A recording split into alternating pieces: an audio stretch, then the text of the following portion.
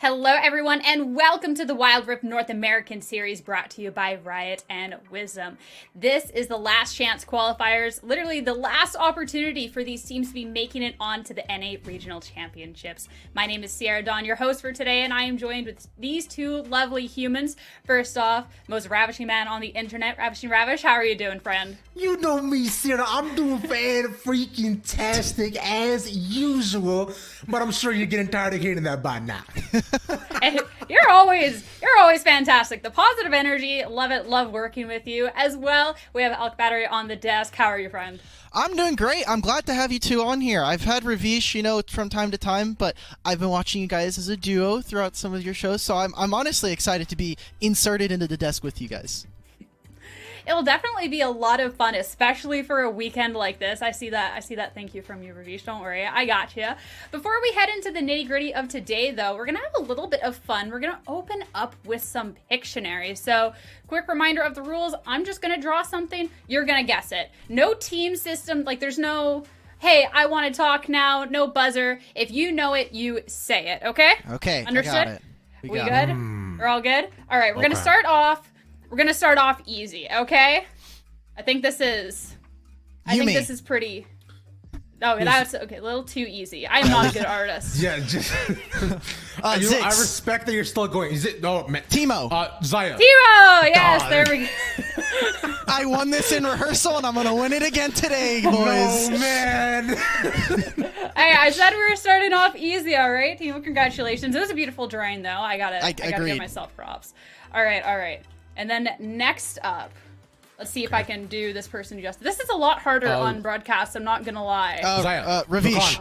What? Hello? Wait, what is that? That's me with the ears? Wow. That is you with the ears. It's Darius. Yes! Whoa. There we go. Let's go. I've watched too much cosplay of this guy. I have to know what he looks like. I heard Ravish's favorite champ out there. Just heads up for everyone watching. All right, last one, and this one is important. Okay. It's a box. Ravish, I will throw this for you if you want. Roblox. It's definitely it's not that. It's the Mall of America. It's the Mall of America. Yeah! There we go, Mall of America. Beautiful, congratulations. Battery. Oh, you are going to be winning this one today, but hey, it was a close game. It's way to start things off, but it's time to get serious. It's time to head over into the bracket because these teams, they have a lot on the line. As we said, this is their last opportunity to try and make it to Mall of America, snack on those mall pretzels. And looking at this bracket, Alk, is there any surprises to the names that we're seeing here today? Honestly, not really. The fact that Jan is already in the lower bracket kind of makes me a little bit sad as a fan of them, but I'm sure that they'll make it. Ailish as well, already falling. That should be a fun match later on today, but I think this is about the rosters that we would expect, except the one against Enemy at the bottom, as we'll talk about a little bit later. And personally, on my end, I gotta say, I'm a big fan of Fun Havers from seeing them not too long ago. I think a couple weeks. Firstly, just great name, great team. So I'm excited to see that they made it this far, and I hope for the best for them. I'm not really surprised that the team that you're gravitating towards has the name Fun Havers, all things considered. But no, it should be a lot of fun, especially since there is familiar names in that upper bracket. Specifically, I'm talking about NME here, because they're a team that we've seen consistently in these majors and honestly doing pretty well throughout all the majors. But I think the biggest question going into this weekend, Alk, is the fact that there has been some changes. Yeah, don't look at this. Everyone, don't look at this. They're mid lane, Truth and Jackie. Jackie's a sub on the roster, but Truth is no longer a part of No More Ego. They've brought in two new players, Best Player 1 and Gumayushi, not of T1 fame. And I think that this changes up a lot of the power rankings depending on how well they're going to be performing today. If they are able to show up, then I think this is going to be a race for who is the second seed coming out of LCQ. You know what? I am sad that we're already losing one of the buffs of the headshots, but I guess at the end of the day, I'll just have to kind of suffice the. But hey, but this team has headshots. Let's go. That's what I want to see. I love this. I know, right? We get to see the smiles. We get to see who's playing as well. Talking about Sabah Meet Mama, that's a tongue twister. I already know that's going to mess me up later. But this team, actually has some really great players, a lot of talent on the roster that we've seen perform on a variety of teams. This is another amalgamation roster. It feels like every time we get into LCQ and into the back half of WNS, we get a bunch of teams that kind of just form at the last minute to try and make that push into regionals. Joe2 obviously has been playing throughout North America for the last year. Avery, previously fan of Rinmi, for any people who are have been watching WNS all year long. So I'm kind of excited to see what this roster can pull off. They've got, I think, a lot of explosive players among them. And that's the thing that I actually love about just the WNS, how, one of these days just a group of friends can come together and say, hey, you want to make it all the way to the top? Yeah. Reminds a little bit of Cool Runnings, one of my favorite movies of all time. And I just want every storyline to be like Cool Runnings. Okay. Love the storyline. You love a good story. But going to the predictions, is that how you think things are shaking up? Because for myself, well, you didn't either. We're all together on this, thinking NME is going to be taking the cake. And why is that, Ravish? I just think NME just offer... Look.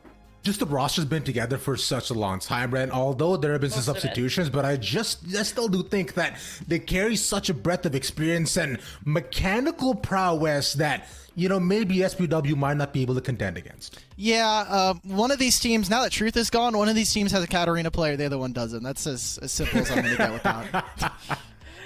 All right, well, do we think it's going to be a close series then, at least between this team? Because you do have to give respect to Spot as well, because there is some really good players on that roster, Alk. Sure, I would say that a lot of the top 4 teams, the thing that kind of differentiates them from all of the rest of North America is their ability to play the map.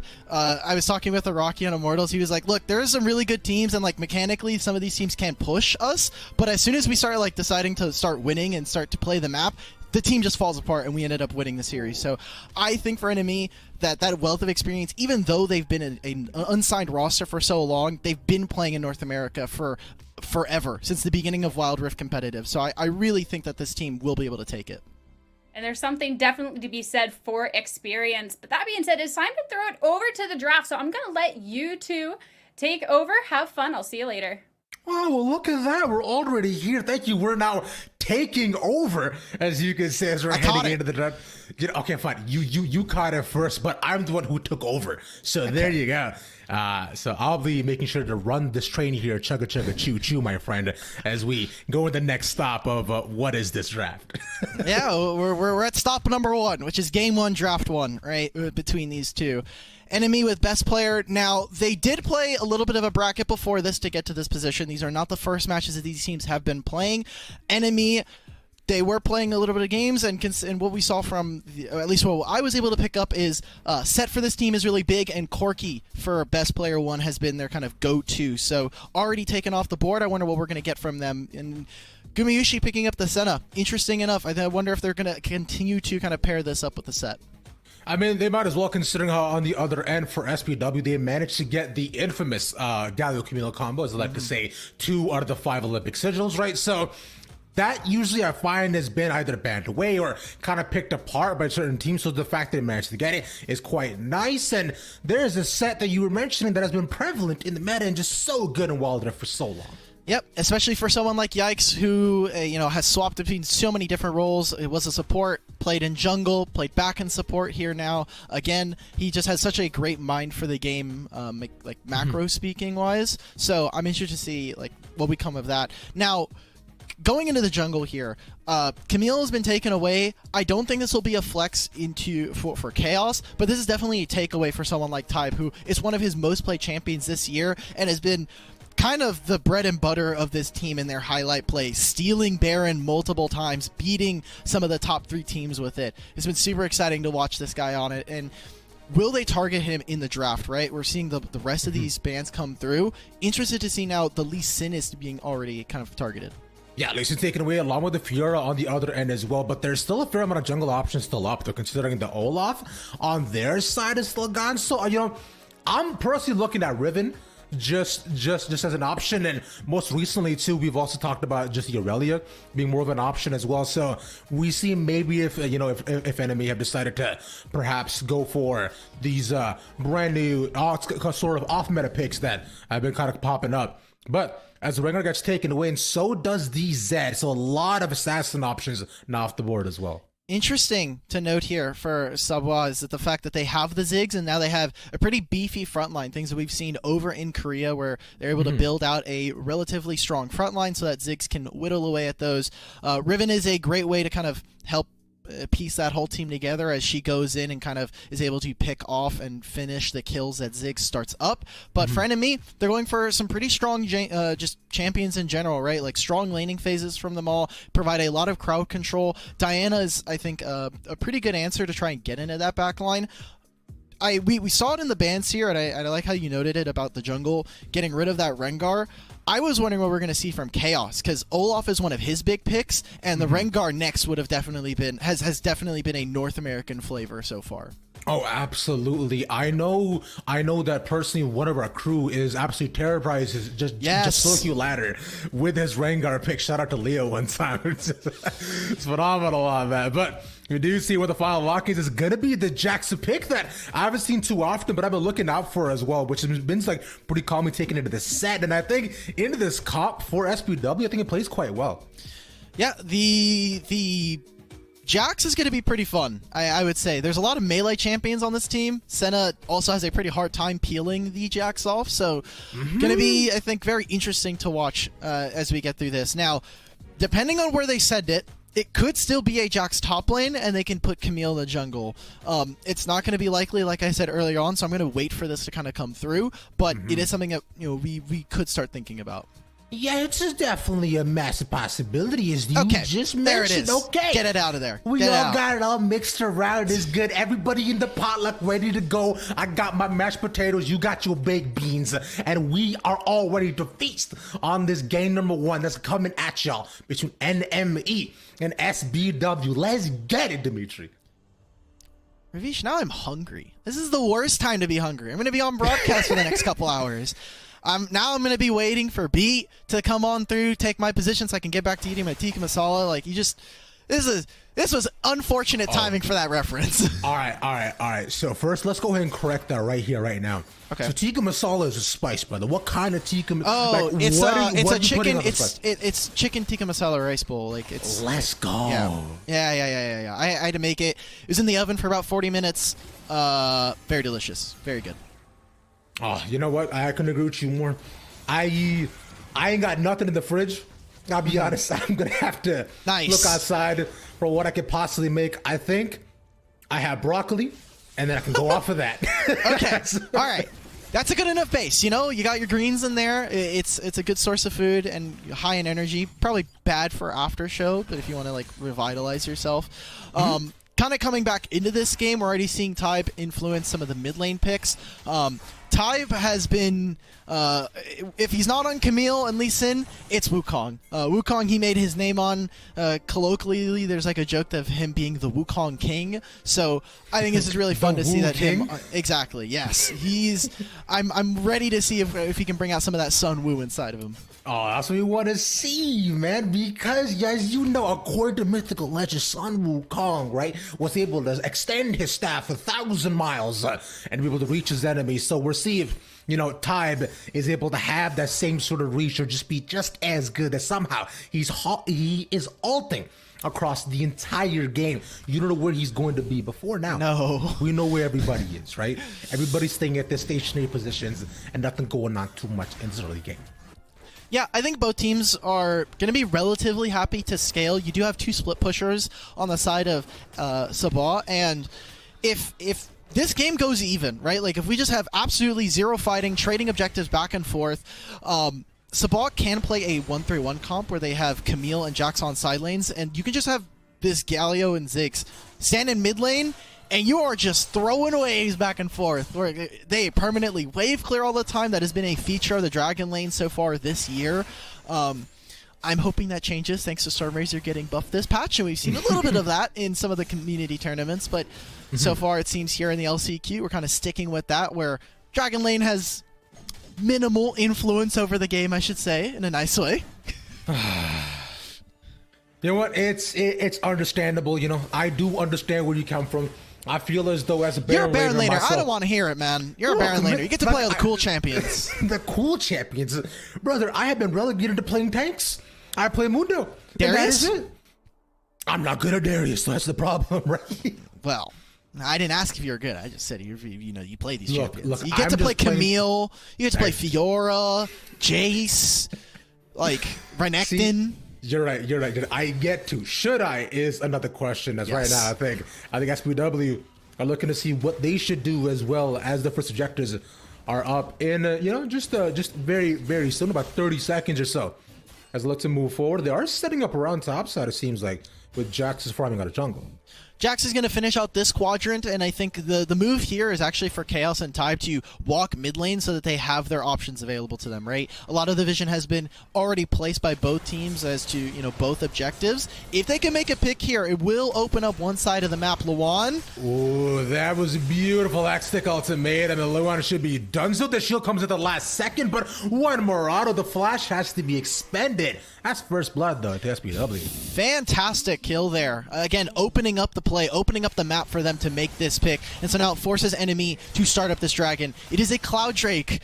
You know how we feel about Cloud Drakes in this household. It's movement speed. It feels nice and all, but it's just hit the same, It kind of lost a lot of its panache, especially being removed in a couple of months from now. Yeah, see, look, because, Cloud Drake feels like, if we're going back to the pot, Cloud Drake feels like just the green beans, the potluck, right? It's there. It's a staple, but ain't nobody want it. But for now, it seems as though that the set may want this fight. Let's get one more knockup. The hook shot away, but Avery might need some help. There is carry there to try to defend, but should be fine. He walks away. Okay, a lot of gold going over to SBW, where enemy, I think sloppily so, are kind of following in and what's the word I'm looking for? Like, they're saying yes to the trade. They're like, okay, we could go for a kill here, or we can go cross map and look for something on the bot side. Empower this Diana. Yes, I think the idea of the play there was, look, they can't actually dive us under turret because the turret is still standing. We have multiple members here. I have a Senna in my back pocket. It's going to be really hard to kill Luan, even without the flash. But in execution, they lost the turret. They still lost some plates on that tier 2 going over to Jax. And so now there's just a random 1,500 gold lead that's in Chaos's back pocket.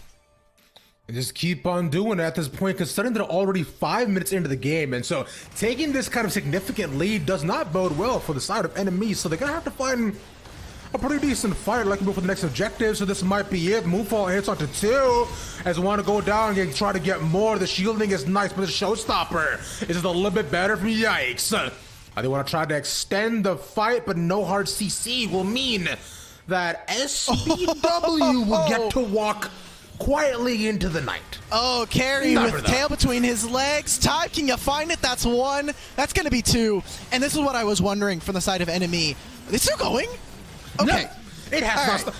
Okay, my bad. So maybe they don't get to walk as quietly. They make a bunch of noises. They're stopping. All right, and then they get taken down. They give away their position. Enemy found. They're like every time that you're like, okay, I just want to get a midnight snack real quick. I'm going to be extra quiet, and everything is as loud as possible. The door creaks. Apparently, you've been missing out on WD-40 for the past 3 years. Your glass is just bouncing everywhere. It's doomed. It's super loud. And they lose out on 4 kills. I was about to say, right before all of that mess started, if they get these kills, what can they actually get for it? And so here's the replay of that. Yeah, as you see as well, like you were saying, I thought they might have gotten to walk away, but it was just so clean. You were talking about his Wukong play as well, and I already mentioned, sometimes you think he's gone, but no, he right there. His staff extends across the entire rift, and that's all Dunzo Bunzo from there. Really well set up. We were talking enemy finally coming back into the game. As the fight continues. You get the top, but carry should most definitely be done. And there we go. Wait a minute. They're going to keep going. Settle. Yeah, showstopper as well. Another hit, but I was going to say he's alive, but a couple more seconds. The best player under the tower securing that. Wow. Okay, enemy, I see you. You're getting a little bit spicy with it. You're getting really tricky with some of these dives. And I don't know if they'll go for another one. It is Avery, does have the ultimate, the flash, has everything available to them, so it should just be another turret going over to the side of enemy. And an explosion of action turns into a massive gold lead. 2,000 in their favor. Well, may have spoken too soon. Maybe so. It's a lot of CC going down, but the Jack still having the counter strike means he should be dead. And yep, That's not even a 1-for-1. By the end of it, the crit doesn't land. The hero's entrance is a bit too late, but they're there to get one back finally. Tide was a bit too low to not secure, and best player most likely will be next to shielding. We'll give him a couple of seconds. There's the taunt. That's gifted over to Recton. Okay, so coming out of this, Enemy, the thing that we were talking about during the pre-show there was this is a team that everyone expected to not even be here in the first place. They bombed out of Major 3 and are in this position kind of awkwardly going up against Cloud9. They shouldn't have been here. They got knocked down, and we were wondering, saying like, okay, if this is going to be the Enemy of old, they should be looking to dominate LCQ, but they're already starting off strong.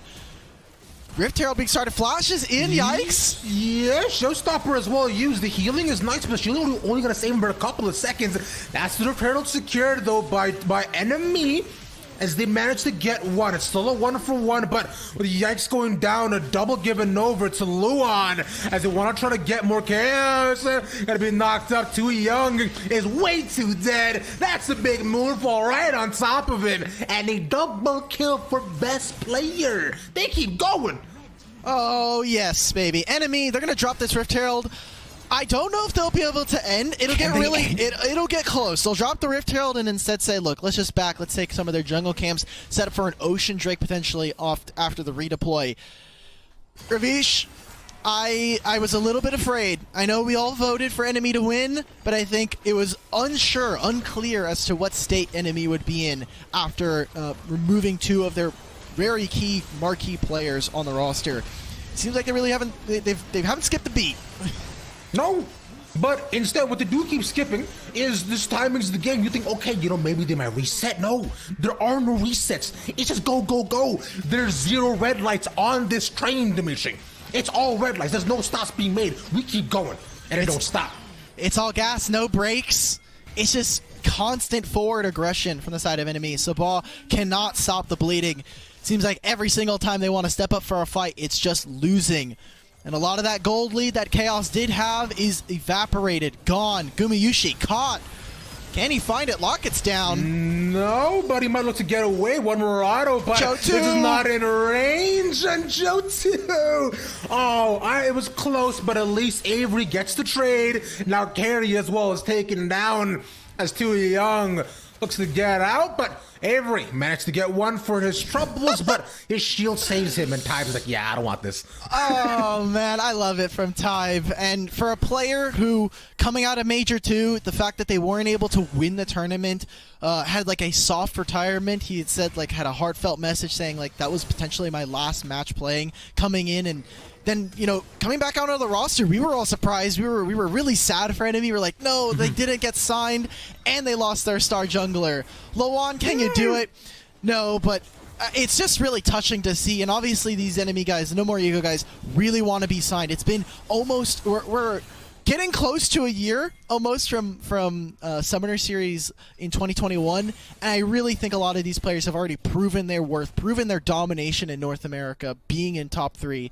So I'm excited. If this is the Enemy we're going to get in LCQ, Mall of America is going to be a lot of fun. Oh man, I can't wait. Like RBC here said it, they're coming for the pretzels. They want to make sure that they get the mustard on top, and that extra spice is what all these fights are all about. Now still, I think it was a little bit too close from Yikes, but the fact that he managed to get out alive is close enough, and with that, a bunch of ultimates expended. Yeah, at this point, the waves, the entire map is just collapsing way too fast for Sabah. They can't, you know, stabilize any of the lanes. They're constantly trying to pick up minions, and I don't think we're going to get a fight. Here it is. Nope, the Moonfall Lord of the Tower, and that's a nice shield given over from the Senna. As he can continue to this fight more and more, best player is quite low, as you know, on the entire roster of Enemy. And a tower dive, you know, works out pretty much in their favor, but they lose a lot of health off the back end. The Showstopper, they keep going, but he still dies. Luan says worth. Oh, No More Ego. Guys, I get it. You had the namesake. That one felt a little bit like a flex. That one was definitely you guys like, okay, we're like 6,000 gold ahead. It's okay. We don't care if there's a turret there. We're going to still go for these fights. Baron spawning in 10 seconds. And I think it's just at this point a formality that enemy are able to close this one out. They're so far ahead. All of these fights, it's been back-to-back losses, back-to-back wins for enemy. Ravish, it makes me happy. It makes me happy to see enemy like this with 2 new players. Puts a gosh darn smile across my face, Dimitri. I can feel myself grinning from ear to ear so much so my face muscles hurt. I don't know I had those, but I'm like, all right, cool. Now I know how to work them out. So you know what? By the time Mauler Maker comes, I'm gonna have big cheekbones, especially because I'm seeing your face. Oh, well, that's really touching. I don't know how you work out bones.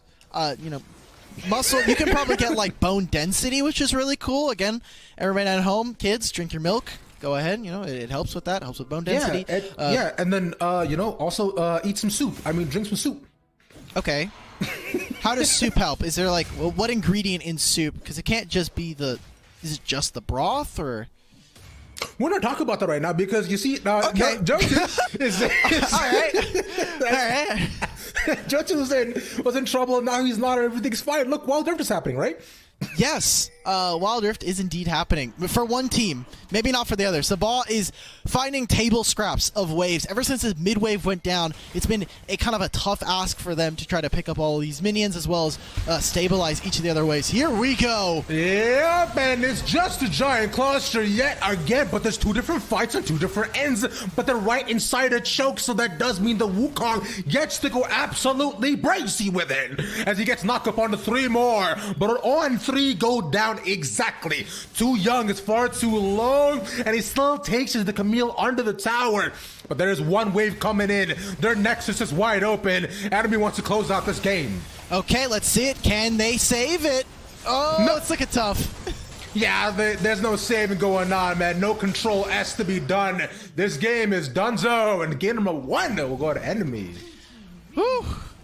And, there were some early game hiccups, right? Like we saw the solo kill onto Lawan DJ had me thinking, okay, what can they actually do with this? The gold was relatively even for the most part, as we saw. Sabah, they did have a bit of a lead, and then they did it. Right? They made the trade. They got the solo kill. I thought that their early game was relatively strong when they had a clear plan. But after that, feels like they may have gotten lost onto the server. They got a little too crazy on the Rift. And at that point, enemy, they kind of kicked it into overdrive. They said, look, we are a stable team. We are a top 3 team in North America for a reason. Let's show them what we got.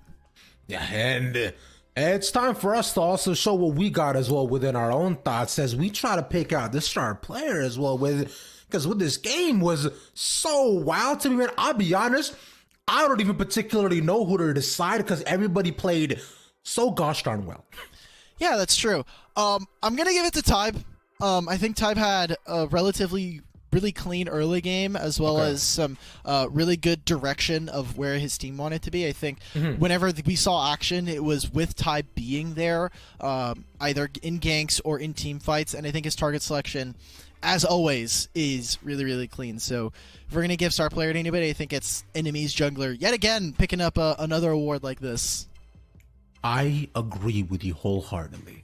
I don't know how he just keeps on doing it. We were talking about his reach of the staff and what the Wukong could do. And you saw within every single fight, it was double, triple, quadruple knockups. It's as though he could not miss. And especially with the fights they were taking, they were so carefully considered to be around those chokes as well. So that way he made sure to maximize what that Cyclone could do. And he took all of SPW for a spin, I might say. Yeah, so thank you. Great joke. Not quite a spin cycle. I don't know if I would might have to get some detergent for that one. Enemy, however, they kind of kept it relatively simple. I'm glad that we got to see a different look from best player, not on the Corki anymore. And there on the Diana, I think that there were still some mechanical flubs that we saw from individuals, specifically I think Lawan DJ. As we get into replays, I do want to take a look at some of the good things that we saw Sabah do in the early game, right? It was this solo kill that led into a Rift Herald, led into them getting a lot of gold for themselves. Yeah, because here's what we were thinking. Okay, maybe enemy might be in some trouble, right? They're gonna have to pick things up, or they gotta find a solid, advantageous fight. But here, Tybe starts this game off and immediately shuts down all the doubters, which was technically us, but it only took about 5 minutes for us to change our mind. And right from this very moment, it was fight after fight after fight. Exactly. Again, as you can see, all of these, it's Tybe getting a good engage, finding good angles for fights, and making sure that Too Young on the Ziggs is uncomfortable. I think when you're playing Ziggs and you have such a a safe front line, this can be like very, very good for you. You're feeling safe, you're feeling comfortable. You're saying, look, I can just farm and I can throw my bombs from a good distance. Like here, if this was an even fight and we say like, Too Young is constantly throwing like DPS downrange like this could have been a good, a good angle for them. But fortunately, the rest of the map kind of collapsed, and even after that first turret, we didn't really see them use Ziggs in the way that I really like to see, which is take down turrets, be a demolitionist.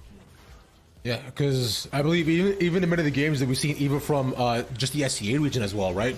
How you see more often than not with just that Jason Ziggs combo that you have set up to be able to push down towers so fast. You do need some sort of backline DPS that can ensure, one, your safety, and then also, if you do manage to actually move in, you are able to do a ton with it. But Tybe, though, we've been talking about him all the time. Now look at this, the cape, 87%, 5 and 2, 13k damage. Those are some numbers. Oh, it's better than some of the stuff we had in rehearsal. It was great. We're putting numbers on the board. So is Tybe. Great stuff from him. Again, I know we've talked about him, and we have been talking about him all throughout the WNS. This guy is consistently showing up game to game, match to match. I'm really impressed with what we get from him every single time I see him. And, I'm hoping that we get that same sort of performance, right, as we look to move over to game number 2. But on the side of SPW, though, you were talking a bit, about being able to utilize that Ziggs more effectively. Mitch, in your opinion, is there more the SPW that you want to see out of them to, make things perhaps go to game number 3 against enemy? Sure. One of the things that we've seen from Johto across the WNS is he has a really heavy reliance on melee mid laners. There was a long time where it was a ton of Renekton like we saw today. I love when we get to see him on Akali, but we've also gotten some Katarina in some of the tournaments around North America. So really that is something that can be played around, can be a point of weakness. I do want to see them kind of play more into this style. Now, Akali was banned in this last in the game, so it's a little bit harder to get that champion if that's the case. This bot lane does need to be able to step up in some way, right? Like, it is a Ziggs Galio. You are incredibly safe, and that's what we saw from the bot lane. Yikes was constantly there because Senna needs someone there to take the far. Like Senna needs someone there to help her push, help her stay in lane.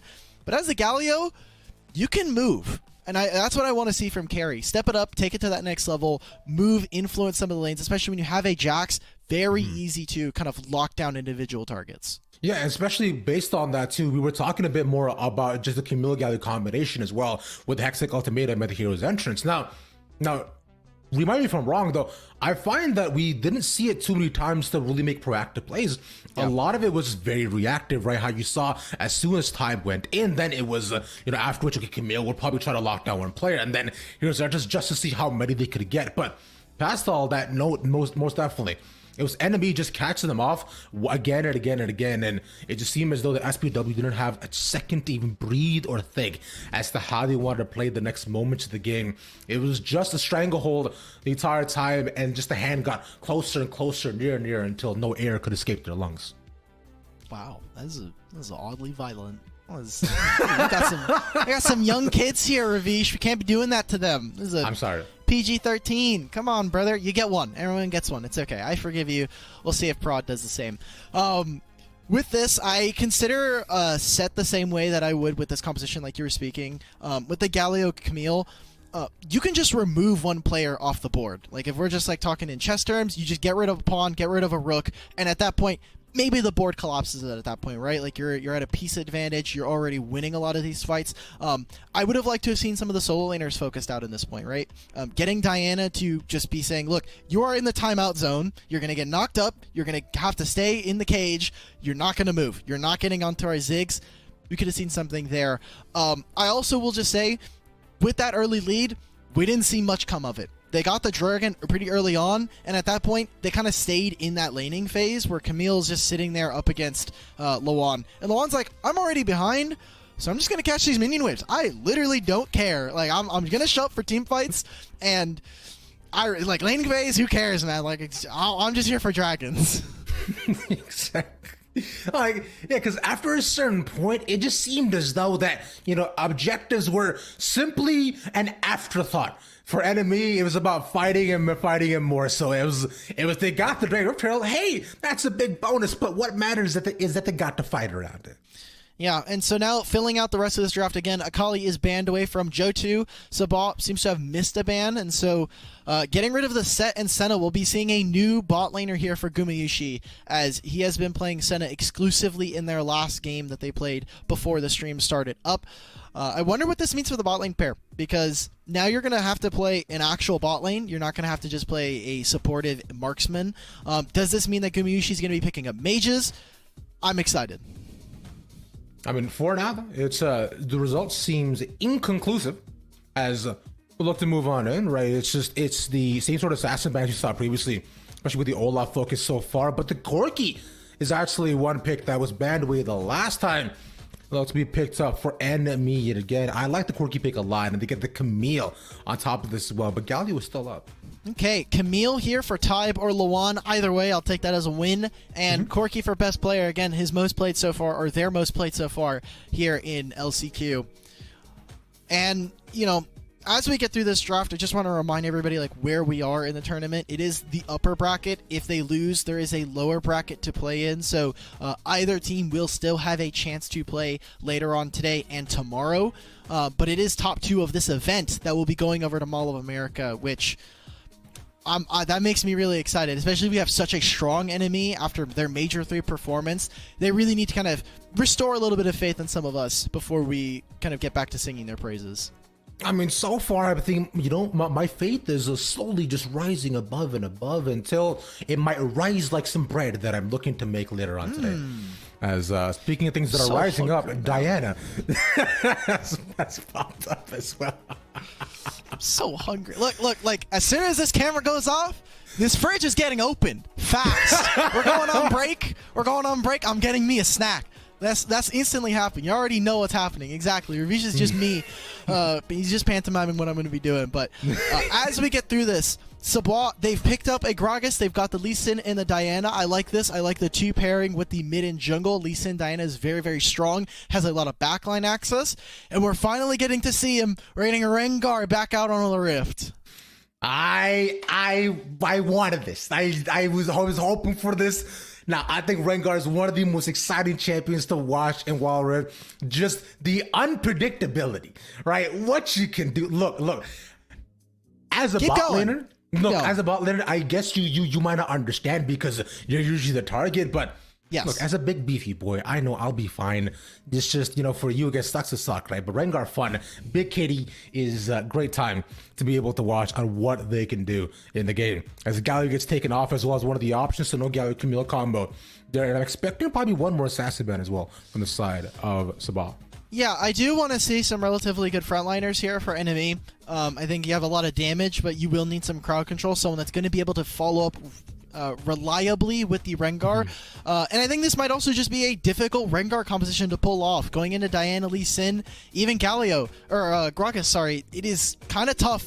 Your target selection is very small, and all of them have ways to, rebuff your advance. You jump in with Rengar, there's a Lee Sin kick, there's a Diana ult, there's a Gragas belly flop. At that point, it's very difficult. And now here with the Lulu, we're kind of just seeing all eggs in the Tybe basket. Yeah, with this dude now, although Lulu can probably stop some of the engage options they have, this now yet again goes back into what is the Rengar going to be able to do against the comp and against the Xayah, right? Yet again, the same position. Xayah can just ult and Rengar suddenly null and void, and that's a Fiora. Ooh, okay. Fiora here for Avery. Kind of going into a Camille matchup is an alright kind of place to be. Now, they have picked up the Xayah, which means Xayah Gragas is going to be the bot lane. a little bit of, it's a very safe AD carry, and so this just means that looking at Fiora, Rengar has to find a way to gank her. Coming into team fights, they don't have a tank. And Gumayushi now, oh my god, we're playing Jinx. This as a second fiddle here in Wild Rift.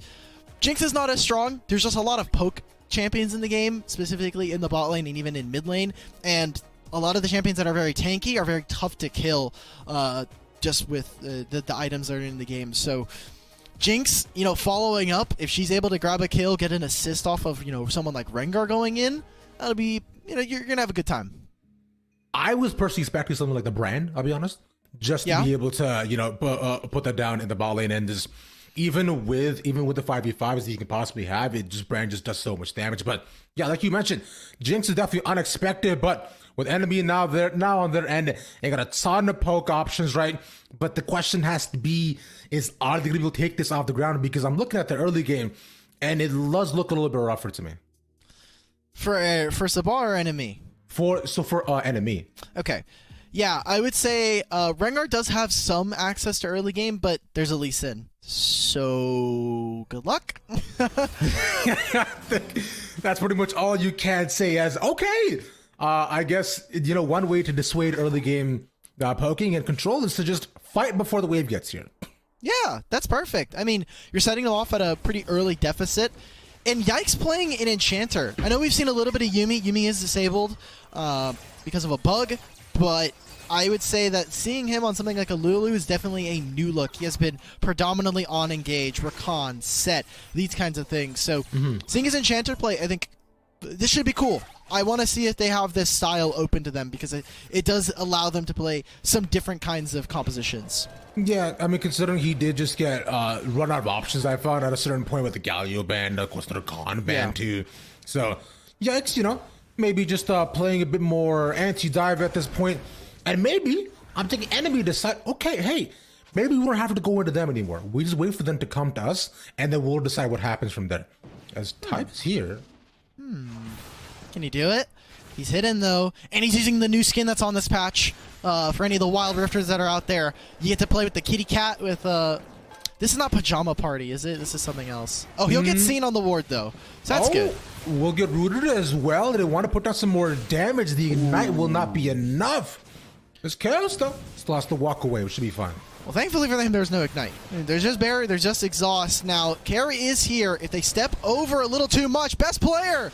Oh, it's one auto attack! The shielding is enough, but Ragus is exhausted, too young, still wants to try to move in, no route to be had. As he gets to move away, everybody's fine. Calm down. But what a good trade there for enemy. They did play it on the edge, and they might even get double scuttle here. Gumayushi trying to do this, trying to at least provide this. You already see pings are coming out. Too young and carry, you gotta run, gamers. That should be fine, but okay, but they're being pincered. Gumayushi cannot find a way in, as Yikes just gets him poked down, and not much else past that. But like you mentioned, Type having a good time yet again. Yeah, that's two summoner spells, the Bear and the Ignite, which is good for someone like best player. Corki doesn't typically have a lot of kill threat in this lane, but taking away that barrier means it's one less layer that you really have to deal with. Now Type, level 5, got double scuttle here. Oh, immediate exhaust though. That heal should be enough to get him out of tower range, but he's just going around just kind of making sure that nobody has summoner spells to use. That's all you need, and now he's set up two of his lanes for success. It's exactly what I want to see. I'm really, really excited for what this means for the game, because this just puts Chaos in a little bit of an anxious position, right? Now he has to make plays. He's done the loop around mid. Best player, can you get out? Kick! Flash! No! He's out! Oh! Nothing connects. Nice Valkyrie. And he just dodges the rocket! Wow! Hey, alright, Jinx, completely worth the pick. Dude, blink and you miss it. I actually just didn't see the rocket. It came out of nowhere. It spawned, got them a kill. Now, as a Jinx aficionado myself, I'll let you know that landing those in Wild Rift is incredibly hard because that projectile is super fast. Chaos, you don't have flash, you don't have kick, but with carry in your back pocket, it'll mean that Ty will have to blow his own summoner spell. We got 15 seconds before the dragon, and Corki package is going to be coming up as well. Enemy going to be looking to take advantage of this. If I'm Sabal, I want to avoid the side that Corki is on. I do not want to be anywhere near this champion when the first objective comes. I feel so lucky that we get a game like this for our first series, and just the fact that it's so exciting. I am thankful to the Wild Rift gods that this is happening as Dragon gets started up.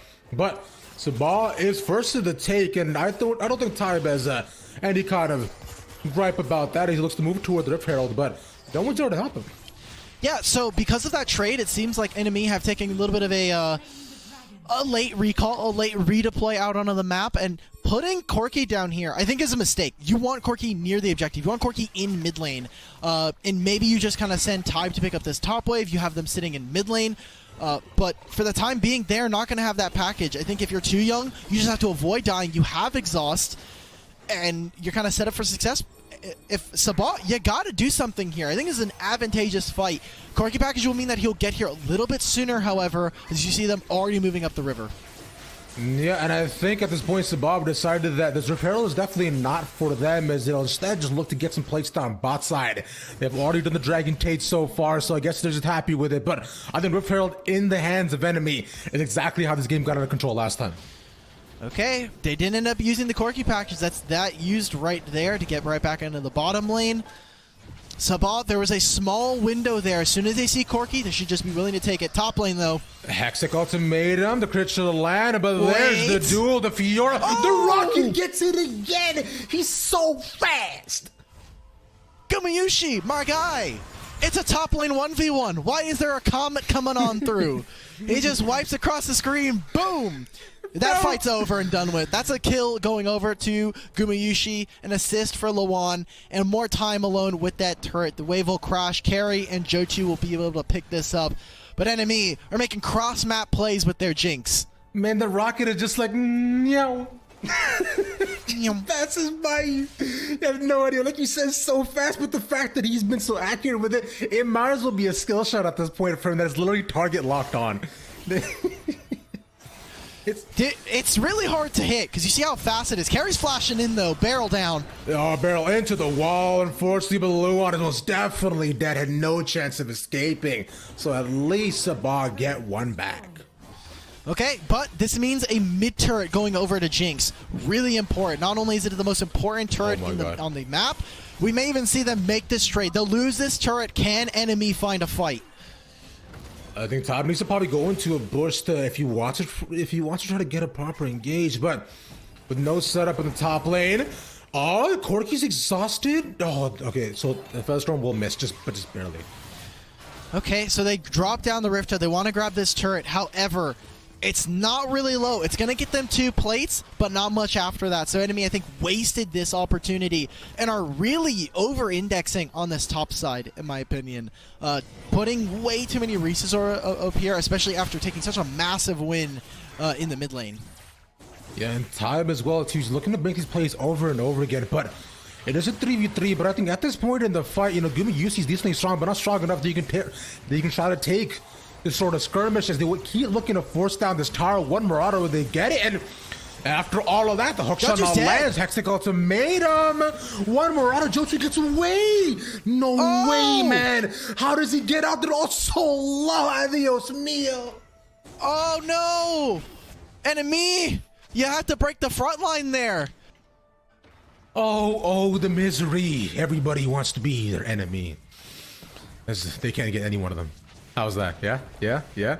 Thank you. I love that. I love that. Oh man, I got scammed there. Just like that, just like the way that they got away. Just enemy. They weren't able to grab those kills. Over-indexing into this play. Both of them are getting down in the mud. I'm not a huge fan of what they just did. They're kind of just A-ramming it up in the top lane, in the Baron lane for some reason. But they got the trade. Sabal, they didn't make much of it on the opposite side. Like, yes, Too Young is getting gold. That's cool, but Jinx is already ahead, and trading is not the way you get ahead. You have to make picks. You have to make kills. And here it is. We got Infernal Drake. This should be their call to action. But again, Corki has package. He wants to try to find some sort of angle and is waiting for them to group up. There we go. The cast does blow them away for a couple more seconds, but there's the real Corki sees the angle. He's going in, but he's by himself. The Valkyrie, best player, played with his life for it now, but it's isolated with the Fiora. The grand challenge will simply not be enough. The Rockets are good enough. Swords do not beat planes. Oh my god, Gumayushi, man. He's doing it again. He can do it in League PC. He can do it in a Wild Rift. It doesn't matter. Give him the Jinx. He's going to carry. Tide flashes forward. He's going to grab this kill onto Johto. Whether it's him or his AD carry, it doesn't really matter at this point. Enemy, they're going to grab the dragon as well. Oh man, Ravish. It's explosive. It's fun. And they're getting right down dirty in the Wild Rift. I just want to talk a little bit about how just the fact the best player was against two different people, the grand challenges on him. And then he used the barrier, the flash, the Valkyrie as well to get a little bit more space. He was inside Dimitri. He was almost dead. He was exhausted. And he look at this. Yeah, it looks cool. I think this is a terrible use of the package. I'll be 100% honest with you. I think this is a really bad use of the package, but it buys enough time. It's like throwing pocket sand, right? They're just like, wait, he just did that? He can't do that. He can't just jump in front of us, can he? They get the kill, right? I mean, the Corki doesn't even end up dying in that last play. Impressive stuff from Enemy, even through all the mistakes, all the flubs that they're going for. They're getting kills. They're displaying dominance over SBW. Avery, I'm sorry, bud, but your time on the Rift is not going to be long. 7,000 almost here with a Rift Herald in their back pocket. Times is hitting an ultimate. He's waiting. I think Pocket Sand is the most strategic thing you can do. There's the Blade Storm. The Rocket just slightly off its mark. The barrel not going to connect either, but Time is most definitely donezo. We do a little trolling here at here at No More Ego. We do a little trolling. we do a little griefing. We do a little griefing, okay? Time wanted it. And Time could have got it, but that's the thing. When you look at the Pocket saying that you just being able to be a little smaller, like kitty cat, and you see the scratch report, you think, oh, mine, no, ours. Yes, it's taken away real fast from him, but it's fine. He'll be back stronger than ever, I believe. You got to go back to base. You got to get, fill back up your pockets. We got a replay of what exactly happened. Oh, so there's a play on the opposite side of the map. Okay, so, I thought it was going to be cooler. I'll be 100% honest. He just got auto-attacked. Johto, respect. That guy just made the ultimate sacrifice. He's like, look, I'll just die to this Corki if it means I grab this turret. Let's go, boys. How it feels to be a bot laner in 2022. Hey, that's a mid laner. Mid laner just got absolutely soloed by Corki. At that point, like, good luck, gamer. Good luck. They're going to make this play on the bot lane, though. Avery, run! Yeah, the repulse is gonna help you much, but hey, they'll look cool, and that'll be about it. Carry just gets slowed, but they're not in range of the Rengo. And now he is. The root's not gonna get him, but it's still not gonna be enough to warrant the dive. Okay, and so now here, Enemy, they're so strong that they can just keep making plays like this, where they're hunting in between turrets, hunting for plays. That's exactly what I want to see. Carry, mess up their positioning, put them in an awkward spot where someone like Chaos can go in, flash kick, look for something. Dude, there's no way Times keeps doing it. The wild girl keeps him alive. That's a double kill. There's no wave. There's nothing is happening. There's no wave and there's no wave. Here's Avery. And this keeps on being repeated. It's as though I'm living in a permanent state of deja vu. I keep seeing it again and again. I know we in the Matrix, but Enemy's breaking us out. And there it is. That's it. I mean, they got an ace. Johto was 1v1ing versus Luan. Enemy, they're going to be moving on forward through the LCQ, Last Chance Qualifier. Oh my god, you ruined the call, guys. Come on, 1K. No Nexus way. gets the execute. Just commit at that point. Are you serious? No minion wave. It's a heartbreaker. Chaos, he may have stolen the red, but it's a buff transfer at this point. There you go. Corki picks it up. You got Dragon spawning in 20. They'll be able to reset in Ravish. Enemy, they're back, baby. Major 3 was a hiccup. It don't matter. They forgot about all that. These are not the results that you are looking for. Enemy has been as strong as ever.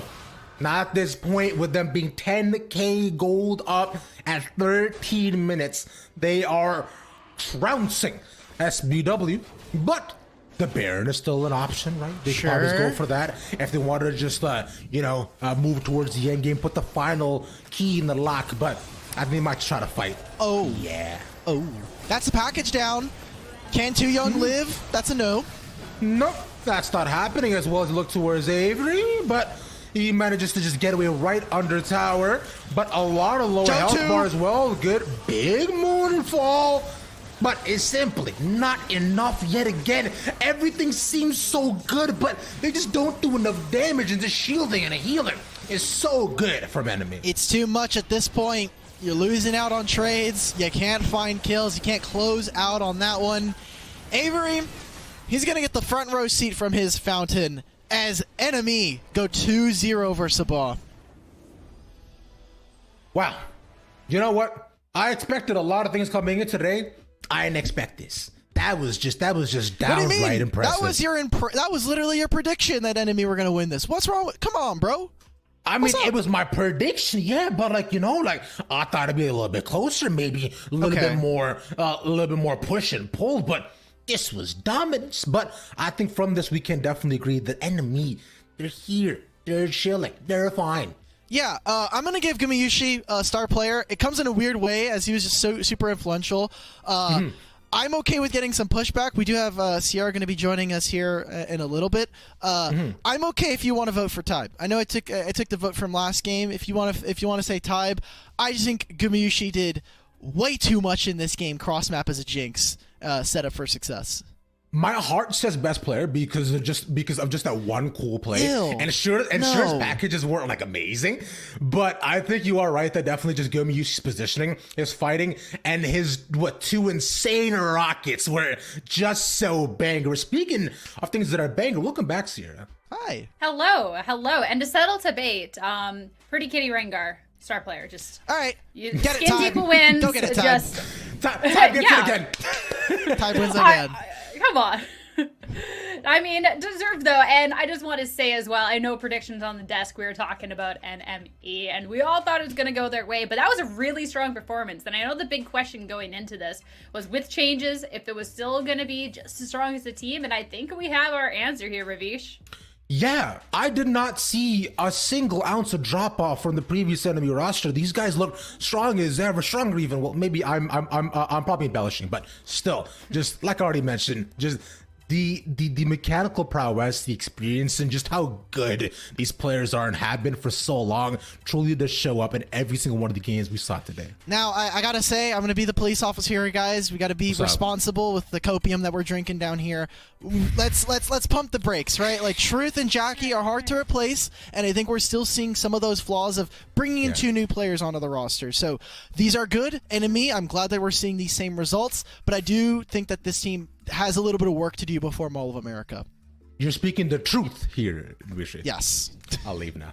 All right. Enough with that. Yeah, get him out of here. But no, you're definitely right that it takes time to replace Truth and Jackie, but I am liking what I'm seeing coming out of the roster. Sure. I'm liking that already, this is such a new change, that they're able to come out here and put on such a strong performance. And I want to talk to you all too about what was the main difference going into this match that really secured that what almost looked like a really easy 2-0. Yeah, I would say that the bot lane looked really strong. Tybe, again, is always a star player. But my eyes were on whether or not Jackie, the absence of Jackie was going to be a big effect on this team, right? Because Yikes is such a great support player, has been just a star so far in North America. But without Jackie, was the team fighting going to be there? Was some of that laning prowess that we've seen from them going to be there? And I think while Gumayusi does bring a different style, this could be something of like a new era for enemy. And I find where the hole was. Oh, beautiful. Look at that. Shout out to the observers, by the way. Thank you, Prod. Yeah. As you're saying. But as I was saying, yeah, so I find where the hole was left so far, but is where I definitely believe that Tybe has definitely been able to pick up, right? Because how proactive he's being not only on the Wukong, but also on his Rengar, just looking to force the play, especially on the Rengar too, just over and over and over again, trying to find creative angles just to keep enemy at an advantageous position, both positionally and also economically. Yep. Yeah, I mean, this was just such a strong game coming out from them too, because even just the positioning that they had, just being aggressive with the every time they were pushing a lane, even just going for the next at the end, even if they had to back off Alk, it was a really strong showing to really put a little bit of respect on them going into this. Hopefully, right? Like every other team is like, okay, enemy is not just like 2 random subs. This is cool. I am the thing that I'm looking forward to out of LCQ for the rest of this team for No More Ego is whether or not they can actually play mages, because one of the biggest allures of someone like Jackie was the fact that they could play mages. They were playing Brand, Veigar, Orianna. They had that flexibility, and it seems like this may just be going back to a much more traditional style of a 5v5 where we have a marksman, whether that be Senna or Jinx, is kind of we're still operating within some of the same bounds, but with different pieces on the board. Okay. I mean, yeah, that'll definitely be one of the things to be looking into going forward. But star player, I mean, we were talking about it. It's gonna be 2-time. Yeah. I mean, are we surprised here? It's a Rengar diff. Look, it's a Rengar new skin. It's a patch 3.0 diff. If Pretty Kitty Rengar was not on here, Sierra definitely would have agreed with us for James. Skins equals wins. I mean, that's how you get these star players. That's how you get to be just a little bit ahead. But not even just looking at the stats and just the play. I think even just on a mechanical level, it was deserved for Bish. It most definitely was, right? Although he didn't have as much damage to KP as the previous game, considering the Wukong was able to get 2, 3, 4 man knockups, but it was still just the isolation and how, like I was saying before, it was just enforcing of plays, right? Like Dimitri was talking about just how how they A-ran topside for about 3 minutes, but that play worked out at the end for them because they got the tower and 2 more kills, so worth. Definitely worth. And with that, NME are going to be pushing on through the bracket. We're going to toss over to that. Of course, reminders, this is double elimination bracket. So that does mean that Sabani Mama earned out. They're just going down into the lower bracket where they have their chance to be making that run back up. And I mean, with such great players, it's definitely possible. But that means, too, we need to find out who is going to be playing against enemy next, which means we do have to be focusing on that other semis matchup here, Alk. Yeah, we get Reflection, we get Funhavers, 2 teams that have been playing a lot of great Wild Rift so far in North America. Both of them have kind of made it so far. I'd say Reflection more so into the majors, and Funhavers, they just recently 6-0'd a community tournament that I was doing with Smack. So I'm really kind of hyped about this team and what they can do, what kind of damage they can do here. Funhavers good. I like to have fun. They like to have fun. Perfect. Perfect. Love stuff. it. Star analysis. That's why we have you on the desk here, Ravish. Now we're gonna head over to the team cards, though. We're gonna be starting with Reflection, and I mean, look, I'm looking to you to just provide a little bit more insight too on. I know Ravish is already dying to comment on the cards. Yes. This is one of the only teams that has 5-player cards that have their pictures in it. So already they're making big waves here in North America. But this team so far has been really excellent, playing around their top laner and Extirpate. Boom has been really explosive from the jungle, no pun intended there. And KT and Blanks as a bot lane duo. I mean, KT as a support, this guy's so insane. I love him. His little interviews that he gives us sometimes after games, he's a little bit of a shyer kid, but definitely one that kind of surprises us when we get into game. His Gragas has been really, really fun to watch. So I'm excited to see what Reflection's got. I like that Osu was looking at us and then Boom was looking away at us. So as if so either we're doing something right and the KT's turning into my soul. And then Extirpate is like looking away from the soul. So I just like that every single one of these players, their player cards present something truly different that I am here for. I love this. Yet again, absolute expert analysis out on the desk. Fantastic stuff. Thank you. Now, though, we gotta go check out the other team as well. And a couple of player cards for you, Ravish. But considering that you're excited about the team Funhavers, I'm gonna let you take this first. Yeah, so Team Funhavers I actually did end up seeing a couple of weeks ago too, and as Dimitri already mentioned, right, they did 6-0 in the community tournament. Even when we saw them, I believe it was against Tulsi the Banditos. It was a very close game, but I'm excited to see the growth coming into it. I was especially impressed by Toki too, who would look phenomenal at the Camille picks, and I think he could really have some superstar K performances. Now, normal analysis, look at that away. You're just chilling at the restaurant, being surprised by the pick. I love that. Oh my god! You know, me and Sierra are trying to have a show, and then Ravish is just like, "Look at the pretty colors! They're everywhere! Look at them! I love it!" I mean, we're having fun here, but they made a support change. They used to have Nielsen, now coming over from Demons. That way has just a sharper eye for support, and I think as an upgrade, this team should be looking to do damage. Yeah, and we do have our head-to-head as well for this matchup. And considering that you have seen Funhavers just a little bit more recently, I'd love to talk a little bit more about what we can expect from these players as well as the matchup that we have. Yeah, I think when we look at these two, Exturbate, his first kind of foray into the WNS was Major 1. He really made his name on stuff like Fiora, had a massive carry performance time and time again, earned our Most Improved Player award back then for Baron laners. And for Toki, this is a guy that gets absolutely no resources. So we're kind of just seeing like the person who we're playing for in Extirpate, whereas Toki, he's surviving 1v4 ganks like we saw in the last major. We're seeing him make massive plays all by himself. So I think when we're looking at like the juxtaposition of these two, this is a really fun matchup. This is why I said you can't sleep on my boy Toki, man. It don't necessarily matter. Because, like, look, he's out there, he's doing this thing, especially, and now I believe, we might be seeing him on much more other tag side picks, and maybe the Greg is thought, I don't know, Rector's been popping up more so, but if he manages to get, picks like the Set, the Fiora too, I truly believe that all those gangs still matter. 1v4, let's get it. Oh, that'll be interesting. You're manifesting it. You're putting it out there. Yeah. Before we hop into things, though, we do have the predictions as well. I'm really intrigued to see how these are going to be turning out for you two. I was personally a little bit... Oh, just kidding. We don't. I'm just going to say I was pretty torn. I was 50-50. I just took a guess. How are you two feeling about that? Ravish, you wanna give your take on this one? I mean, I feel as though I've been pretty clear, Okay. It's, I guess there's been a pretty consistent theme as to, where I kind of lie, my preferences, and of course, it's got to be definitely not Funhavers, right? It's for sure the other side. That's what I'm rooting for. Yeah, I was gonna say we've got two reflection voters on the desk probably. Funhavers, I think they've looked really good recently, and I think stylistically this should be a pretty good matchup for them. All right. Well, be interesting to see who's going to be moving on to try and get into the upper finals and who might have to take a little bit of a longer journey through the lower bracket. We're going to go to a quick break, but after that, we're going to be back with the draft. Stay tuned.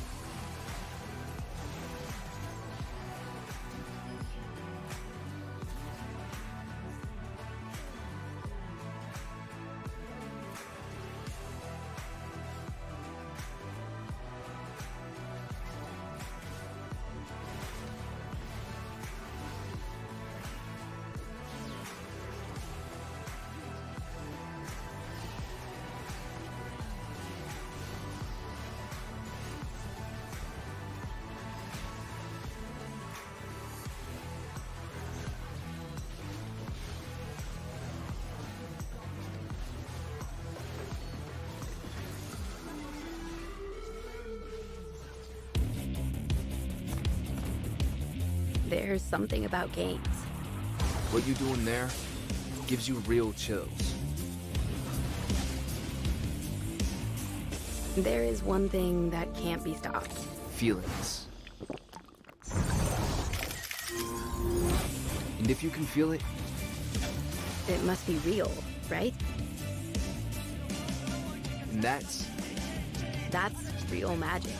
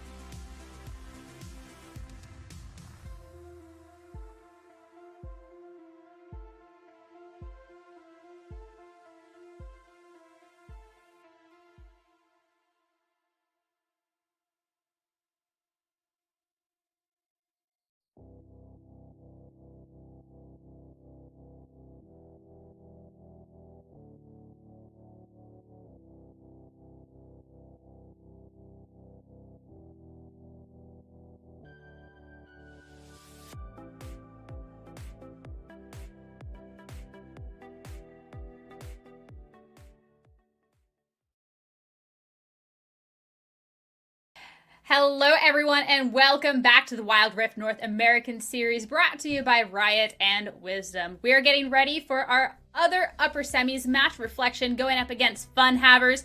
We talked a bit about predictions before the break, but we do have to make things official now. We all know that we need to have those bragging rights when things go our way, and it looks like we're actually a little divided on this one. I would love a little bit on this because from our talks before, Alk, I thought you were swinging the other way. Yeah, I just had to throw you off, honestly. I was like, I can't let the new blood just like straight up just copy my homework. I'm not gonna let I've been hanging with Ravish a little bit too long. You're a new addition. I had to make sure we threw you for a loop here. But I think that Fun Havers do look a little bit stronger, especially with their support change up. I think that this is a little bit better for what I want to expect coming out from this team. And Reflection so far, the past couple tournaments, they've looked okay, but not as strong as their initial showing here in WNS. I feel like I was pretty clear with my points as to why I'm on Fun Havers. Yeah, maybe just a little bit. I don't know what more I could say. Like, I've been Team Fun Havers since like last year at this point, bro. Hey, you know what? I can't wait for this new blood over here to be correct. Yeah. I'll talk to you two after. I'm just throwing that out there. The draft, though, is starting, so I'm going to pass things off over to you two, and I will catch up with you later. I really thought she had it. I thought we were probably gonna take it away, close. but nor can we catch anything. Pain, it's fine. I can't wait to prove Cia wrong and clown her when she gets a prediction wrong. You're just waiting because she's been clowning you like all of the rehearsals so far. Yeah, like, any chance it gets. All the gigs we do, dude. Do you know how sad it is to be ravishing clown for weeks upon end?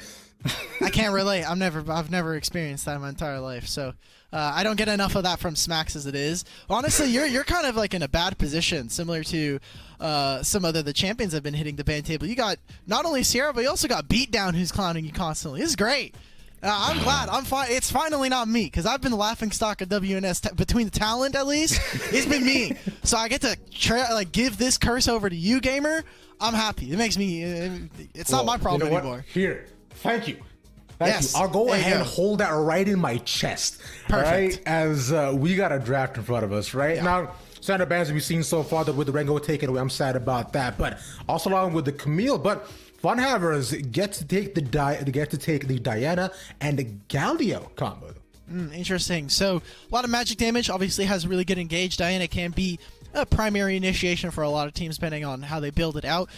For Reflection, so showing the Senna so early on for someone like Blanks, I think maybe kind of showing their hand. You already know that KT is going to prefer engaged champions. He said so in our interview. We're like, hey man, Yumi's really broken, so like why aren't we playing this? He's like, honestly, enchanters are just boring. Like, I get the highlight reel plays if I play Gragas or like a Rakan. Can't really do that on a Yumi or like a Lulu, which is respectable for sure. Yeah, it's not the worst of times, it's not the best of times, but true. Anybody who can hit those flash body slams, I think you're fine. It does take some really nice thumbs to be able to do so, but I'm always impressed when I do manage to see it. Now, what I am looking to see as well is for Fun Havers to lock in their final pick as well. I'm thinking they're probably going to take. I thought they were going to take their Baron lane, but no, we get the Varus. Very cool. Awesome. This was something that was missing in game 1 of our series on the show. This time around, he got banned in game 2 from the last series, and now we finally get to see him. He's really fallen out of favor in a lot of people's minds. I don't exactly know why, as he didn't receive a lot of nerfs. His itemization was not changed in a particularly heavy way. There was some lethality nerfs that, they just toned down some of the early game power, but ramped it up a little bit more later. So kind of weird. I think North America kind of just going through its phases. We had our emo phase where it's, no, mom, I don't want to play marksman. I only want to play Brand and Morgana every game. And, now they've kind of moved back in. They've grown up. They've matured just a little bit. Maturing is recognizing that we may need to take some notes from other regions. Let's get our Varus in here. Man, watch you be so wrong when they start playing Brand again and Morgana just like next week. It was never a phase. It's a lifestyle. Come back, yeah. This is who I am, Mom. I listen to Red Hot Chili Peppers and I'm fine, okay? That's one of the least edgy bands you could have named. I was like, I still That's listen the to first one that came to my head, all right? I still listen to them. You probably our prods chat's like, dude, what do you mean? They're losing their minds.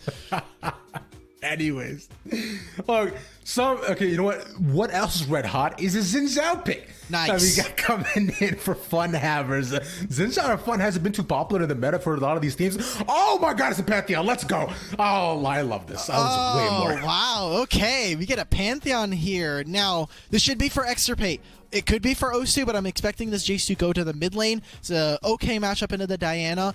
I do think that Reflection have kind of gone for a draft that is a little bit all over the place.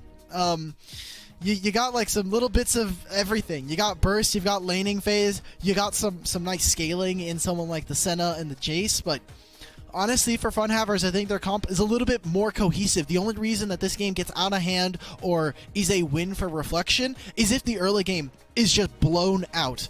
They stomp them. Someone gets a quadra kill early on, although the lanes are losing. If not, it's a ticking time bomb here for Reflection in my mind. And considering, you know, what we got going on, right, with the Garen being locked in as well, Fun Havers definitely have a super well-rounded types of composition with the Diana too, the Varus being able to get like lots of arrows, and the Garen will come in with some solid engage options. They do have a fair amount of variability, and considering how beefy they can be, I don't necessarily know if the early game is going to be that contentious, right? So maybe Reflections might have some work to do. We'll have to get creative, but I'm just excited for Pantheon personally. I used to be a Pantheon fiend back in the beta days, so used to be stomping barreling left, right, and center. Ain't nobody who could compete with my QWE combo. Nobody ever saw it coming. I hate Pantheon players. I'll be 100% honest. Wow. I've casted with Kangas for too long. I'm sick of that champion. I don't want to see it anymore. I'm done. The champion is bad. We've thankfully kind of eased him into the Toki way of life, where you don't have to play Pantheon anymore. Just play Garen every game. Garen is broken, everybody. Garen, you can play it in 4 roles. You play it in almost every single lane. We're pretty sure we've come to the conclusion that like you probably could play Garen jungle if you're really pressed for like having to play like jungle if you're like only a jungle player. But Garen is really good. Fun Havers, you know, kind of looking at this composition as to like what exactly they want to do. Varus is going to abuse the fact that he has really long range and take away, slowly chunk out all of Reflection. He has good crowd control as well. And I think one of the cool things that is maybe going to end up punishing here for Reflection is Cloudy, as this lethality Varus, can access the Edge of Night. So that shield is going to be really important for them. Yeah, but as right now, you know, we're still a little bit away from that. But the edge. By the way, speaking of edgy stuff, there's not an item that is probably more edgy sounding than Edge of Night. Well, it has it in the name, right? Like it's pretty good. I would say a close second, if not my front runner, is Sorelda's Grudge. I was about to say, yeah. Sorelda's Grudge is pretty good up there if we're talking about like the factor.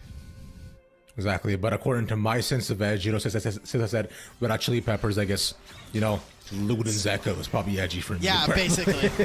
But Osu wants to get a bit more edgy. He's playing life on the edge right now, but I don't think he's going to get out of this one, but it'll still be a trade as a 2-for-1 by the end of it. And they still don't even end up getting the Scuttle Crab here, so Reflection going to be getting 2 kills, going to be getting the Scuttle Crab as well. Yenna has to make a beeline over to this top lane Scuttle. Got to get over to the Baron lane, get this objective for ourselves. Getting double scuttled here by a Pantheon is not what you want to see. And honestly, opting into this trade from the side of Fun Havers, not very fun cohesive. Fun adjacent is not exactly what you want to see if you're doing this. You're going into a Pantheon. His level 2, level 3 power spike is insane.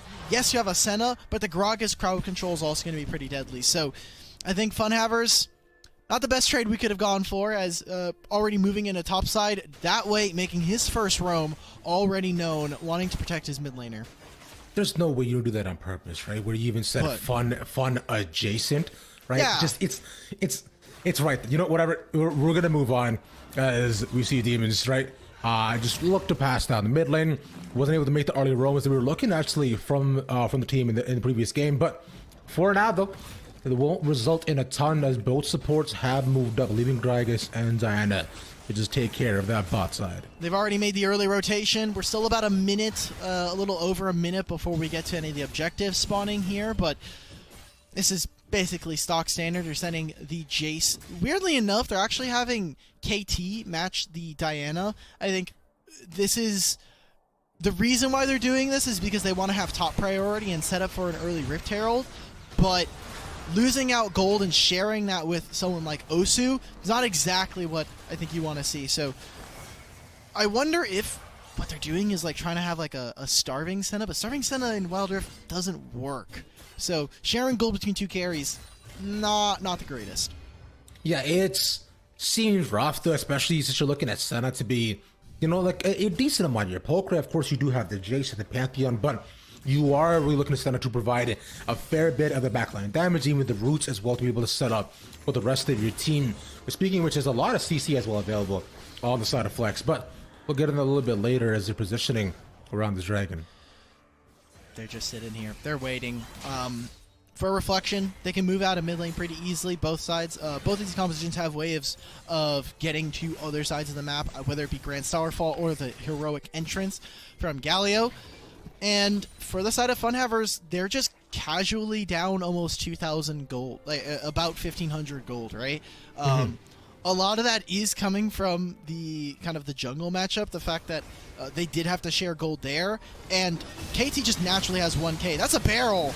The barrel actually goes far too wide, and there we go. The Garen with the Demacian Justice will get one at least, but I think it'll just be 1-for-1 trade.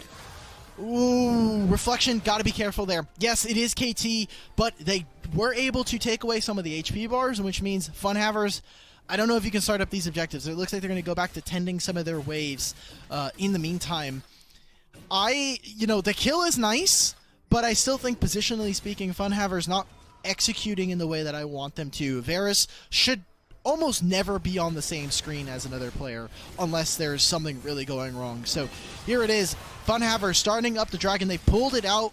Can he find it? Can Boom make the steal on his Pantheon?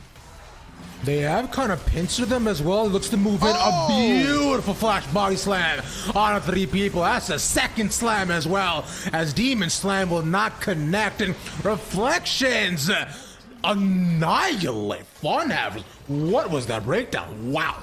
That was an insane fight, specifically coming out from KT. One of our most improved...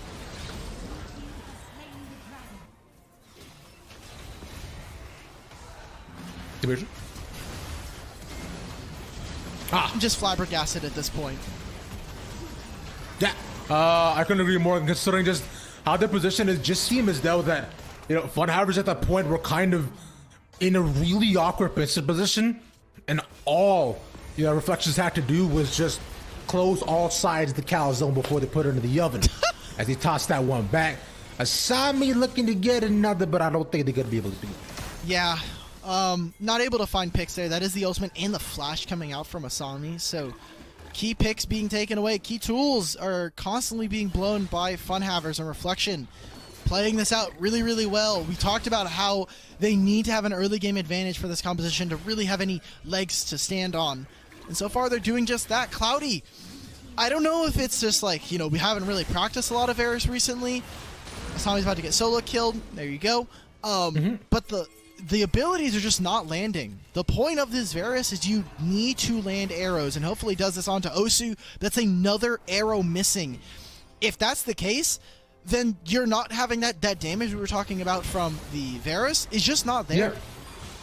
Yeah, that is the downside of a skill shot, right? That it does need to land to be sure to have an effect. Agreed.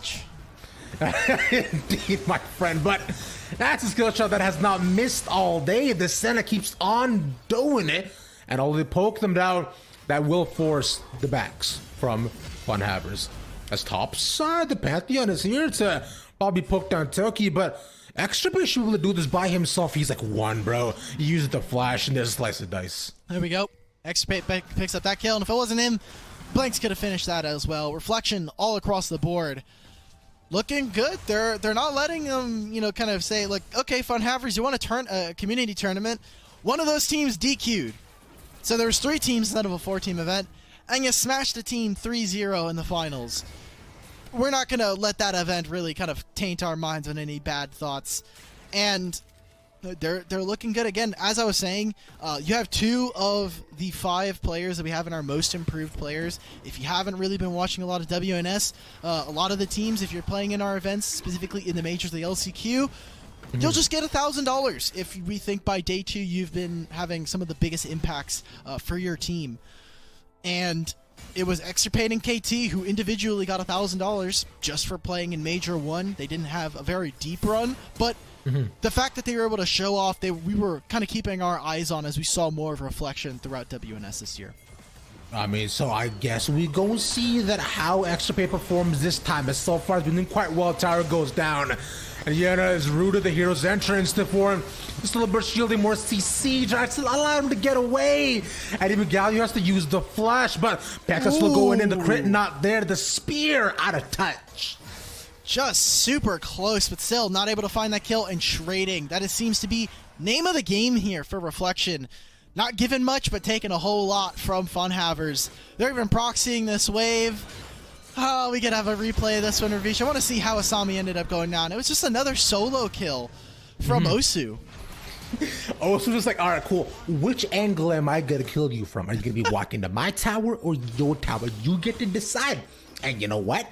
Oh, and Asami did do that. So I like that he had just the illusion of choice. This is the worst kind of choose your adventure book. This is like when you go to the library, you pick up one of those books, and someone's like, go to page 108. You go to page 108. Okay, go to page 79. And then like 79, it's like, check the third word. And it's like, loser. Okay, well, like, fine, I guess. The amount of times I had that in my textbooks, I spent like hours or even just consistently, just time and time again into my science class, just wasting time because I wasn't about all that studying. As Cloudy was not really paying attention either as to what was in front of him, then he immediately dies. You're going to need better notes than that one, Funhavers, if you want to try and win this one out. This one's getting a bit out of hand at this point. Yes, they finally got themselves a turret in the top side for Toki. But what else? There's not much you can do when you're this far behind. You're going to lose out on Dragon's Rift Heralds here in 15 seconds. Even with Boom on the opposite side, Toki, you stayed a little too long, brother. You know what? He tried. I respect the greed. I would be there with him too.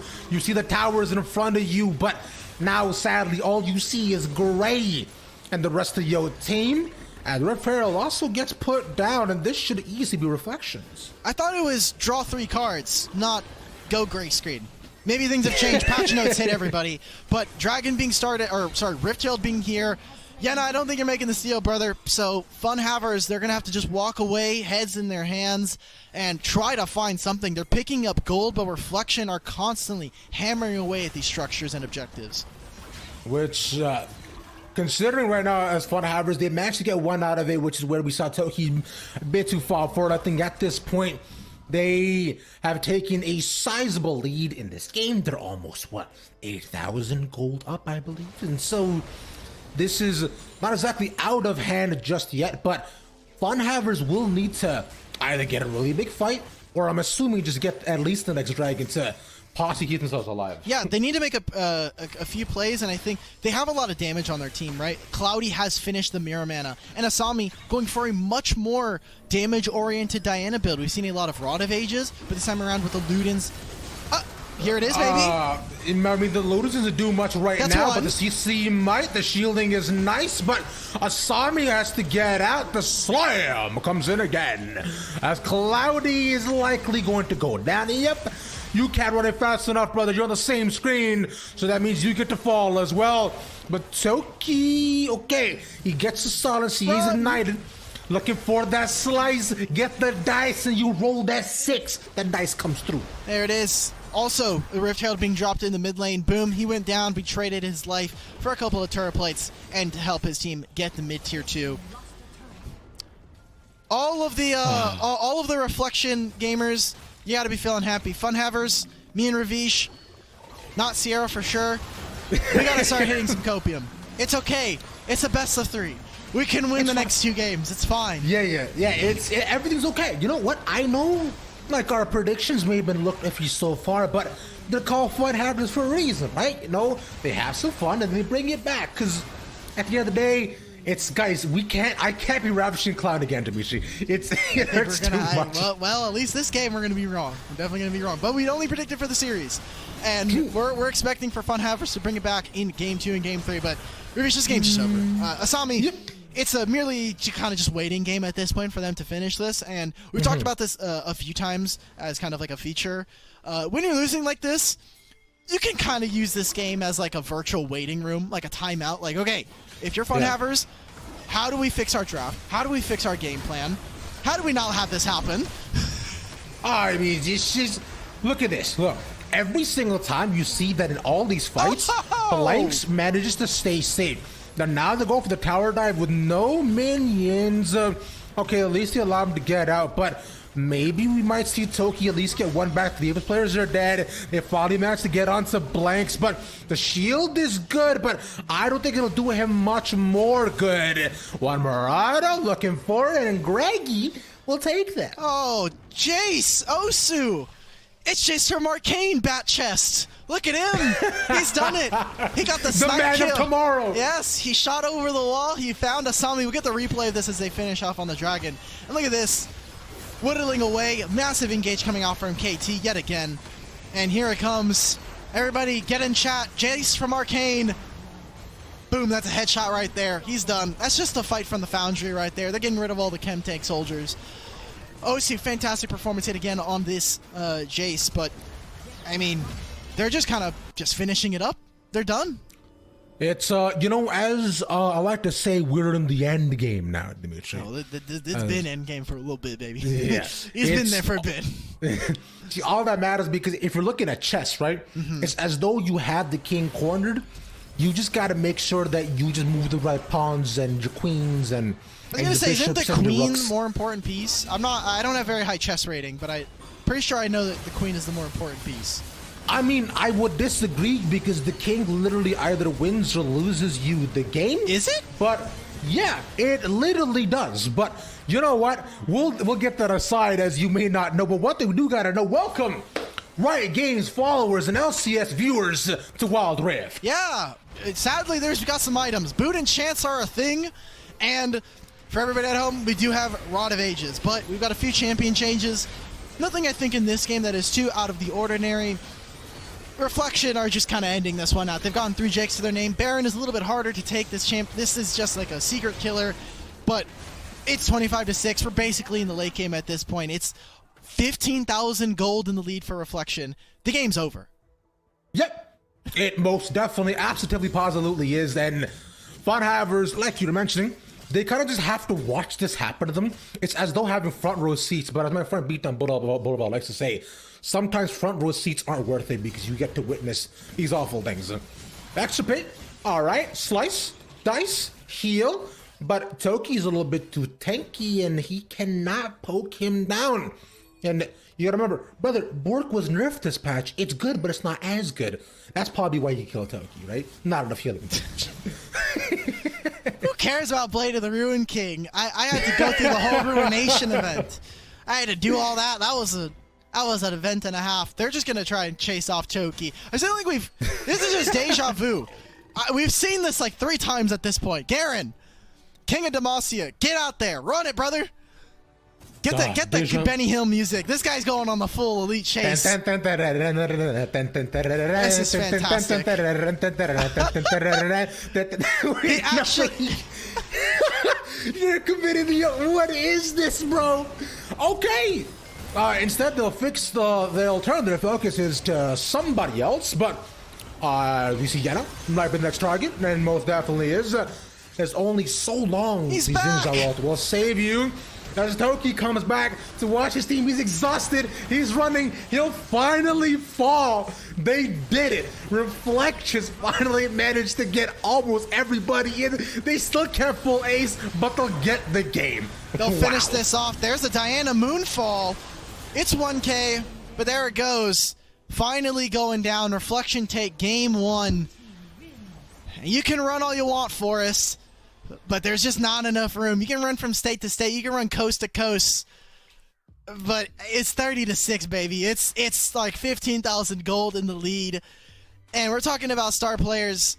I really do want to give this over to KT. I think he had a fantastic performance on the Gragas. I think if we get into the replay package, you'll just see what his influence is on every single one of these team fights. And there it is. There's your scoreboard, man. Just, ugh. Dude, you're honestly not wrong. Like, although extra paid is definitely 808, but 808, but KT, flash, body slam, again and again and again. Like you were saying, it was as though we were living in deja vu, but I thought we finally unplugged from the Matrix at this point, but I saw that Black Cat once more, and it just kept on happening. The side of Fun Havers. So, seriously impressive stuff, and considering, you know, just the fact that he's able to do that on his phone is even more impressive with the consistency that it was performed with. But speaking of people being consistent, Sierra, welcome on back. What's up? Hello, I got a couple words for you two. We're going to start with how does it feel to be wrong? That was a nice showing coming out of Reflection to start things off. Come on, you got to give them credit after It's a best of three. It's a best of three. Beauty. We're fine. Like, it's just game one. Or like, I don't know how much opium you're coughing because I probably huffed all of it, but it's fine. We still got 2 more games. All right, relax. All right. Y'all got to stop being a little biased for just a second, though, and talk to me about what went right for Reflection in this game, though, because looking at the kill score line, looking at how they're playing the game, things were looking good for them, Ravish. Yep. Oh, they most definitely were here, Sierra. You saw right from the beginning, we were saying that they needed to have an explosive early game. They needed to make sure that nothing on the side of Fun Havers was allowed to come alive. It was a ticking time bomb, as I believe so Dimitri so accurately described it. But it just seemed as though they found the right wires. They cut the red one, and things worked out. Oh, man. I've got Agent Smith as our host for this broadcast, and he's coming in. They're like, sorry, Mr. Anderson. You're not going to be right this time. I've got the code. It's the revolution. Yeah, I mean, after this early game, it's kind of hard just because Boom is really far ahead on this Pantheon, and as anyone in solo queue that has played, a Fed Pantheon is just not enjoyable to play against. And then the rest of this, I think it was one part Reflection playing really, really well. KT, again, with these engages, just did a fantastic job. I will also say I really think that Fun Havers may have gotten lost in this game and misplayed a few too many team fights before it was just out of hand. Yeah, especially around these big objectives. I mean, the dragon that we're just seeing right out of the gate, I feel like that was the first little thing to really fall in terms of Fun Havers and just Reflection being able to capitalize after there. But you're talking to this big talk, it is a best of 3. What is then the biggest change that Fun Havers need to have going forward, considering what we're watching right now? Stop griefing the early game, boys. Please.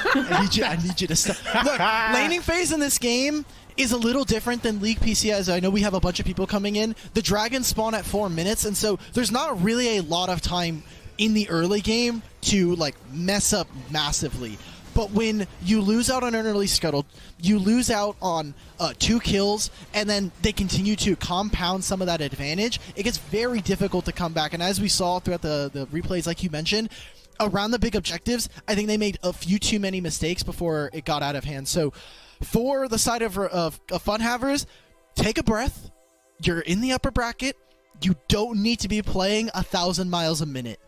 You can take your time on this one. It's a slow roast, not a speed run. All right, we do have our star player as well, Ravish. I know you keep wanting to talk about Fun Havers, but come on, we got to talk about KT a little bit here. Yeah, we do indeed, bro. Look at KT first. Look how handsome he looks, man.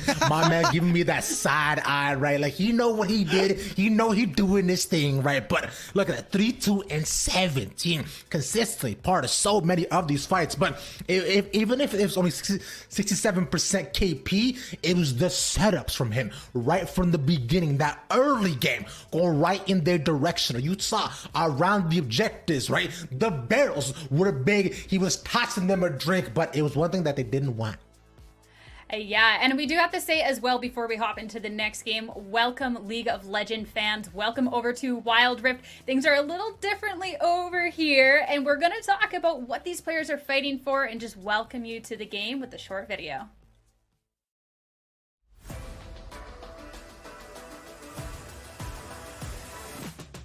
back line puts down the Cataclysm. Happens, and the rest of Cloud9 are now diving. Enemy are still alive. How are they doing this? Let's pop it, Sobel. Look at this, a submarine Malphite. Now the engaged by Iraqi Zoro, pushing Jackie Raider, pushing Truth right into the rest of the fight. Niels is just gonna make an absolute delight out of that. But it's catastrophic for the side. All right, so you got to see a little bit of what Wild Rift is. Well, the WNS Season 1 Championship will be taking place April 29th to May 1st at Mall of America. It is a free event with seating available first come, first serve basis, so make sure to get there early. The regional championships will see the top 8 teams compete for a piece of the $80,000 prize pool, with one team moving forward to represent North America at the Wild Rift Icons Global Championships. Wild Rift NA fans attending in person will be treated to exciting fan experiences with some special surprises in store. And honestly, I want to know what those special surprises is. Yeah. I'm not gonna lie, I was already excited about this event, but that is tempting, Alk. Yeah, we were wondering, like, last week, we were like, okay, are they going to give us, like, free merch? Is there going to be, like, some live production coming out? Like, are we going to maybe get, like, a Rafa special where he's just, like, on stage, like, doing his little ukulele stuff? I'm excited, especially, again, it is a free event. It's one of those rare esports things where, like, you don't actually have to buy a ticket. You just need to show up to Mall of America. And, like you were saying, it's first come, first serve for seating. So just literally find a spot, come hang out with some gamers. Oh my god, I cannot wait. I just want pretzels, dude. Pretzels. I want the aquarium. TJ's been hyping me up on this aquarium. I'm gonna go. We're gonna do it. We're gonna do it. You two are missing. Yeah, I'm just saying. You two are talking about the aquarium and pretzels, and you're just missing the fact that it's the NA Regional Championships, and we're gonna out there to watch some fantastic Wild Rift. It's fun. It's fine. Come on, you two. I'm just saying, look, bro, we get pretzels, we go to the aquarium, we take some fish, and then we go watch the Wild Rift. Yeah. You come for the aquarium, you stay for the Wild Rift action. It's perfect. All right. Well, in this next game, we have to see if Funhavers can pull this one out or if they're going to be sleeping with the fishes next. It's time for the draft. It's time for you two to pop over. Good luck. That was clean, bro. Shout out to Steer on that one time. Wow. Yeah. Let's go. Okay. We're still gonna find a way to pop on over into this draft. We gotta throw her off. Are you right? We gotta. Hold on. We gotta I already did it. Yeah, exactly. You did? Yeah. When we first came in, see, this is again. It's all you play-by-play duos, man. You guys never pay attention. I feel like an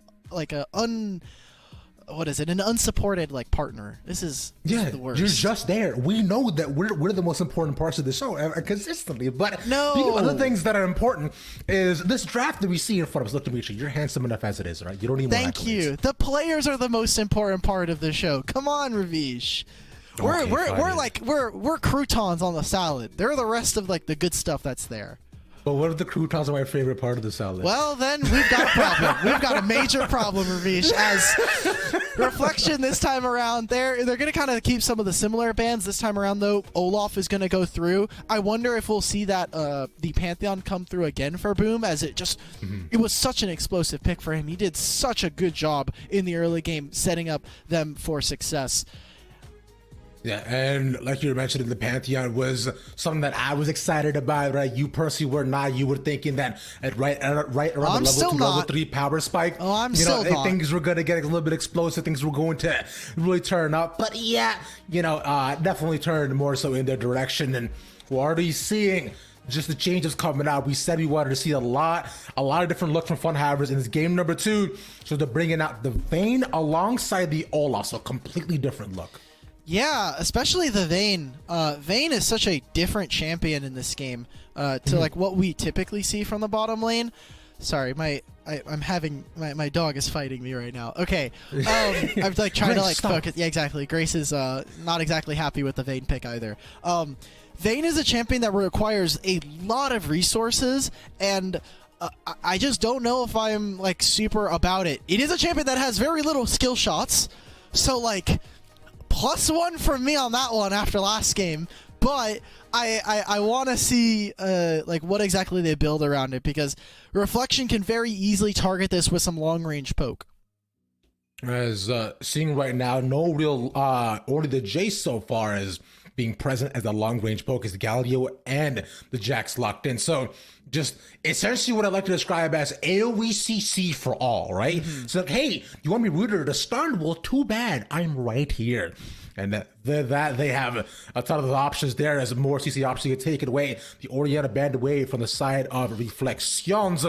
But I'm looking in the Reflections to, hopefully they can run back to Pantheon, but against the Olaf, it's not going to be the greatest of options. So, maybe we see the Jarvan this time, maybe? Jarvan for Boom. It's a non-zero possibility. Like yes, it can happen. Will it likely happen? Probably not. Boom has been the guy to really try to push the tempo when it comes to playing through the jungle. And of course, as I drop my pen, my dog is gonna try and eat this. So we're good. We're good. I got the pen.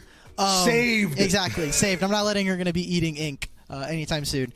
Funhavers, though, they do need some kind of engage. I want to see some kind of AP frontliner. I think taking away not only the Shen, but also the Orianna late into this draft is really good, as both of them, I think, set up for a Vayne / Olaf carry. Yeah. And we were looking at the Diana last game as well as another potential option, which is still onto the table.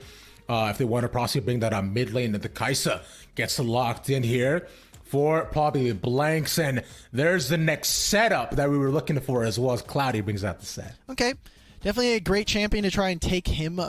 Just if they need to remove a player, that's what set's usually used for here in Wild Rift. You just take one member out of a fight, you're able to lock them down. The Haymaker Shield as well, really good for Toki. It's definitely a much more stable lane alongside the lines of something like a Garen. We get a Seraphine here, so it is all locked in. We are trying to just play through our mid jungle, turn that into advantages for our Vayne. Vayne, a champion, you put gold in, you should be able to get wins, but it just takes a lot of time for that to happen. Vayne is like that 401k with just the lowest interest rate, right? You would look at, okay, all right, cool, 100, and one of these days, I'm gonna get all that back and I'm gonna be a millionaire. But until that happens, it might not be the case, as that's the Kennen lock-in. Wow. I'm excited for this. Man, it's been a really long time since we've seen Kennen, and Kennen versus Set and Olaf. It's not exactly my cup of tea. We'll have to see what happens. Before we get into game, I'm getting some word from production about some stuff. Ravish, you're gonna have to follow my lead on this one, okay? Okay, I'm ready. Okay, there is no fridge in Ba Sing Se. There is no fridge. There is no fridge in my background. There are no fridge in my background, okay? The fridge does not exist, ladies and gentlemen. There is only a game. There's actually a green screen of my kitchen. The fridge is not real, I promise you. It's a prop. It's cake. It's actually cake. If you put a knife through it, it's cake. Do not touch the fridge, everybody. Well, thank you, Judy Alkbattery Toledo, for being able to introduce to me how there is no fridge in your house. Yes. You all shall forget as to what's there behind you. And what we should focus on is this game as coming up in front of us. Reflections. Look, let's take a 2-0, move on to the bracket, a possible face enemy. And Funhavers keeping their LCQ lives on the line and hopefully keep our predictions right. They need to win this game. I cannot let Sierra win. I talked too much smack before this. It's not good. I actually can't be that wrong. I do want to, like you were saying, set up the stakes here just a little bit as we see some trading going on the top side. Winner of this goes on to upper finals, which means you are one match away from being, top 2. It only takes top 2 to make it into this match, or into Mall of America. So really important stuff there. And if you, winner of this goes up against enemy, loser of this, or loser of that, will go into lower finals on day 2. So important that you are able to get into upper finals, give yourself a little bit more breathing room, and the closer you can get to making it to top 2, obviously, the better. Yeah, and like you were saying, although this is, this is still like double limb, right? But just making the upper bracket run is just so much nicer. There's less games being played as well. Yeah, winning is good. Losing's bad. Yeah. Great job, Ravish. This is a hard-hitting analysis yet again. Y'all know I come and stay with that heat right now. I'm just here, being able to represent the average viewer, right? And just being able to express my opinions through them. That's all. Are you Twitch chat's mouthpiece? This is a bad idea. I am the translator. Not good. Not good branding, Ravish. If we're gonna be Twitch chat embodied. Whoa, who said embodiment? Are you saying that every single translator who goes to the UN is just embodies whoever they're trying to translate? Are you not like the happy translator? You're instead of the angry translator, you're gonna be the happy translator for Twitch chat. I want to be Keegan Michael Key. Yeah. Okay. So, well then you can't believe that my fridge is fake. If that's the case, that's just not possible. They want to see the fridge. There you go. Perfect. I think for us, and I think specifically for fun havers, they want to see some wins. If you're Sierra, Reflection, you want to see some wins. You want to close this out. They are one game away from going into our upper finals tomorrow and having a chance at being top 2. And we kind of talked about this a little bit during the draft about how focused this is around having your Seraphine plus this Olaf. Mm-hmm. Extirpate!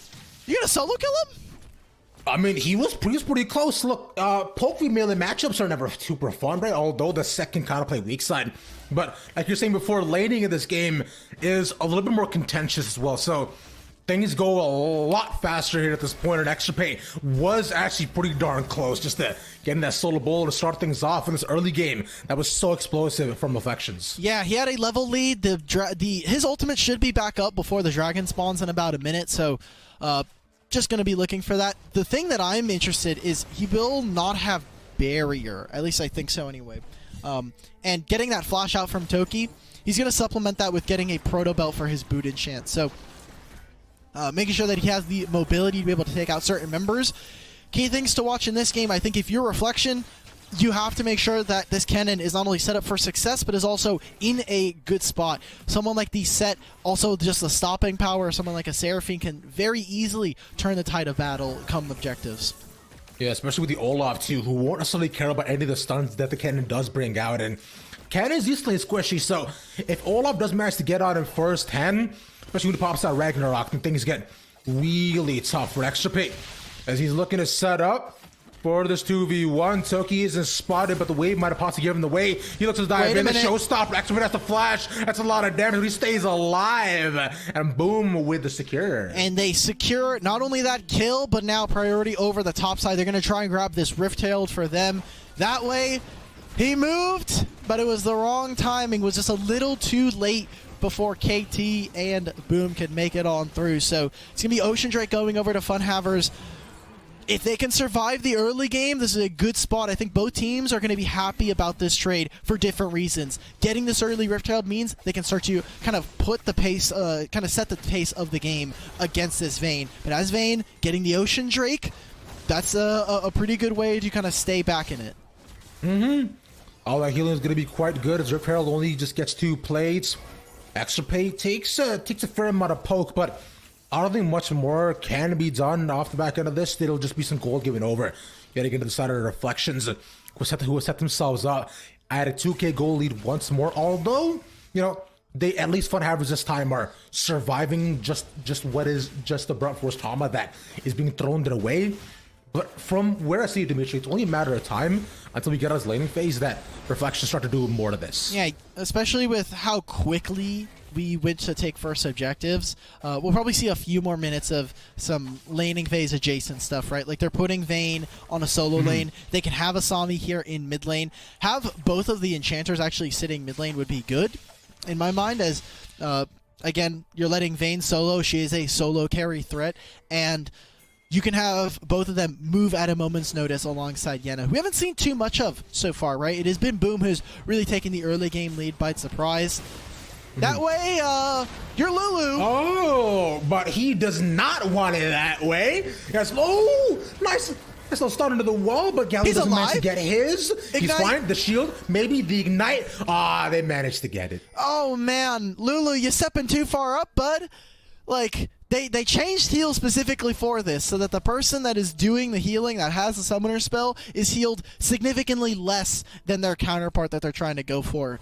And maybe stepping, just saying maybe Jace wasn't there, ends up going down, eventually gets the Ignite as well. Almost a turnaround play, I think, for Funhavers, but Reflection, again, starting to compound that gold lead that they had. A lot of it in Boom. It's 2,000, and 1,000 of that is in this Jax. And that's like one of the few people that you don't want to go over to. We were seeing how Jax can and more than likely will be a menace to society and also everybody on Funhavers with all of his stuns and what he can do with the lifesteal already on his end. I mentioned this in draft, but it's a lot of just, non-voluntary stuns that he can just give out to everybody. Oh, you guys want to play the game? Well, too bad. You all just get to stand here and watch me kill you. Especially for the primary damage dealers for this Funhavers comp. If you're Jax, you just throw up the Counter-Strike, and all of that damage is gone. Olaf doesn't care. Toki's gone. Cloudy's done for. Counter-Strike gets so much value versus this composition. So, gonna see how they kind of execute come team fights. But we've got a dragon spawning soon, and you already see Reflection. They've pushed out the top wave, and they're moving as a kill squad with these three, running into mid lane, looking to try to bully their way out. KT, man! Oh, that was such a nice stun, though, but not enough damage to try to take it. That Ragnarok saving his life at a crucial moment's notice. Flash and Ghost away from the mid and jungle of Funhavers. Problematic, to say the least, and I love this from them. A lot of people would have just said, push out mid.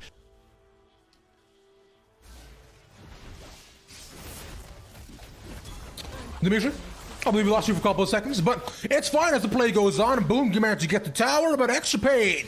Also, Dash is away. Toki not able to get a return, and they finally are able to cash in on that Rift Herald that they released earlier as paging Sir Alk Battery. We'll try to get it back when we can. But looking forward past the game here so far with the next Dragon and the next Rift Herald coming up as well. The tower being down doesn't exactly bode well for the side of Funhavers again. And I did vote for them, but I think as of right now, I don't think they are having a ton of fun. But we'll look to see as they look for another fight. The Ragnarok is popped, the Wild Growth is in, and the Jax is done. So KT also gone, as that's the double kill from the set. He shot for stoves every single where. Left, right, and center, the curtain call is being there, but there's no Jhin in this game. It's just the set doing this thing. Which show's gonna happen? None of them. They all die. That's almost a quadra kill. They got the team fight finally. That's exactly what we wanted to see coming out from Funhavers. Reflection doing a little too much. And now let's see what exactly happened. Get that replay. Thank you, Ravish, for that one, saving my back. And aside of Funhavers, this Jax is nowhere near this fight. Kennen is not here. And by the time Kennen gets in, it's just too late. It's donezo. And they can't do much more to that, right? There's Dimitri? Yes. Okay. All right. Good. Yes. We're fine. We're good. Thank God. I got scared for a second. Audio equipment is a finicky beast, brother. It's not great, but I'm here. I'm back. We're having some fun. Funhavers getting both of the early objectives, and that scaling element that we were talking about is still alive and well for them, especially winning that team fight, giving them a big boost of confidence that they can stay toe-to-toe against Reflection. They're only about 1,000 down, but that's been the story of the game. It's relatively plateaued for the time being, and I'm, again, not just for Funhavers, but for Reflection, I would try not to take that too much in stride. I would say you need to contest this Rift Herald, however, but X-Bait, no flash. They know that this is happening, and giving over the Rift Herald over to the side of Funhavers is really crucial. Gives them access to taking a turret that I think they otherwise wouldn't be able to get for a long time. The Ragnarok popped once more to target, but he's not going to get out of this one. The stun will only just make it look a little bit fancier. For that, the Olaf gets to pop off once more. The showstopper in again. And that's the face breaker. Osu is donezo. Yep. And now here comes that mid turret that we were talking about. It's going to go down here. Asami's going to put the final touches on that. It's another one. It's gold in their pocket. And Funhavers, the scaling has been just completely expedited at this point. They're going to continue to pick up more and more of these. Good job from Boom and X-Ray to kill that Herald there. But Yenna is kind of back into this game. Cloudy as well. That was the last bit of gold that I think they needed, and now they're swinging it out into out in front. Funhaver's got that 1-day shipping for the composition, not even 2-hour shipping, just to make sure that, okay, whatever they ordered, that being that scaling, it's here, right now. But once you get the package, though, Dimitri and Corky, of course, aside from that, they still keep this going. Now, they do a good job of making sure that, they're taking really separated fights, but if they do manage to get in the cluster once more, especially up against Reflections, I still don't know if they win this. Wild Rift is similar. It's not a relay. It's not just like a sprint. It's a relay race. Blanks just got killed. Now, there was 3 members on that side of the map, and all that Reflection are able to get are 3 of the jungle camps. They're not able to turn this into any turret damage, as Asami's just clearing out waves. It is a relay race. You have to just keep passing the baton. Cloudy's a little bit more selfish with this. Osu, you can flash all you want, brother. Yeah, you're not going nowhere. You see, Jace from Arcane gets shot down once more, and he doesn't have the greatest tomorrow, as I think the next objectives will probably be where we're looking at right now for the side of Funhavers as we get the replay. Let's see exactly what happened. So Blanks just got Baron lane diffed. Okay, bit of terminology here. If you're an AD carry, this is similar to League PC. If you've been playing Wild Rift, if you're an AD carry, you're probably going to die to a top laner at some point or another, or a mid laner, or even a jungler. It's just how it goes. AD carry, weak roll, to say the least. But in this time, they were able to get kind of a little bit of payback from the side of Funhavers. They were able to pick up some of those jungle camps, and most importantly, another turret here for Vayne. So more and more gold needs to be shoveled in. It is just like growing amounts in terms of what is needed for Vayne to carry. She has a Zhonya's in her pocket now, so if she ever needs to kind of wait out and extirpate Kennen ultimate, that is exactly what she'll do.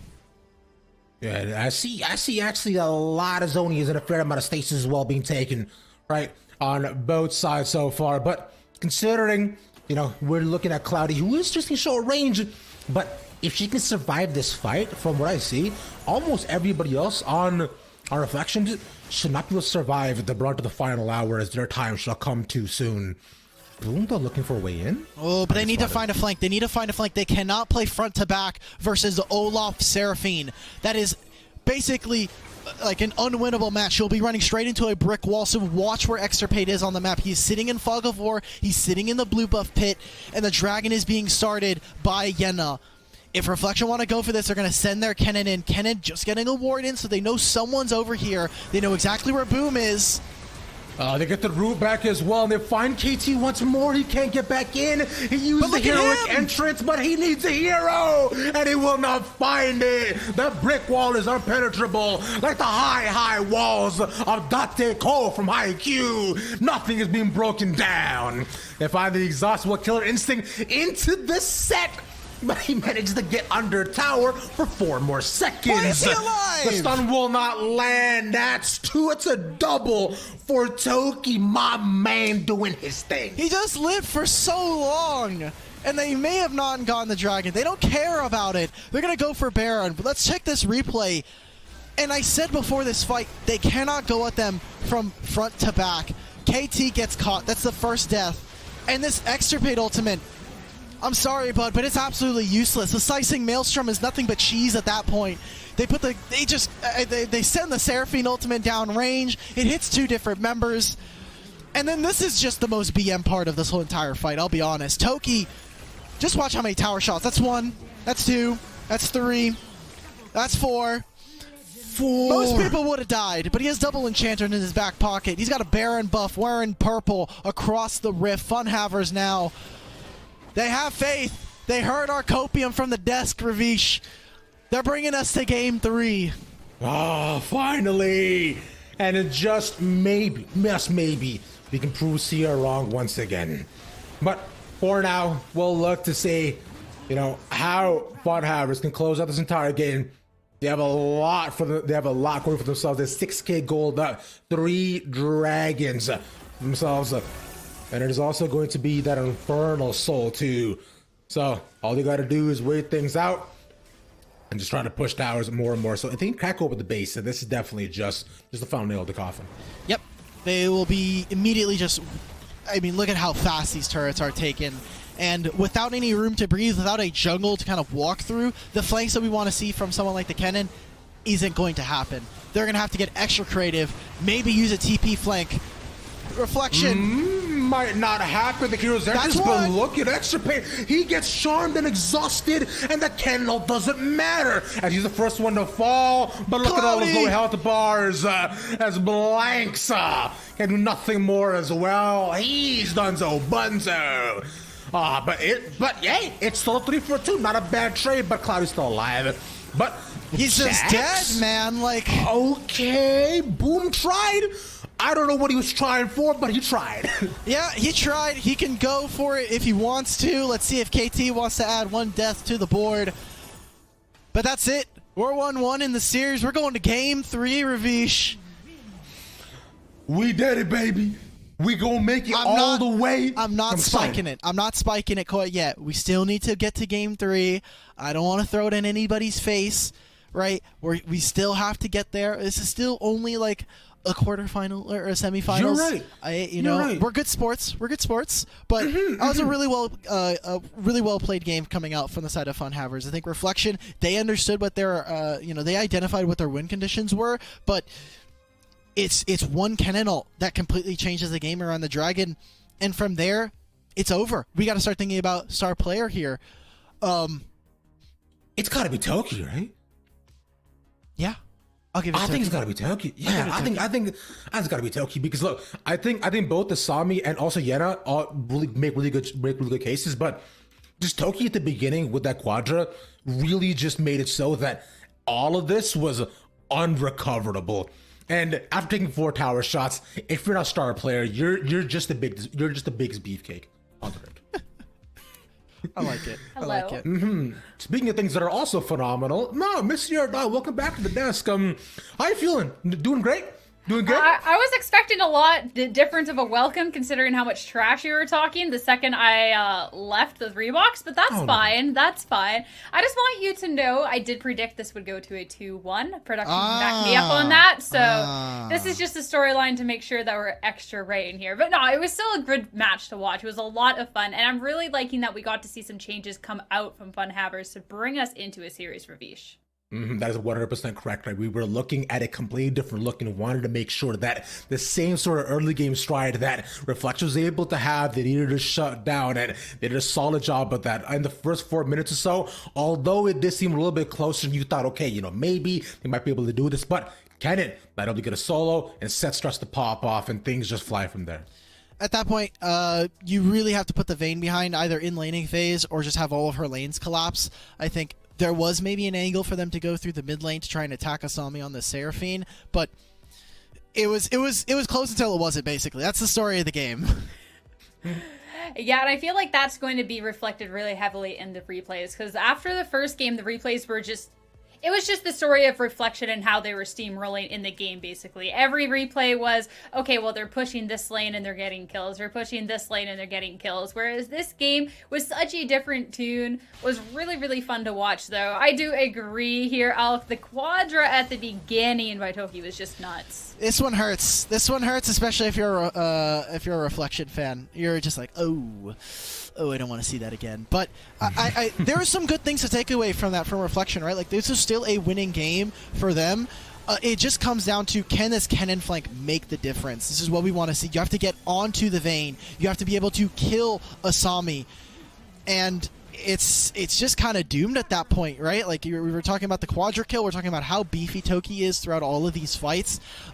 Jax is another champion that requires a lot of resources, and once you lose that mid turret, access to your jungle becomes harder and harder to kind of get. So I thought it was just still some good things that we saw from Reflection, but execution was name of the game. And considering just how 5v5 focused they were and how they knew that with the Kennen ult was so dependent on just being able to make the fight happen, you saw throughout the entire game how Fun Havers were able to take separate fights, right? It was always like 1v1s, 2v2s, 3v1s, never allowing the full power of the composition to actually come alive for Reflections. That's to say, and Fun Havers is doing a really good job of that. Yeah, I mean, just the... I don't just even looking back at these replays, so I'm engrossed by these replays. These team fights that were coming out from the side of Fun Havers was just absolutely insane. And I just can't stress enough how different of a look it was from the first time around. And now we really need to be looking to at Reflection and how they're going to be able to adjust to a team that's changing it up so much, Elk. Yeah, I will say KT definitely looks like a different beast when he's on Gragas. As we take a look at our star player here, Toki, again, you got a quadra kill. You looked fantastic on the set. You had a fourth of your team's damage. Last game was predicated on enemy support, in this case, KT, having primary engage. She was always the first one to find fights, always the one to start them off. And on the Galio, you are never primary engage. You are following up on whether that be your Jax, your Kaisa going into the backline, anybody else, and then you follow up with a heroic entrance. And that's just not the case this time around. So, Reflection kind of got to go back to the drawing board, and it gave time for Fun Havers to breathe, get a game win, kind of get into the groove. And I do wonder if we'll actually see kind of similar to what we saw from the side of Fun Havers, right? Which is just a completely different look once again from themselves. I know you were kind of asking for it, but if they do manage to change the entire composition, are Fun Havers going to be able to adapt in time? They managed to get the read early, but, you know, just to make sure that we can keep offering up Hopium, they need to adapt a little bit faster than perhaps Reflections does. Yeah, well, that's the thing about the fact it's going to a game 3 too. Obviously, Reflection take the first one, Fun Havers can sit back, adjust. But now that they are able to take a win, now Reflection get to be the ones that really get to sit back, hit the drawing board. Okay, we cannot let this happen again. And I do want to highlight Asami too, that Seraphine, because a lot of the team fights as well, I think that was just a huge factor in just able to get that edge here, Ravish. Yeah, Asami, like you were saying, right? It was just really close calls in between them, and considering how well they played off of one another, the synergy's really coming out from this team. Asami with the consistent setups too, and how Reflection did not bar any holes at all. They decided, all right, y'all got Naka, y'all got CC. Okay, who's it gonna be? Who next on the chopping block? Who we gonna take down right now? I never want to think of Seraphine like that. Seraphine's just she's like a soft sweetheart. She's just hanging out. I don't want to see her like a violent way. It makes me feel sad. I agree with you, Ravish. Please don't ruin this for us. No! You're ruining my headcanon. You're ruining my headcanon here. Exactly, right? Exactly. But no, I mean, the analogy, though, was a little kind of accurate to how the game played out. Because even we did see in the highlight package just the consistent kills, just going into the fights, just the knocks. Like, I think it was a big impact, Alk. Yeah, Seraphine Ultimate is pretty broken, it turns out. When you have a low orbit ion cannon like that, she's just like, you just send your teammates in front of her. That's what we were talking about during the game. Front-to-back team fights like that are never going to be winning for the side of Reflection. You do not want to get into like that kind of fist fight at that point, because Seraphine does her ultimate, Olaf runs on you, and then Vayne just kind of does clean-up crew things. He's a great janitor at that one. So it's kind of tough. I think they played into their enemy strengths, and again, fell on the day. Yeah, it's just unfortunate, right? But yet again, there's still one more game left to go. Right? We're still hoping to see if Reflections can perhaps pop off, or where Fun Havers just really make sure that, you know, one side is able to... The chatters in Twitch are going to say that we're biased, man. They're going to think that we're Fun Haver biased. Look, it's not that at all. I just want to prove to you wrong. That's all there is to it. I've been clowning for so long. I just want just one moment over here. But yeah, like you're saying, I think just with how good this game has been, I'd be very happy with either matchup or just either result, because both these teams have been playing such fun games. I mean, you say that you'd be happy to see either, but I know that you like to stick true to your predictions. But I'm going to give you the out before we head into this last game. If you're having any second thoughts, which way you're betting now that you've gotten to see the best out of both teams? All right. Oh man, I don't have a hat anywhere nearby. All right, I think we're gonna do it. We're gonna be a flip flopper, boys. We're gonna flip flop it. It's not in frame. Here we go. We're gonna flip flop it. We're gonna jump the bandwagon. I'm going Reflection on this one. Welcome, friend. Yeah. I mean, we got to see some highlights out of both teams. Ravish, is there any chance you're gonna swap, or are you gonna stay true? Never. I had to ask. just so people knew that I gave you that out and I had Yeah. asked about how it was going to go, you know? But I don't know. I actually do genuinely think this could go either way considering the adjustments that we've seen from the teams. So it'll be really interesting to see how they adjust in turn headed into this game 3. But the draft is ready. It's time to hop over to it. I will catch up with you two later. Quickly, Ravish, hold right. for me. Hold for me. Okay, I'm holding. Okay, I'll go ahead. The fridge, it lives. There is a fridge in Busting Say. How about that? All right, that's. I'll catch up with you. She thinks she could get away with that. I may have flip-flop, but I'm still here with you, Ravish. I'm here with you, brother. We're gonna get through this one. That was my favorite thing for the entire day. Fantastic. We're gonna catch up with you. My fridge is downstairs, so that would have taken me like 6 minutes to just. This is the unique advantages of living right inside your kitchen. It's free real estate at this point. We got a draft there, Ravish. Karma's made it through this time around. It was Senna, it was Lee Sin, it was Camille, and on the opposite side, Reflection getting away. Some of those bruiser champions, but yeah, we've got ourselves a Karma this time. And going over to Osu, I really like this. I don't think this will be going over to KT like we said earlier about his preference towards Engage, so should be fun. Yeah, and considering them with the Karma options and the Rengar also banned away too, I'm actually curious to see on what they decide to prioritize. On the side of Reflections too, I don't know if they want to try to go for the more so of just standard ADC builds at this point as well, but you know, Fun Havers do still have presented themselves a fair amount of options as to what they can try to bring out. And the Nami is interesting. Actually, I haven't seen this in a little bit. Yeah, Nami is really cool. I think it's a bit early for Nami, but if you're going to try and play against Enchanters, she's kind of best in class in a lot of cases, especially if we're talking about a front-to-back 5-on-5. Nami excels in that. The Tidal Wave, the Tidecaller's Blessing that she's able to give, alongside just the Ebb and Flow. I think her entire kit is perfect for that kind of job. Extirpate, though, Reflection, they're going to give over a really old pick here. Back in the day, back when we were playing like on Major 1 in the WNS, we were seeing Reflection.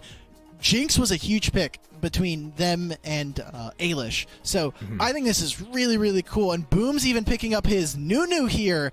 So we're getting all the way Comfort, especially coming into Game 3. Comfort takes king. And this is great. Now, Nunu also did just get buff very recently as well. That AP scaling is nuts. So I'm hoping for the AP Nunu as usual. I was witness to it not too long ago, and we know just how disgustingly strong it can be. But speaking of things that are strong as well, they're going to run it back with the Wayne this time for Cloudy. Okay, good. I thought he had a pretty good performance on the Vayne. You're a single target. You don't have to worry about like these extended skirmishes. Reflection have, I think, a pretty solid front line. Nunu just by himself is really, really problematic to deal with just because he just rolls on top of you and then he just stands there and throws a million snowballs at you. But with a Jinx, I think that this team is lacking just a little bit of damage. Karma's great with shielding and her ultimate is fantastic, but she just doesn't have great ratios. So building her full AP is not really the move, and so I'm kind of expecting another carry coming out from them. I like that Fun Havers have identified this as well, getting rid of some of those champions that might do well. Fiora, I think, is on my list. Yeah, definitely. Like the Fiora there, I don't know if you're looking at just more engage options, maybe the Zed to just take it with just more assassins, right? That can definitely be pretty big for themselves. And with the call, you also taking back, I'm thinking too as to what things could be, because then the set was also banned away. So, I think still think options like the Darius are still very prevalent, right? Or we could perhaps see them adjust more towards the tank side. As the Seraphine is gone, your headcanon still is fine. I won't say anything more about her. Thank you. Doing the rest of us a service here on the show, but no. Getting rid of the Seraphine means that you don't get a repeat of last game's comp. Yeah, Lulu's gone, but you can kind of plug and play Enchanters in a lot of cases. Seraphine mid, however, is irreplaceable. So getting rid of that means that they're also going to give counterpick over to Asami, and I wonder what that is going to mean for them as Reflection kind of round out their draft. What is your counterpick here, Extirpate? Are you going to be picking up the Fiora into the Darius matchup? Are you going to try and play Renekton into this? A lot of options here. I still would like to see, like if you have an Orianna, the Fiora I think is a perfect matchup there. I mean, you know what? Hear me out here. Akshan. I think Akshan would be interesting. or we get Riven. Nice. Okay. I'm okay with this. Riven is very, very fun. Yeah. Riven is also really strong, I think, into this composition. She's very disruptive to the backline and can be one of those champions that is able to 1v1 a Vayne if they need to on a side lane. So I like this. Pairs up well for a 5-on-5. They are relatively short range, and their only primary engage is kind of just stacking up the donuts. They've got Karma ult, and they've got the Orianna ult. So two different kind of massive zone control ultimates that are available to them at any given moment.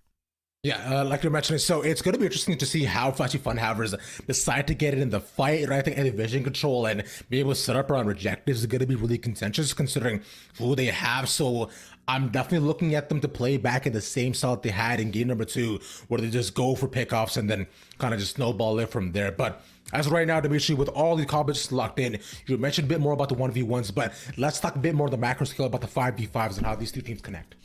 Yeah, so as you see, they've done another kind of similar draft where you have Cloudy on Vayne and 2 different enchanters. This time around, it is a Morgana, which I think actually is so good. I think Morgana is really, really, like, very, very awesome, just because the Black Shield versus Orianna plus Karma is going to be so invaluable. The thing is with Reflection is that their zone control is going to be bar none the best in the game. You have Orianna, who can control choke points thanks to her ball movement, as well with the shockwave, and Karma, you don't even know the ult's coming until it's down. Like, at any given moment, you're just going to get Transcendent Embraced, and you're done.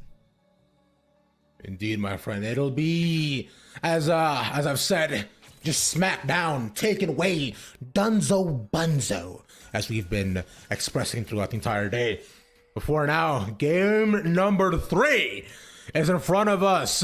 Reflections and Funhavers looking to stay towards that top side and move on into the bracket. This LCQ, it's although not the last chance, but this is the last chance qualifier. Everybody wants to make it down to the mall, so let's go to the mall today. Well, it's not today, thankfully. Okay. We don't have to go to the mall today. Tomorrow, people will definitely be going to the mall, and April 29th through May 1st, people will definitely be at the mall, especially some Wild Rifters. They will for surely make their way over to the mall. But Reflection now, they want to kind of keep, both of these teams really want to keep their upper bracket dreams alive, like you were saying, and it takes one mistake, right? Like we talked about the comfort of a lot of these champions for Reflection. You gotta also understand that there's probably a little bit of pressure on them. These are 2 unsigned organizations that are playing that are kind of like fighting for a spot amongst North America's best. Would you say that they have one shot, one opportunity to see everything they want in one moment? Okay. No, they have multiple shots actually to make it. It is top 2. Reflection, here's the dive. The snowball is actually not going to connect, and the Nunu cannot find the stun off of that. It's a little bit tricky trying to weave that around there. I love this. I love when we see teams actually go for a 3-wave dive. Not a lot of teams have been doing it. It's kind of hard to replicate for a lot of them, but making Vayne miss out on a little bit of gold, a little bit of experience. That bubble landing buys a little bit of space back in, because they took a lot of damage. Both Blanks and KT tanked up some of that turret, so able to find some ground back into this game. And finding that roam, I think, is really important, as they got all of the summers out of the Funhavers Dragon Lane. Yeah, and as of right now, they can look for the re-returns as well, and so Cloudy and Demons will have to stay relatively safe when they're trying to lane. They can't make anything super aggressive happen unless Yenya decides to just mirror them. Now, he is on the bot side right now, but that's more than likely due to just maybe instead of vision so far, but we're still 2 minutes away from Dragon, so everybody else just looking for clears and to farm up. For the most part, it's gonna be calm. My eyes this game are gonna be on Extirpate. He's been a carry in the Baron lane for so long, and I think in the first game had a massive influence. In game 2 was a lot quieter on the Kennen, as we talked about in the pre-show. So. Or in between the desks segments. So I really need him for us anyway. If you're a Funhavers, if you're a Reflection fan, to you're on the Riven, show up and put down damage. Expert analysis by Dimitri Toledo. I don't want to hear it from Mr. Profile Pick Man. Okay, let's get in line, brother. I mean, I'm just saying, man. It's just You know, it's coming over to my side. Things are easier. Things are simple here. Do damage, be good, win game, don't lose.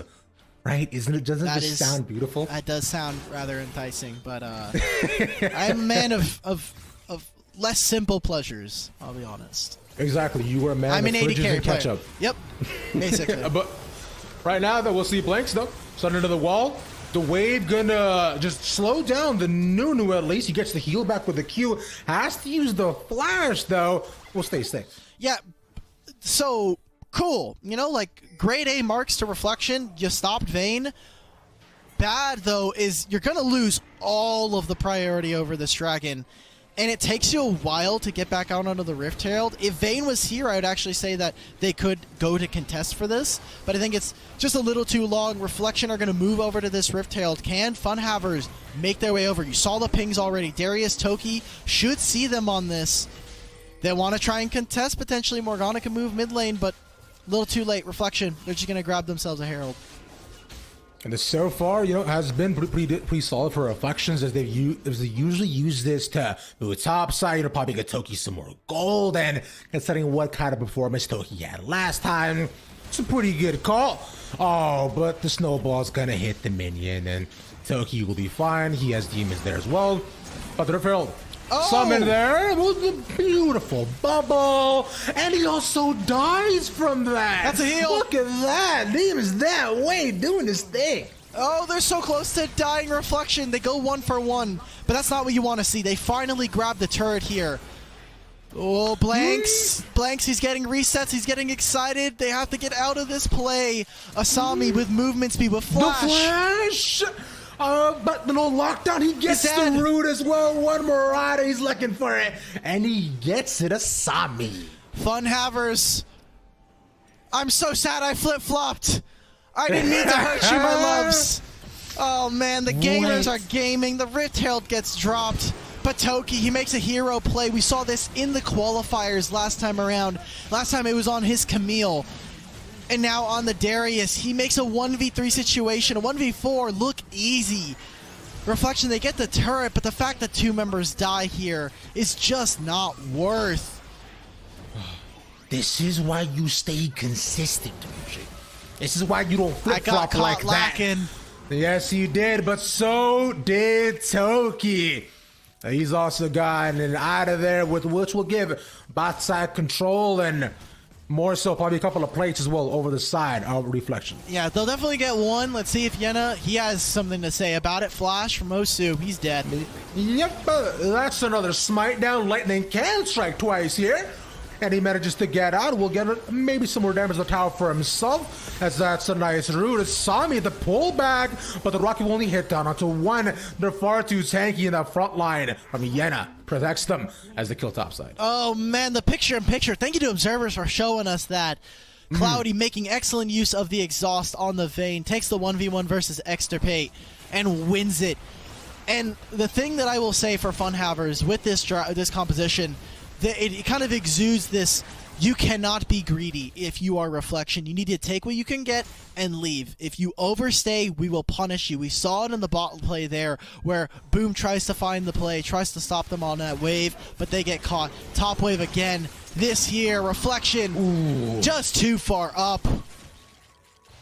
And it's with Blanks going down as well, at least able to clear out the wave, but it won't necessarily matter because now Toki perhaps found another target, gets slow the flash, and that'll be the Q, but maybe the hemorrhage stacks will not be enough as he has Boom there.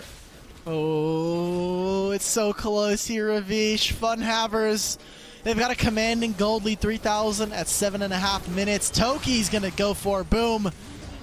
And there's the slam from Toki as they'll get another slam on Genya as well. Bot side though. They get the turret. They get the turret. Awesome. Consolation prize here for the side of Reflection, but losing another turret. More gold into Cloudy's hands. Ravish, I didn't know if they were going to get Vayne game 2, and this is why we always take the cope pick of the analyst when we say, well, my prediction is predicated on the draft. We've seen it time and time again, but they're firing again off all over Reflection. this play from Olaf, unstoppable at that point. It's really difficult for someone like the Orianna to peel him off. But you were like a pancake and flipped, Dimitri. I know. I I'm more of trusted a you. waffle guy as well, so it works still. I'm waffling. That was nice.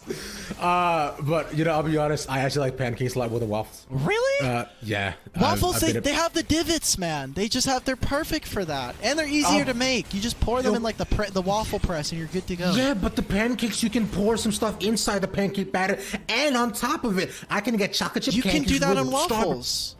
But it's just too much. Look, What do you mean it's too much? It's the same process. Nah, it's just too much, man. You know what? I'm not going to do this with you right now because if we go about this, we're Man, going no to wonder you get clowned, man. You got bad opinions like this. Come on, man. Whatever, man. We got a pancake lover. All the Twitch chatters, you can agree with me. Waffles are just supreme. Reflection, however, they're gonna need something, man. They need gold. They need pancakes. They need like bayonets. They need divots of power to perhaps try to bring some of this game back, right? And perhaps some more toppings on top, that being the items and objectives to truly have the full experience of breakfast. I'll take a Mountain Drake topping on any of my pancakes any day of the week. That shield's going to feel nice. They're going to try and make this play on the top side, but Asami will have scouted this out. Boom is nowhere. Such a nice wave and combo that into the bubble as well. Demons that way keeps on doing. That's a double for Cloudy, but he will fall though, so it'll be a decent trade. But can Asami survive this is the question. He's up against Boom. But he's fine. Excuse me.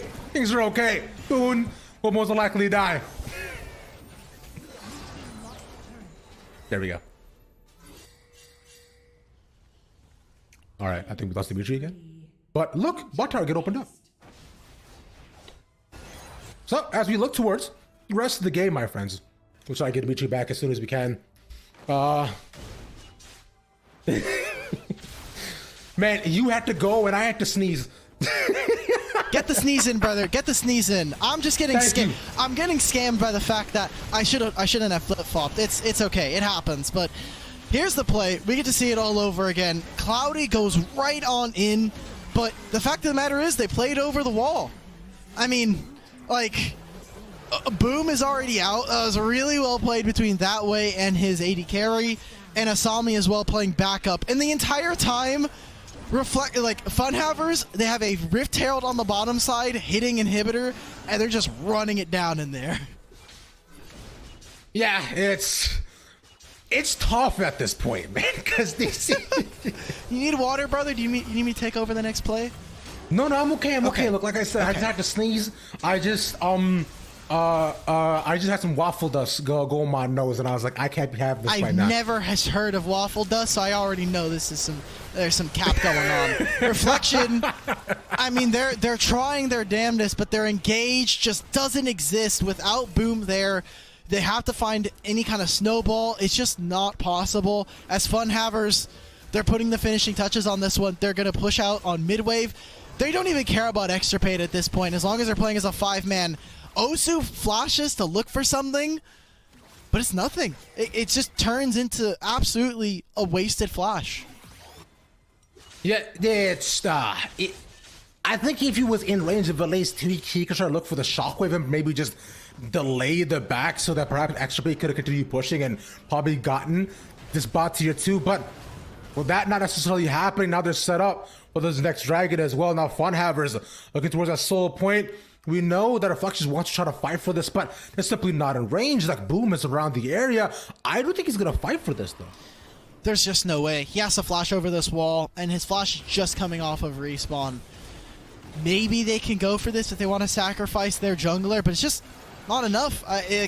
Reflection. Indecision is name of the game and will kill you if you do not act. And they're just letting Funhavers continue to scale. It's 12-3, 10,000 gold, 3 Drakes, and all of them defensive. Cloudy, though. Oh, but they can probably try to pull this back. The shielding is fine. And it's just a trade of ultimates. Calm down, Dimitri. It's fine. Calm down. I know, but it looked good. That's the kind of pick in a lot of series that turns the game. Cloudy going a little bit too far. Yes, you're ahead. You've got the Phantom Dancer and the Wit's End, but you can't be that aggressive. That's his flash down. If Reflection can make good on that, that is a window back into the game. But they're still lacking damage, is why we don't see Jinx a lot of the time. Yes, she has great range, but the damage is not quite there, especially without the Infinity Edge. Yenna gonna try and run them down, but didn't even bother to use the Ragnarok or the Ghost. They're gonna try and get their minion waves back in order, as they're a bit all over the place for Funhavers. Oh man. Yeah, it's just not going the way as of right now, Dimitri. It's so tough, man. But maybe this Baron, they know they have to deny this. As looks to pull back, he puts out that 0, but ain't nobody cold. They all got their jackets on. His Toki is heating up. Yanya's unstoppable. That's the ace for Funhavers as they're having a great time. And that's it. They finish out through the bottom lane. Funhavers, Ravish, here's your just desserts. You get to go on to upper semifinals against Enemy tomorrow. They do it. They actually do it. And can I just say, I never doubted them, bro. Not for a second. Even though I like pancakes, but at least I got the right prediction. And now who looks like, you know, a little bit, who looks a little bit boo-hoo right now is Dimitri. You know, although this wasn't your pred, who do you think the star player was? Cloudy. Cloudy played that game excellently. I think there's room to be made that I think that way as a star player. He really helped out in a lot of these fights, and I think his Nami was excellent throughout the game. But we didn't give it to Cloudy last time he played Vayne. I think this time around, the props just has to go for him. He survived so many different dives. I do agree that personally my pick was going to be that way, but like you said, Cloudy just Give it to had such a Sierra pop-off then. game. Give it to Sierra. Let her break our tie. You know what? That's interesting. I like that a lot. So why do we get our wonderful host with the most, Sierra, back at it? Sierra, what's up? How you feeling? You doing okay? I like bringing conflict. I don't like being in the middle of conflict, though, between you two and the star player. So, real quick, who it is, make the quick claim. I'll tiebreaker this right now. Bubble good, waves good, personally, but you know what? Let's just settle for the Wayne, because I think Cloudy definitely deserves it after the performances he's had today. Okay, there you go. All right. We win. We have a dub on the board, Sierra. Yeah, there we go. All that needed to happen was for the decision to be in my hands, for Ravish to be like, okay, just never mind. I don't want that to happen at all. I will back up a little bit. But no, that was a great game coming out from Funhavers here. I mean, we got to see the strengths in game 2, and they came out game 3. Was curious, you know, if Reflection would make some adjustments, but regardless, wasn't enough. Elk, you flip-flopped a bit. You're definitely coming back to regret it, but you come on, the Funhavers, they had to prove you wrong. Yeah, of course. They heard some of our smack talk here, and honestly, I'm really just happy for Funhavers after an abysmal game 1, coming back and coming really strong back into this series. It definitely felt like they had 2 different kinds of styles coming in from game 1 to 2 and 3. Like if we group them together, so. This is really good. I had them on my power rankings, them in Reflection as potentially 2nd and 3rd seed. And with Yon already in the lower bracket, I think we now have some interesting fights for 2nd place here. I like how it's just the assumption that Enemy is going to be getting that first spot. So it's just like, we're just looking at 2nd here. We're looking for 2nd. But I definitely think Funhavers are making a case for it to be them. Because like you said, the stark difference from game 1 is just insane, Ravish. Yeah, we were talking about it before going into the draft, right? We wanted to see some massive adaptations, not only in terms of the draft, but the biggest change up was how they took control of the early game. Now, will they be playing around Toki, or getting early roams off as well, or making plays like this in the mid? Look at that, man. Toki with the slider once again, and these Qs keep on hitting. He pulls them back and keeps them wanting for more, which was a big fan of. I'm taking notes on how to play Darius right now, but you just saw from there, it's not even a question of it's over when it's over. It started off and then it was over. Yeah. That's it. I don't got much to add after that one. Amazing. Love it. Great in depth. stuff going on. But I mean, looking at these replays and what's coming out, what this reminds me of is Reflection in that first game. You're seeing just every lane being pushed. You're seeing them take these fights, winning out these fights. And the fact that Funhammers was able to flip that completely, I think, is just really showing the strength of this team, Elk. Yeah, and I like this. I'm glad that we got to see like this different side from Funhammers. Reflection are obviously going to be kind of taking this in stride as they go into the lower bracket. I think that they, like we said about the previous team, like we said about No More Ego, there are things that they obviously still need to work on. I think some of their early games can be fixed, and an over-reliance on their bot lane may come to hurt them as we get to take a look at our star player. I know it doesn't look good. The stats look a little bit wonky if you were to take a look, but his influence on the game, game to game, was felt, I think, and for Cloudy in this one, and getting solo kills onto Vayne, being able to be a menace in what was kind of set up to be his failure. That level 1, remember, the level 3 started with them diving him under turret. Yeah, they wanted to make sure he was not able to get off of the ground, but you forget, like Cloudy, and as his name implies, he shall soar above the skies, and soar he did, Dimitri. It's like but stats aside, his positioning, the way he played the game, and even the CC he's able to get to on really key dive targets as well into the wall was beautiful. A chef's kiss. Wow. Ravish, I'm surprised with the name Cloudy you didn't go for the analogy looking to rain some pain down on the competition, something like that. That's only storm clouds. Okay, you don't see that. All right. We're moving on. We're moving on. Of course, Funhammers are going to be moving on within that upper bracket, but it's not over for Reflection. This is double elimination, so they're just going to be knocked down to the lower bracket. Another way to be pushing their way back up. And now that we've done our upper semis, it's time to look down to these lower quarters. Of course, we'll be able to catch up with teams that we got to saw previously, including Sabani Mama that got knocked down there by NM. Oh my god, I'm tongue-tied. You know what I mean. There you go. Yeah, thank you. Fun stuff. I think the lower bracket's going to be a lot of fun, especially down there. It is your last chance in the Last Chance Qualifier. After that, you're donezo. You're taking a break until after Icons in June. It's a long wait. You don't want to be a spectator if you can help it for the Mall of America. Yeah, last chance. At the Last Chance Qualifiers, you put it super, super nicely. I mean, Ravish, too, looking at this lower bracket, what are you most looking forward to in it? I'm looking for Sabah to be able to play the game this time because they didn't get to do that against Enemy. Sure. So I'm hopefully assuming that against Yan that we're able to see a much different look out of them, right? Just because considering the games are so stompy that they've been able to shake off all of that and perhaps prepare a bit more going to the next game and steal their mental, if anything. Steal all it? Right. Yeah. Steal the mental? Elaborate a little bit on that? I need you to elaborate. Yeah, I'm a seer on this one. Like toughen the mental, right? Like steal it, like iron, like steel. You know, just okay. All right, this makes sense. He's right. Steal it. He's right. I'll let him have it. Okay, I thought you were like taking away. Yeah, like, the mental. What? Okay.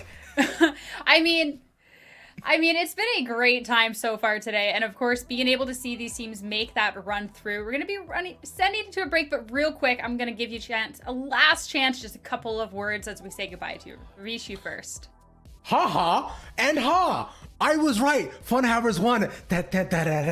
Wonderful. Right. I'm going to be a little bit more humble. Thank you for everybody for having me and Ravish on for today. Sierra's going to be your host for the rest of the night. Coming on is Kangas and Beatdown. They're going to do a wonderful job as we go through the lower bracket, and I hope everybody's enjoying LCQ and getting ready to be kind of reunited in a LAN event at the end of the month. Thank you guys for having me on. Truly the two sides of a coin right here. We're going to be taking a short break, but after that, we are going to be back with Kangas and Beatdown Boulevard. Don't go too far.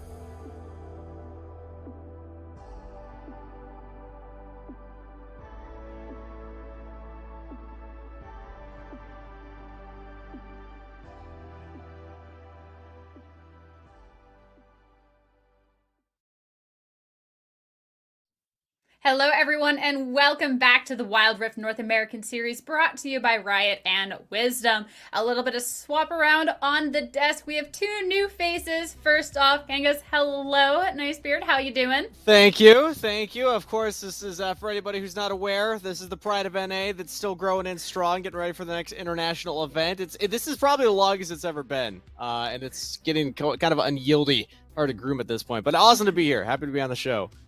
The Pride of NA. I hope you have insurance on it as well. Hello, Mr. Beatdown Boulevard. Welcome to the cast. How are you today, friend? Doing excellent here. It's been such a long time since I've seen and worked with you. It's great to just, meet up like this again. It's great. Did you guys live like down the street from each other? Actually, no. She's very far, but we work together often. That's the thing. That's the Just joke, because we're Canadian doesn't mean we all live in the same Canada's place. such a small country, You know, right? Canada's like bigger than the States, right? We are no kind way. of dense. Just because like 90% of the population's right next to the border doesn't mean that we all live down the street from each other. Come on. Yeah. Fair enough. Let's get that out. I failed geography. Aren't you trying to claim that you're like part Canadian because you're from Minnesota? Yeah, you like gotta quarter get the Canadian. geography on. Minnesotans are like quarter Canadian, all right? Well, you better start acting like it. All right. Maybe you failed geography, but we're going to take a map then all the way over to the team card so we can talk about the matchup that we have next. Of course, we're heading on over to the lower bracket, and to start things off, Team Yawn Beatdown. Right, and this is a team where, for the most part, these players have been staying together. Because, of course, in the Wild Rift scene, if you've been paying attention, there's definitely a lot of flip-flopping going around. Oh, yeah. And I think there is that advantage to having that consistent roster. Of course, they do have the new support coming through here. It is 3 Tamus Knock in place of Carry, funny enough, and more on that later. And this is honestly one of the stronger unsigned rosters here. But, of course, as they find themselves in that lower bracket, we were talking about it before going live, Kangas, but this is like everything from this going forward is that elimination. She got 1 life, and that's it. And interestingly enough, for Team Yawn, their path to get here, they actually had a bye in their first round in the lower bracket, and then they 2-0'd Yas Chicken. So they should be relatively fresh. They haven't had to play too many games today. They've only locked in, I believe, 2 series, because even their first round of the whole tournament was a bye. So when we look at Team Yawn, they have really strong players that we've seen playing throughout other majors and other qualifiers, and also they haven't been really pushed to their limits today. Some of these teams have played upwards of like 6 games already, and that can take a mental toll. So I think that looking at this roster, this is a team that I expect to make a pretty deep run here in the lower bracket. Yeah, they definitely have their work cut out for them, though, moving forward, because, sure, they might be a little bit fresher in comparison to a team like Sabani Mama that just got knocked down here by NME, but they got knocked down here by NME, a team that, Alk was referring to as the almost guaranteed first place spot. And looking at the roster, too, these players are definitely talented. They definitely have what it takes, so this could be tricky for Team Young Kangas. Exactly. Sabani Mama, always the team that's changing their name going into every event, with Jotu kind of being the one that holds them all together. And also Carry up against his old team, as Beatdown was mentioning before. Carry used to be over on the side of Team Young, so maybe a little bit of inside look on their draft and their play styles, something to keep in mind. But the big player on this roster that I want to look at, obviously Jotu, but Too Young has been impressing me a lot throughout the previous majors and qualifiers. I think Too Young is really stepping out here. I'm so sad we don't have a player photo for them, because it'd be awesome to actually see what they look like. But that's probably the player that I think, when we think about carry potential and firepower, definitely packing the most. Yeah, I think I agree with you there on that assessment, Kangas. I am a big fan of Jotu. I do like assassin players and their ability to kind of carry. Chaos is a player, too, I've been watching a little bit, even during the last time I was here casting on WNS a couple weeks ago during the second qualifier. And he's a player who I think has had some really good performances, but I think lately not as much, and is someone I'm looking for to kind of step it up a little bit more, because I think last series was a perfect example of what a really powerful commanding jungler can do. Because I'll tell you what, Alk and Ravi were talking, star player this, star player that, but where's the respect on my boy Yenna? For real, though. Tell me that game wasn't Jungle Dick Kangas. That game was pretty much Jungle Dick. Yeah.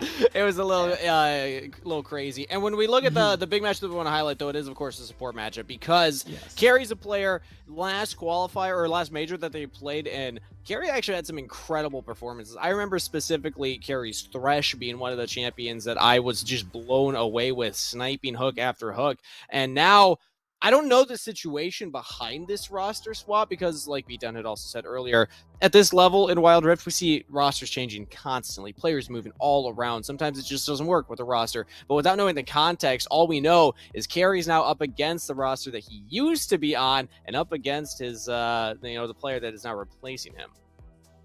Yeah, it'll definitely be fun to see how that shakes up. And we're going to put y'all on the spot too. We got the predictions, and I know you got to then pick, okay, someone's going against their old team. How is this going to go? But it actually seems like you two are on unison for this one. I just finished a desk where I was the odd one out. Almost went my way, but honestly, I think I might be right again this time, Kangas. Okay, all right. Well, I mean, I say again, okay, not again, but you know. I hope you at least back your prediction and don't see that you're against the pack and immediately swap over. But again, the reasons I outlined before, I think Yon's a strong team and they should be fresh. They haven't had to play too many games already today. They've had a lot of break time to kind of refresh their mental and get ready for this lower bracket run. Yeah, well, sorry. I would love to hear that, but we're going to hear that in the draft because it's actually time to head over to that, get started with the day. We got the lower quarters on the other side. Have fun, you two. I'll catch up with you later. Thank you, Sierra. Beatdown, what were you about to say?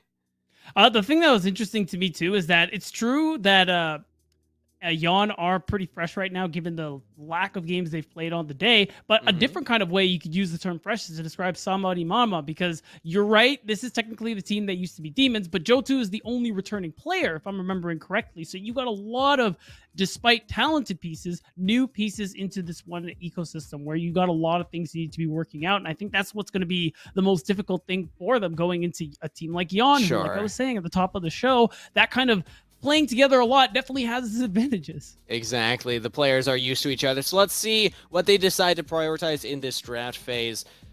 We see on the side of SBW locking in the Corki to start off, so more poke, but Yon immediately going for a powerful bot lane for Joey and 3Tom.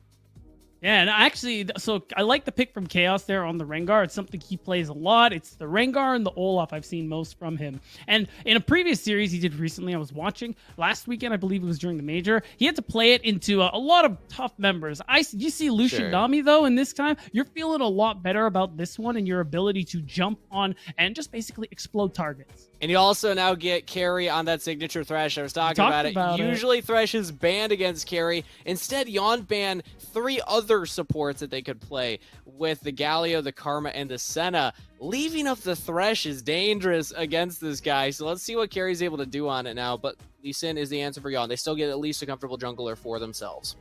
Right, so both teams so far have that good amount of strong early game jungler. Of course, you have the Lucian, who is going to be pretty strong later on into the game. I think the thing most interesting on both sides, though, is that you are lacking a little bit in HP, in a sense, where I do want to see some more frontliners going into the second phase of bans, especially on the side of Yon, because when you're dealing with that Rengar, that ability to assassinate, you do need at least some kind of frontliner, some kind of CC that isn't just the Nami bubble, that isn't just the Lee Sin kick, because I don't think that is enough to deal with picks like that.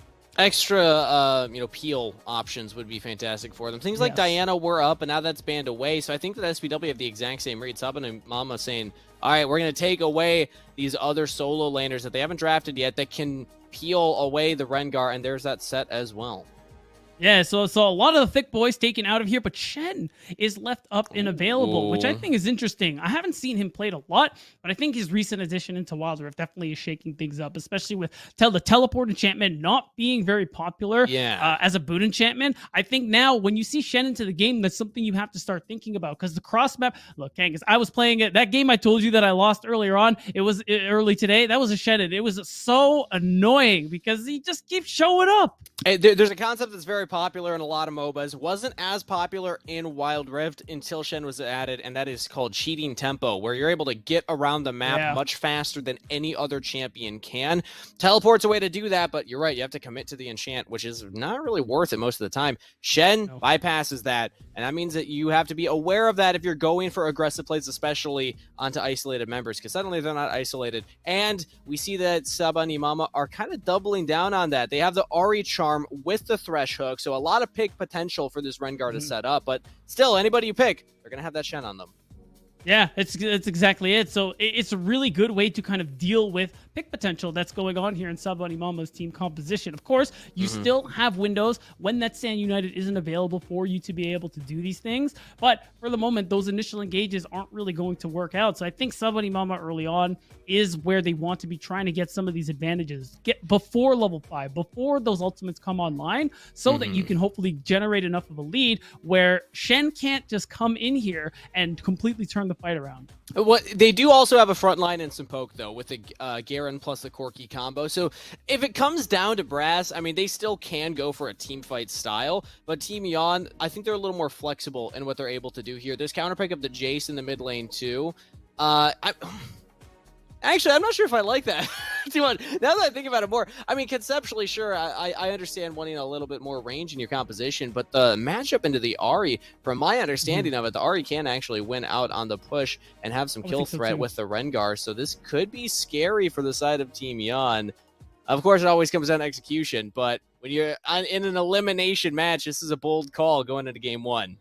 I think bold is the exact word I would also use, Kangas, because the thing is, 2-9 is a player who we know usually leans towards the mages. So seeing him on the Jace in that mid lane is definitely a little more of a different look from what we're used to. But it is going to be about, are you going to be able to overcome someone like Johto? Johto's a player who got a lot of praise when this team was called Demons, as being that AP champion player. You see him on a lot of assassins like the Akali, like the Katarina, but his Ahri was also very good. So having him on the signature pick here in game 1 is a great start.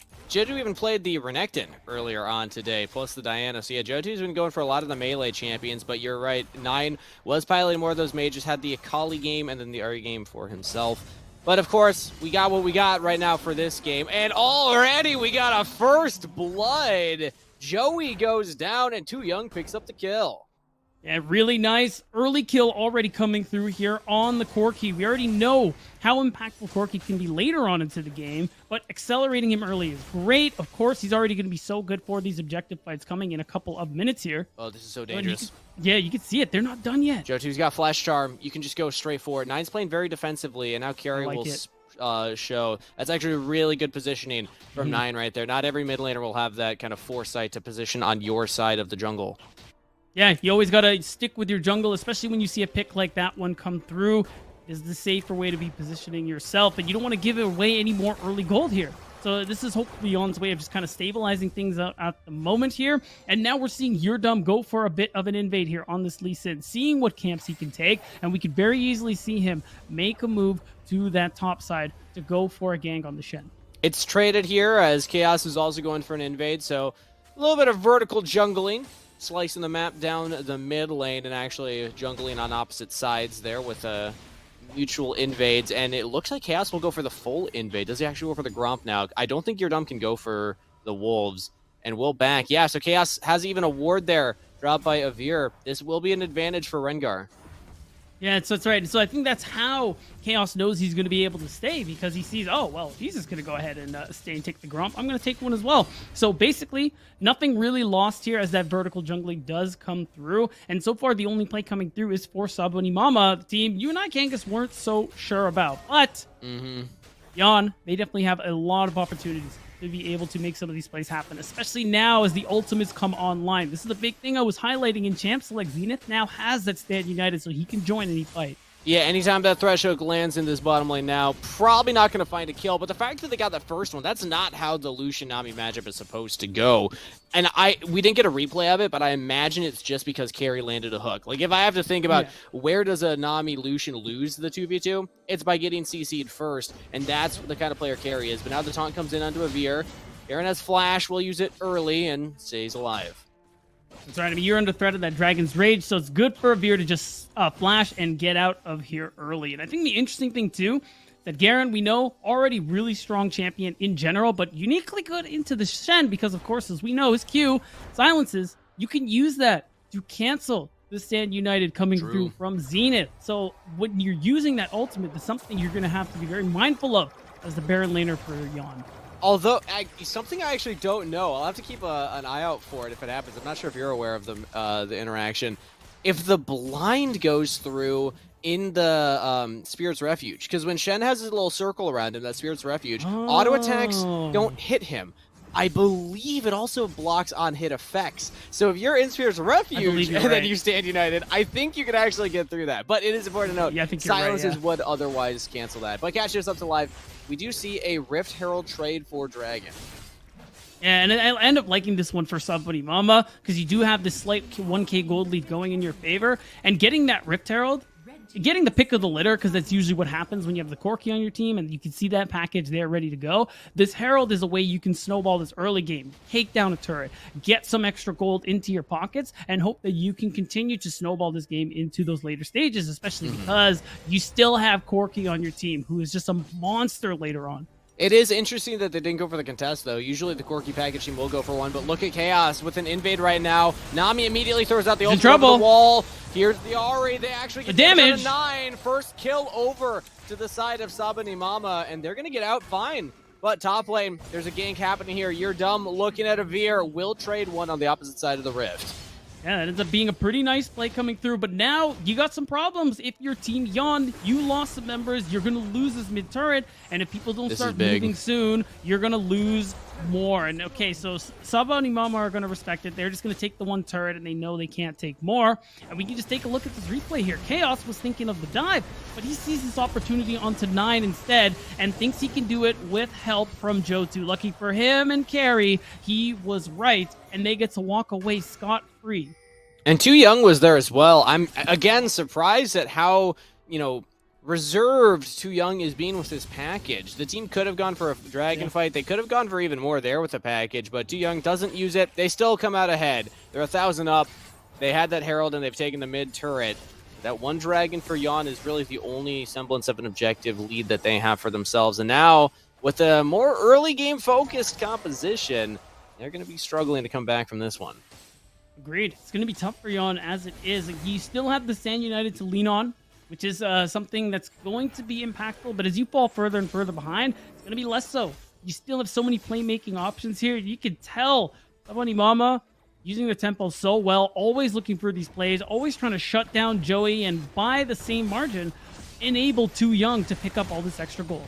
And every time we see Sabani Mama going for a bottom lane play, immediately on answer on the top lane. Your dumb goes right back up there. Another kill picked up. They also got the turret. I'm not sure exactly when that one went down, if it was during that play or a little bit before, but either way, we just see the difference in, focus. Oh, good hook from Carry over the wall onto 3-Tom.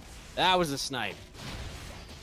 Right, and I'm glad you mentioned the kind of differences of ideas here between these teams, because it is true, Yon usually do play more towards this top side of the map. Usually, of course, 9 is a lot more involved in these situations, but overall, this is kind of what we can expect from them. But of course, getting more gold and kills and everything to Too Young, I think, is going to still benefit Sabani Mama just because of the damage that's going to be coming through from this Corki. So Yon, sure, yeah, we're going to have to do a little bit more to not only catch themselves back up, but get some gold into some impactful places. At least it's your dumb on the Lee Sin picking them up, because he's going to be doing a lot of damage. The big surprise for me is, the jungler's playing into the Shen lane. Typically, you think of the Shen as, okay, I'm just going to play alone, I'm just going to hold off the Garen as long as I can, then ult to the other side of the rift, and that's where we put our focus. And it's a very defensive style. You can also use it aggressively. We have yet to see Zenith actually ult anywhere. He's just kind of hanging out. All right, guys, I took tier 2 turret. Why has my bot lane died twice? Well, you drafted the Shed. You're the one that's supposed to be keeping them safe. The interesting thing with that is I'm actually going to hold that we may have a fight on our hands for the Scuttlecraft.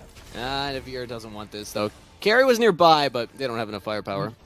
Yeah, and the thing I was going to talk about too is one thing I had noticed was actually Zenith's rank, his ult was on cooldown.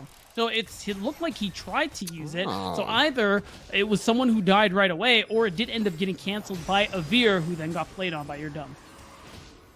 Could have been hard to catch those in the heat of the moment. Even if the Shen ult is used, it's not like a massive shield, so if you kill them before the Shen actually makes it, it doesn't go through. Dragon started now by Team Yon. approach from Package. Sabani Mama. And now they have the inside track here. Ari with the He's here. flag. Big package coming in from Too Young.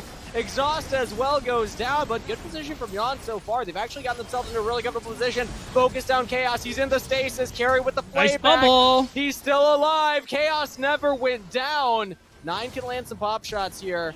Maybe he gets a kill out of The Chaos. flash. Too Young chasing forward on the killing spree. And Sabani Mama come out ahead. They're still in control here. They lose the dragon, but they get up so much gold in the process, and they're up 3k. Kangas, they're going to go for another Herald, but these HP bars are low, and 9 could be here to pick up some slack. It's very dangerous. Yeah, 9 can do a lot of damage from long range. Doesn't get the kill, though. So Sabani and Mama get out. They have the objective, and they also got a couple more kills for themselves. This is a 3,000 gold lead, but they're low on their health bars. They want to reset right now. Right, they have every right to. They aren't going to lose. Oh! Ooh, 9. All right. I see that. I like that.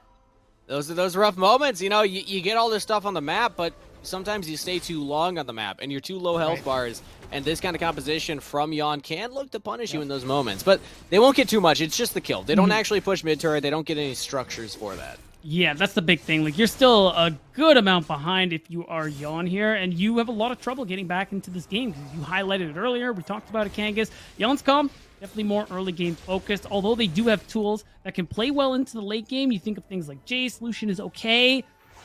You look over at Corki, Rengar, things like that, and how good Sabani Mama's comp is for just the simple front to back. They're in honestly, a pretty great position on that side for SPW. Exactly, and now it's going to be Team Jan that will have to make kind of a comeback move here. They are stacking some dragons, so 2 in the belt feels good. Finding picks in the side lane would feel better. We have Zenith here. Again, no backup, though. You can't kill the Ahri by yourself. Actually, we'll go in for the attempt. I mean, Joe2 should be fine right now, and even has Chaos nearby. Maybe they can bait Chaos in because your Dumb's around, but no kills either way. Nope. So you do end up getting a little pressure, a little bit of health, but it's not much. Again, even though it is interesting, Shed is usually the one who doesn't get a lot of resources, you still see your Dumb giving Zenith a lot of attention here in this game, and less so for Joey. And it kind of shows when you look at that itemization coming through in comparison to Too Young, who is sitting very nicely at 2 items, and Sabani Mama very happy to pick up yet another turret Kangas. He's going to back under the tower, man.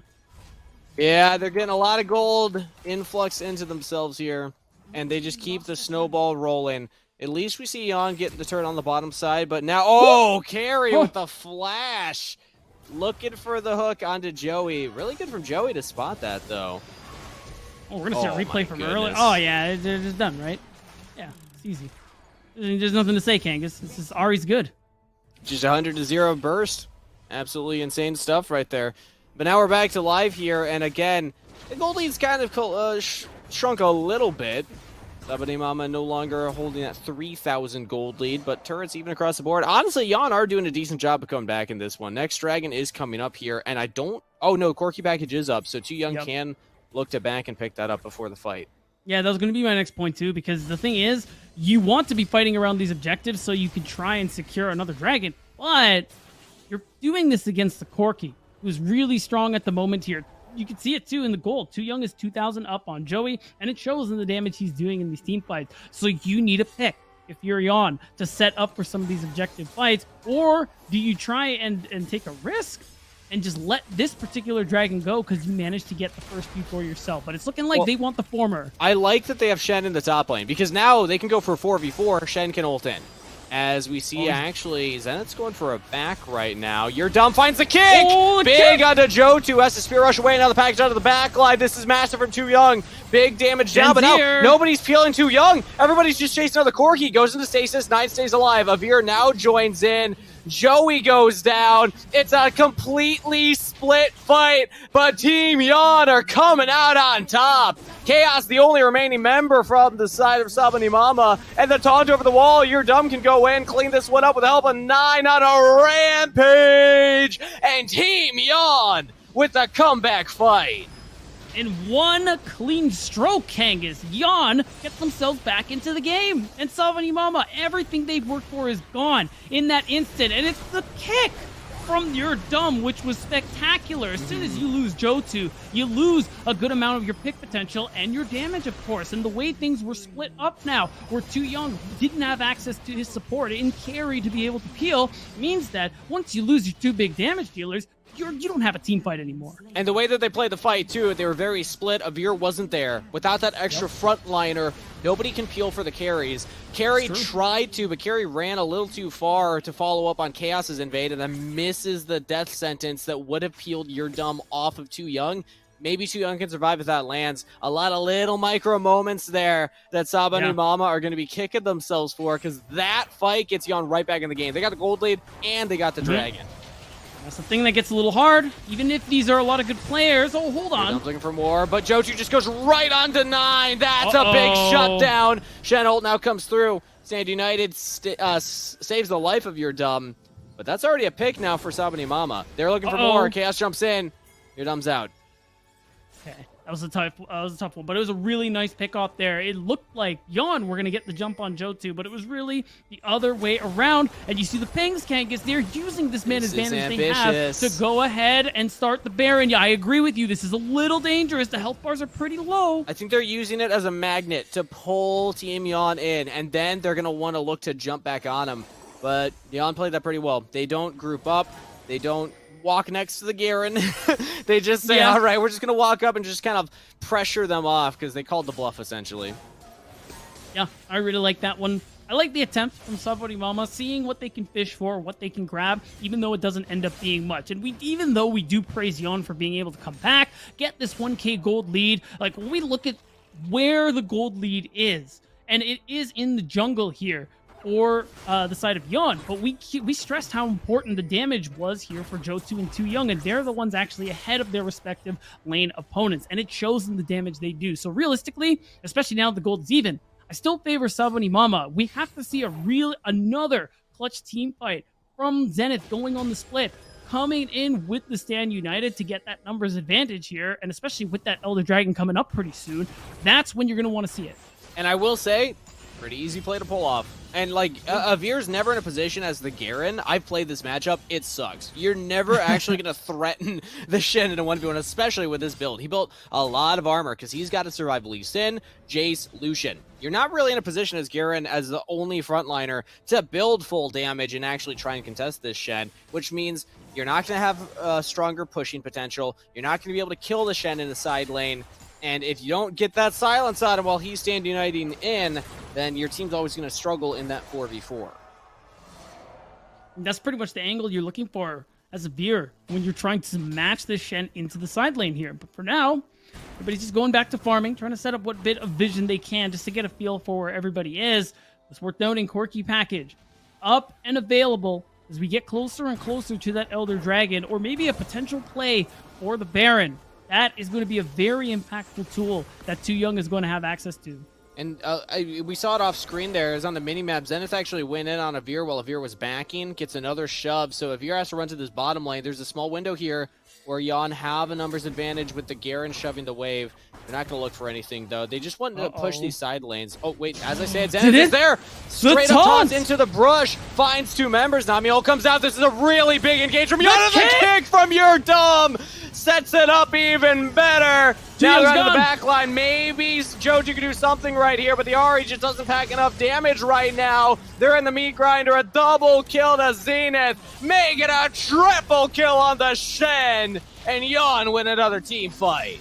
And the timing couldn't be better, Kangas. The Elder Dragon is up there, easily going to be able to take some of these structures here because we got 30 seconds on a lot of people. You're that was close. Getting dangerously low, and they might be able to take another turret, deal that permanent blow here. I'm not going to lie. Oh, yeah, maybe they're just going to end it. You're right. 20 seconds. That's game. That's over. They don't even need the Elder Team. Yon oh my God. Off of the flank from Zenith.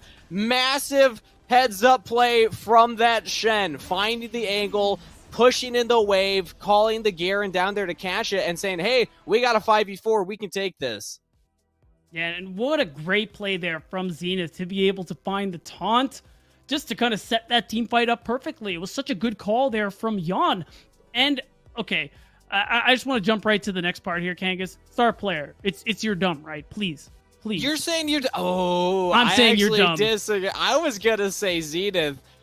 It's I tough. kind of agree, but it's the kicks, man. Kicking too Yes. young in that last fight, that's game winning, you know? True. Your Dumb did have some game-winning moments, but the reason I argued Zenith... wow, even their stat lines are like dead even for KDA. It's just like one more kill and one more assist, respectively. Yeah. The reason that I like the Shen is that it got a lead and was able to utilize it. And also, your Dub, I think in the early game, was putting a lot of focus into that Shen. Shen did the most damage? That's okay. You know what? I'll give it to Zenith. What? I'll back off. Joey, my dude.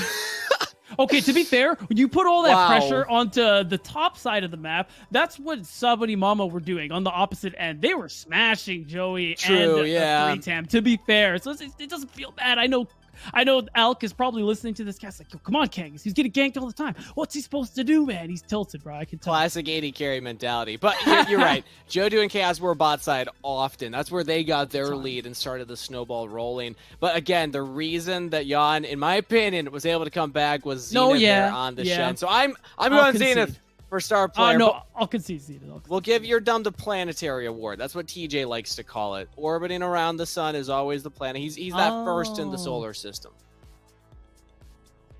I like that one. Wow, I gotta write that one down. What's the first planet in our solar system? I have no idea. I believe it's Mercury. Mercury? All right, cool. That makes Pretty sense. That sounds right.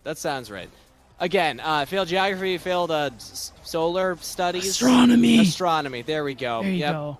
But here we go as we get a replay. It was that hook from Carry. That's what set up the 2v2 kill. Yeah, and to be fair, we do got to give some credit to Carry, like you talked about. Usually that's not the kind of lane that would get pushed there with the Thresh, with the Corki of all things, which doesn't start off pretty hot, but you did see the 2v2 kill come through. And overall, like, the team fighting is what really made the difference here. And we kind of highlighted how this could be a problem going into this game, Kangas, because again, even though you got a lot of good players here on the side of Sabani Mama who have been around the Wild Rift North American scene, they haven't been, that kick was so good. They haven't been playing together very long since a lot of this roster got put together since like, what, last week? And I think that does end up showing a little bit in the team fights and how things go on in terms of cross-map plays, because you do need a little bit of that synergy here. I got to give him credit, though. I think he played this game very well, a lot better than I expected him to. This fight that we're watching the replay right now is the big turning point in the game. This is when you saw that gold lead drop off the cliff. Because Jan, like you were saying, they've played together. They know how each other like to play. Okay, your Dumb is hitting a couple of really clutch kicks here. We do need to give him credit for all of these. Am I changing your mind? No, I'm still going Zenith, but your Dumb okay. did have some really good kicks. I think there were 3 in this game, actually. That's already close enough to a highlight reel right there. Yeah, get some montages in for these players. But it was the Shen, global map plays, a lot of stuff that Zenith was able to do just with that pressure. So, yeah, and here we go. Star player to Zenith, rank 1 from Team Yon. Incredible. 31% of your team's damage as Shen of all picks. Okay. That's pretty wild. And I think the thing to add too is like, okay, we see a lot of high kill participations with usually people who end up being star player, but 93%, that's the highest I've ever seen. That's very high. Very high. And it's tough because if you're up against a Shen as the Garen in that situation, I understand the want to go for armor. If you're a Veer, your goal is that you want to get to those team fights. You want to be that frontliner. But against the Shen, it's really hard to do that, especially if the Shen gets rolling. When I go up against Shen, usually my strategy is the complete opposite. I'm like, all right, sorry, team, good luck. I'm just going to go Hullbreaker and just split push the whole game, which I think is an underrated item on Garrett especially. But, of course, Avir went for the team fighting build instead, and we saw the struggles that they had there. You're kind of getting run all around the map.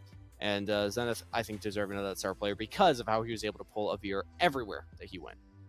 Yeah, I can agree with that. And the thing, too, is it makes me wonder what the strategy change will be into game 2. Will Maybe it be something like... Well, yeah, we'll probably see the Shen ban, but if it actually manages to get through, are you going to build Hullbreaker? Are you just going to play for split? Or are we going to see the teleport enchant come through here? Because I think in these situations, that's something you really have to consider for yourself. It is an option. Okay. Especially if you're going that team fight build where I'm building a lot of health, I'm building a lot of armor so I can frontline for the team. You need to be there for the team to frontline. And I actually do, I don't remember if the Garen was counterpicked after the Shen was locked in? I think it was. So maybe I think even it was too. maybe even look at a different one. Again, if you see Shen, pick Jax, pick Fiora. If you play those champions, sometimes players don't play everything, but like if you have any split pusher in your pool, that's what you want to play into Shen, because as soon as Shen teleports out, you're taking 2 turrets because he's no longer in that lane, and you're like, all right, sorry, we're gonna sacrifice the team fight, but I will win the game for us because I can kill an inhib turret with Hullbreaker, Divine Sunderer in like 5 seconds if you leave me alone on it. So that's the threat there. Yeah, and you can just add to the fact that if this is the game plan going in as well, you're watching the Stand United, you're like, okay, Shen's ulting, like, back it up, and you can disengage from these team fights. Yeah, you might be giving away neutrals in the process, but that hard commit to that ultimate that can't be canceled means that exact situation you highlighted, Kangas. You get to push that much further, you get to take that much more gold off the map, and if you don't give kills away, that is how you find yourself leads. Exactly, but like I said, it can come down to champ pool. If you don't play those champions, you don't play those champions, and that's a tough position to be in too. That's where you ban out the Shen. If you don't have something that you're confident played into it, it's such a unique champion. I know Karma was the more popular one on release when those two came out, but I think Shen is fully slept on. It's cool that Team Yon is pulling that out, but also you need to look at this Lee Sin, because this has actually been played in both of the losses that your Dumb suffered earlier in the tournament, 5-7-3, and even in a loss 8-4-6 on this pick. So your Dumb is on a heater on the Lee Sin lately. I think that's another one that they need to look at. Yeah, definitely. And I think it's probably something they'll consider going into that next one, just because of how clutch he was with some of those kicks coming through in team fights. And just the fact that even though in the early game, I think your Dumb, was finding plays on the top side, I think it's just the team fighting that he's so good at. You want to remove those tools from him there, or maybe take it for yourself. I haven't seen Chaos run the Lee Sin, but you do have that early pick priority. You can grab that for yourself if he's comfortable on it, and it's simultaneously the takeaway. Well, Chaos did play the Lee Sin earlier today, was 0-4 on it, so not the best performance there. And then also played the Jax. And actually, now I'm looking at Avir. Avir played the Camille and the Fiora. Yeah, I would have loved to see that Camille into that Shen matchup. That's, I think, what you want to do in those situations. So now that I know Avir does play that, I'm going to call back the Shen ban. I don't think you need to worry about Shen ban as long as you're able to play a split pusher into it. So let's see what the adaptations are. They banned the Camille. Oh, that's that was not what I was expecting. Maybe they're going to grab the Shen for themselves right away. One thing I want to say, if this is anything like League, Shen is actually really good into Camille, if I'm remembering correctly. So I don't know if that's actually a matchup you want to be going for. Maybe. I actually haven't played that one myself personally, so I could just be talking smoke. But they do ban out the Lee Sin. That is an adaptation that they brought in. I think getting your Dumb off of that is crucial, because your Dumb on the Lee Sin is part of what got the Shen the lead to begin with. And still Thresh for carry. Right now, it's going to be what jungle options are available for your Dumb. What else is he going to be able to come on to that's going to give us as strong as a performance as what we saw in game one? Because realistically, even though it was clutch, even the team fights were really well executed from Yon, it was tight. And if you're trying to 2-0 this and move it on, Kangas, you don't want to be relying on those kind of comebacks later on into the game. Yeah, you want to make sure that you have a strong draft so you can close it out right here. Keep that the Yon spirit alive. You know, they've been sleeping, they've been napping, they've only had to play like 2 series today. Both of them were 2-game series, so if they could keep that rolling, I'm sure that they'd be happy with an early end to their day. They're going with the set lock-in. This was banned in that last game, and it is flexible. I love this on Red 1 because, you know, you can play it top lane, you can still play it at the support position, and your opponent's going to have to guess which one it's going to. Yeah, and I like the Diana as well. It's a champion I'm a big fan of here in One of the Rift, just because of the differences, the ability to dash multiple times if you stack enough on minions and champions. It's kind of crazy to me, but I like it, and it ends up being really good in these team fights overall. They're likely going to go into Nine's hands, who I think played really well last game too, so why not? And it kind of fits into Nine's champ pool. Played the Akali, played the Ahri. Diana's kind of right in that as well. I'm actually looking back at one of their other earlier games today. Joey plays the Yasuo. So they could go for like a Diana, Yasuo in the Dragon lane, and then 3-Tom on the set, or even Zenith on the set, either way. That'd be kind of a spicy composition if they lock it a red 3 Yasuo right here. Don't get my hopes up, Kangas. That sounds wonderful. I want to see that so badly now. Kind of because scary into Darius. yeah, that's kind of fair. And also, you get hard Corki. outranged by Corki too. In you lane, get it would be outranged, good, but you got the wind wall, and if you can get that that's knock up true. on Corki, you one shot him. That is true. And who knows? Maybe if we see the what is the champion I'm thinking of? You see the Gragas come through as well. You just knock up after knock up to set up the Yasuo. Yeah, maybe that is what we see coming through here. Because I like the dark tech. I like the dark technology beatdown. Me too. Oh, well, okay. that's not Galio dark. isn't Yasuo, but it's another champion that can work with Yasuo. So let's see if you're Sabi right. and Mama have actually got the same rate as I do, and maybe they just ban it out. That'd be pretty insane. Like they clearly just know things that we don't, because we're just like postulating right now, right? And you see them ban the Yasuo, they're like, no. Nice try, buddy. If Yon get Yasuo, they have no range in this composition. That is the one weakness that they would have. So maybe they would want something like a Graves jungle at that point, something that can at least provide some. I mean, I thought it was count as range. I don't even know why I threw that one in there. Yeah. They're not gonna have any range in their composition if they don't lock in something for their marksman in the bot lane. Mm-hmm.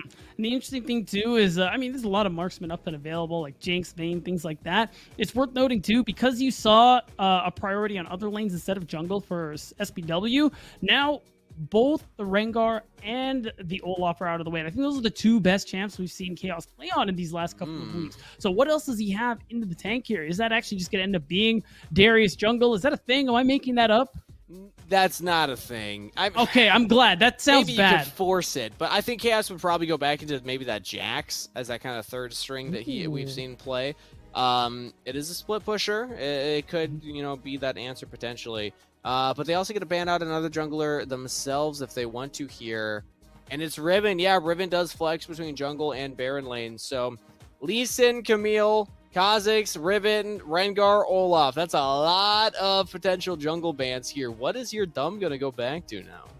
Yeah, that's the thing. Like we're just going so deep into the pockets that are these players' champion pools here, which is wow. Oh, that's I've Yasuo. never seen it. Well, it's not. It's definitely not Yasuo. I have not it's seen the opposite of Ezreal. Yasuo. You know what, Kangas? You know what it is though? Yeah, it's range. It is, and that's what we were asking for. It is range, it's poke, and it also plays very safe. If you have Galio support, Galio has no problem roaming or ulting elsewhere on the Rift while Ezreal stays safe. Not as big of a thing in Wild Rift, though, because, again, the map is so small, but still something to keep in mind because Sabi and Mama are actually going to go Corki in the mid lane. They lock in the Ashe for themselves. They got to show their jungler now. The jungle pool's just pinched so much. I think it's probably got to be Jax. They're going Graves themselves. So okay. Graves.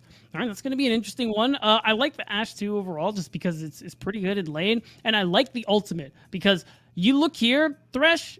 Yes, good CC, not exactly an engaged champion. So I need something more consistent if I'm looking at SPW's chances for a game 3. I think the Crystal Arrow is a good chance. Yeah, exactly, especially because of Wild Rift. You can aim it a little bit, and I'm not going to lie, when someone told me that, God, that's crazy. Wait a minute. What? Oh, is it? Wait, okay, what am I looking at? I don't know. Can't get you this explain. It's going to be a flex. It's going to be an off-meta jungler. It could be the set. I've heard rumblings. Ezreal potentially? There's no shot. Don't say There's no shot it's actually Ezreal in the jungle, but it's going to be something that we weren't expecting from Yon. Yeah, I think that's a pretty fair shout. I thought about it when they locked in Ezreal, just because I know once upon a time that existed in League, but we're long since that time, and this is also a different game. So, what are we looking at? Oh, it's the set jungle. There we go. Yeah, it hasn't been super popular early. Maybe it's been more popular lately, and I just haven't ran into it yet. There's a chance that it's come back. But the thing about the set is, of course, now you're gonna have the ability to roam around, get into different lanes, and use that ultimate as a kind of gank setup for your laner, as opposed to traditionally where you're in a solo lane yourself or in the support role. But the Akshan range matchup into the Darius, that's actually the more spicy pick to talk about here, because now Darius is going to struggle in this matchup in the Baron lane, where traditionally Darius is a bully. Right, and we were expecting with all the other picks coming through, okay, Darius was going to go into the melee. This is what you love to see as a Darius player. But instead, kind of pulling the rug from under him at that last second, being like, just kidding, it's Akshan, is really brutal, I think, for Avir on the top side, who already had his fair share of struggles in that first game. So, that's just flash out of Joey to start the lane. Carry is just too Carries is good different. on this pick. Like, I think it's a must ban against any team carries on, whether it's Team Yon, whether it's now Sabani Nawa or Mama. It's either way. Saba ni Mama. Saba ni Mama. You gotta ban carries, Thresh. Yeah, I think so. Like, he's really just proving that he's exceptional on the pick. And it was a big reason why we saw the 2v2 kill happen in game 1, even though SBW didn't win. I mean, still, big bottom lane performances, especially here into this Ezreal. Even though it is safe, you can get flashed out early. If you can get those situations where you do land that death sentence, you can find yourself some of these early leads. Because all you're really looking for is time. You have good team fight on the side of Yon, which is great. But I mean, again, when I see Corki, I just see two marksmen in general. I'm thinking, okay, late game is going to be great for you. You're going to love this. You're going to have the range advantage, but maybe not because of the Akshan as well. So there's double marksman on both sides. So you can make that argument either way. And it was interesting to see the early trading from the Akshan against the Darius there. Zenith actually struggled a little bit at the beginning, but is now getting a slight health bar advantage over the Darius like I'd expected. Even has your dumb hanging out up here too. Yeah, okay. So, I mean, we talked about it. They do like to play to top. Oh, now they're going for the in. dive. Avir underneath the turret. Can he survive it? First blood. Your dumb flashes, and the turret doesn't follow. That is a clean dive. Yeah, beautiful. Dimitri was even talking about it. He's happy to see more teams go for these these crashes. These dives after crashes, God, words. And it's just so nice to already in such a tough matchup for Avir, just start setting them behind, get some kills onto your Akshan, who is going to be a big damage dealer in those later stages of the game. Now, Chaos doesn't even get to cross map the way he was hoping to. Yeah. Dumb immediately went for the recall. He goes for the dive top lane, straight to the defense of his own jungle on the bottom side. A lot of wards that will spot him out here, but I mean, that's fine at this point. You got 1,000 gold lead on your range matchup into the Darius. So Avir, this lane is not going to get easier. No, it really isn't. So you're really just hoping that you can get some kind of gold later on into the game. Is anyone going to the side lane, guys? Can I go, please? That's literally good. That's severe. Is it safe? Where's Akshan? I don't know. He's invisible. He's hiding. He's going rogue. It's not fair. Has the Kindle gem coming back into lane here, but you see already 2 components completed for the Akshan, going towards most likely that Storm Razor as the first item. But your dumb actually goes for an aggressive invade here. Chaos is a level up, and that's the arrow landing. So your dumb caught out of position, too far forward, gives over a kill. Yeah, and I like that play coming through here. Already SBW taking advantage of the Enchanted Crystal Arrow. A really nice shout there from Too Young. Oh, Carry. Now roam into the mid lane from Carry. Oh, got a little stylish with that flash there. And doesn't land the death sentence onto 9. And we're going to see what happened earlier on this. I'm not really sure the window your dumb was exactly looking for here. And it wouldn't have been as bad if he didn't get hit with the arrow. Because like he still had ult, still had his Haymaker, wasn't able to use either. But still, a really nice catch out here from SBW. Now because the package is looking like it's just been picked up by Johto, you got to imagine SBW have their pick of objectives. However, with this Corki, wow, he's actually going to be too late. He is too late. Dragon's going down here. Yana picking it up, and look at the Rift Herald. Started by the side of SBW, and Yon will not go to contest. I thought there might have been a window there where Yon could actually run up there because they're taking it so slowly, but it's just a trade. Yeah, and I kind of like the call from Yon because they just sprinted it to Dragon and were there for the spawn. Even though something drop. like... Yeah, oh wow, I kind of like that. Get that extra gold back into Avir's pocket. And I mean, realistically, you kind of want to get him back in the game. They can just engage onto Chaos right now. Oh, 9 misses. Oh, there we go. The Goes back in. And that's a kill picked up by Zenith. Now to a 2v1 onto Avir. As the ultimate available. And the package used there by Johto. But a double kill for Zenith. Johto doesn't get enough damage for Avir to go for the ultimate. But the rocket trades one back. Johto might look for more here. The turret went down. The Herald actually killed it. Yeah, that means so much extra gold here into SBW's pocket. Now they find themselves ahead, 1,000, where they were kind of fault lagging behind a little bit into the early game. Now, of course, Yon, I think are still in a pretty decent position, but getting a kill onto your Corki, I think, is a really big deal here for SBW, because that damage, getting closer to those big damage thresholds is going to be really important here. They got a lot of damage on the turret to start off before the Herald even charged. That was big, because then the Herald just kills the turret on its own. And it's a nice read here from 9 to preemptively go towards the top lane here. I don't even know if they were expecting to kill the jungler, but either way, they got a couple kills. It's a 2-for-1. Yeah, and I think Zenith definitely getting a little big there, trying to make the play happen. Oh, dead. 9. Oh, that was rough. Oh, dodges the last rocket. Yes, dodge one more. Oh, Johto with the upgraded rocket lanes at max range. Yeah. Oh, okay. Joey didn't have it. And that's another kill over to this Corki here, who, again, not really someone you want to be giving extra gold to. Now he's level 9. Here. Oh, Joey. Joey's not respecting it and flashes, so 3 He's damage gone. gets hit. And that means that the Galio is down. Attempt with the Enchanted Crystal Arrow, but all in all, very successful for SBW, punishing some of these misplays here from Yon, and that means that they're really starting to pull ahead in this game. Now, they're up more than 2,500 gold, and when this next Herald or when this next Dragon comes up, they should have control over the pit, and that means it'll be an easier chance for Johto to be able to come back with the package and actually use it for that objective. Johto's just straight up getting his own leads in this mid lane, and then carries all over the map right now. Yurdom's yet to really make this jungle set work. We're 6.5 minutes in, hasn't found anything. Now Zenith getting caught because, again, guess where carry is? Not in the Dragon lane, on the map, making things happen. Another kill for Revere. And honestly, the play from Chaos was so smart, too. You see how he was in the area hovering with Too Young to make sure nothing could really come of it on the opposite end. But now, they want to play of their own. Oh, wow, that was close. Score! Right between the goalposts. You know what, Kangas? That takes skill from one so young. Props to this Ashe. Right? Yeah. See, some people would have tried to hit those, but if you hit the goalpost, it bounces back and you don't get a point. You got to get it between the goalposts.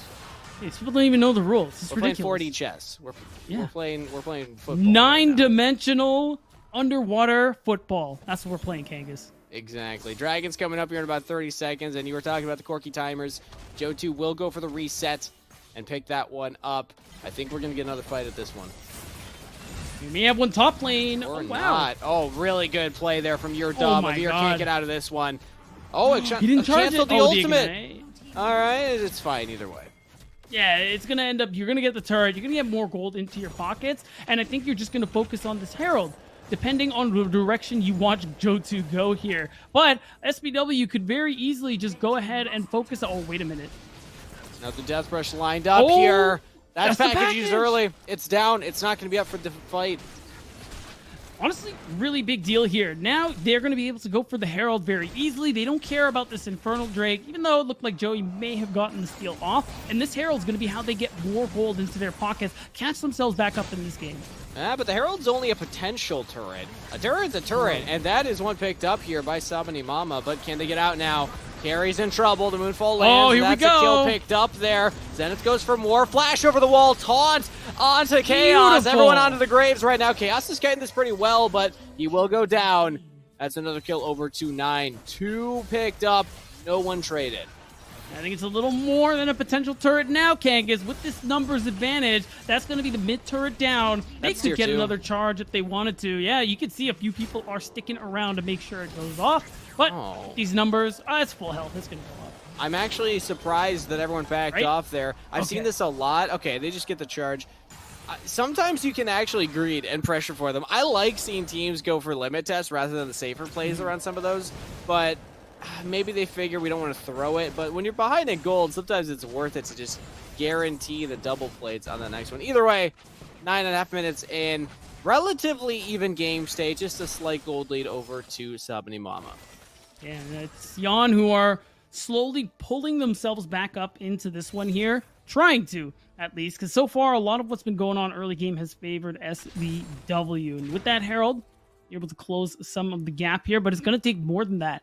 It is going to be about still trying to push out some of these waves, so it's going to be easier for you to invade yourself and kind of avoid, well, what's happening right here, where Chaos gets to go ahead, steal some camps, and walk away with more gold.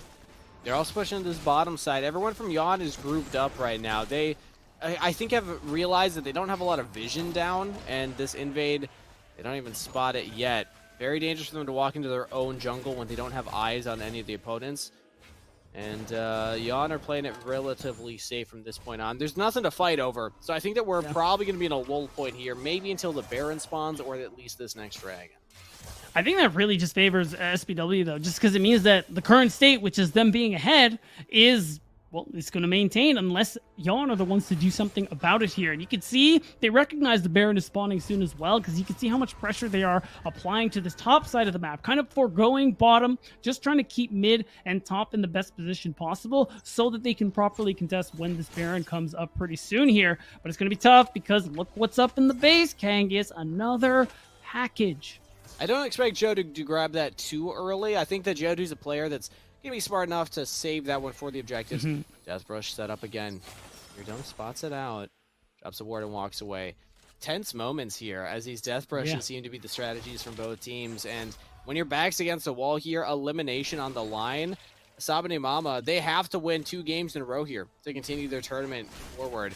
And that means that if they lose 1 game, they are out. They will not go to the first LAN in Minnesota. They're going to have to watch from the sidelines. And you can imagine that that's a lot of pressure for these players to be feeling. 100%. These players definitely been around, played their fair share of Wild Rift here in the WNS, and they want to make it to that first LAN, but no mistakes are allowed anymore if you're Sabane Mama. And if you want a 2-0 sweep, you can't afford any more mistakes in this game either as Jan, because you're still in a pretty precarious position where it's not quite right to say this game's on a knife's edge. It's still favoring SPW, but you don't have many more chances to pull yourself back in if you're Jan. So it has to be at this next objective fight, which could very well be this dragon spawning in 20. 20 seconds, and look at that. Joe2 with the timer, goes for the back and picks up the package. Gets a full buy off. It doesn't have 3 items yet. In fact, nobody on the Rift has a full 3 items currently. But there is still just a slight advantage in the gold spent to SBW. They're also going to be here to the Dragon first. And that's really good for Joe2, who's having this package. And with Baron not even being up, there isn't a whole lot you can actually do here. Ashero goes out a little early. Javier jumps in. That's the front line, but they're doing a lot of damage. It's actually Zenith. That's not a front line. That's one of the 80 carries. Now they've repositioned. The front lines go in, but they're going down. Moonfall onto 1 from 9, and SBW move forward uncontested. They got through the Galio. They got through the set. There's no shot that Jan can go for this dragon now. That's a big team fight and such a big risk for Jan that doesn't pan out in the slightest, but you can see it. They're trying to make their way back in. You can't do this. They're sticking around, but that's just to watch the dragon go down and now get picked by Carry. Nide pays the price. The Ash Arrow's back up. Joey's in trouble. Oh, I thought that was a Veer, but it was actually Chaos that jumped forward, so Joey is fine. Yeah, Jan stick around for a little too long. They get punished. And you can see it here. Like, this isn't the play. You're walking into the Corki package. You're walking in blind into Carry's Thresh. You got to let this dragon go, unfortunately, especially given the game state you're in. But they want to try and fight Kangas, and they just don't have that ability to do so. Somebody gets CC'd, and they just get torn apart here. And the fact is, when you have something like a Galio, you don't want to split the way we saw it happen. It looked like 2 separate fights happening instead of the 5v5 that Team Jan desperately needs. It was also just Jan not being quick enough on their setup.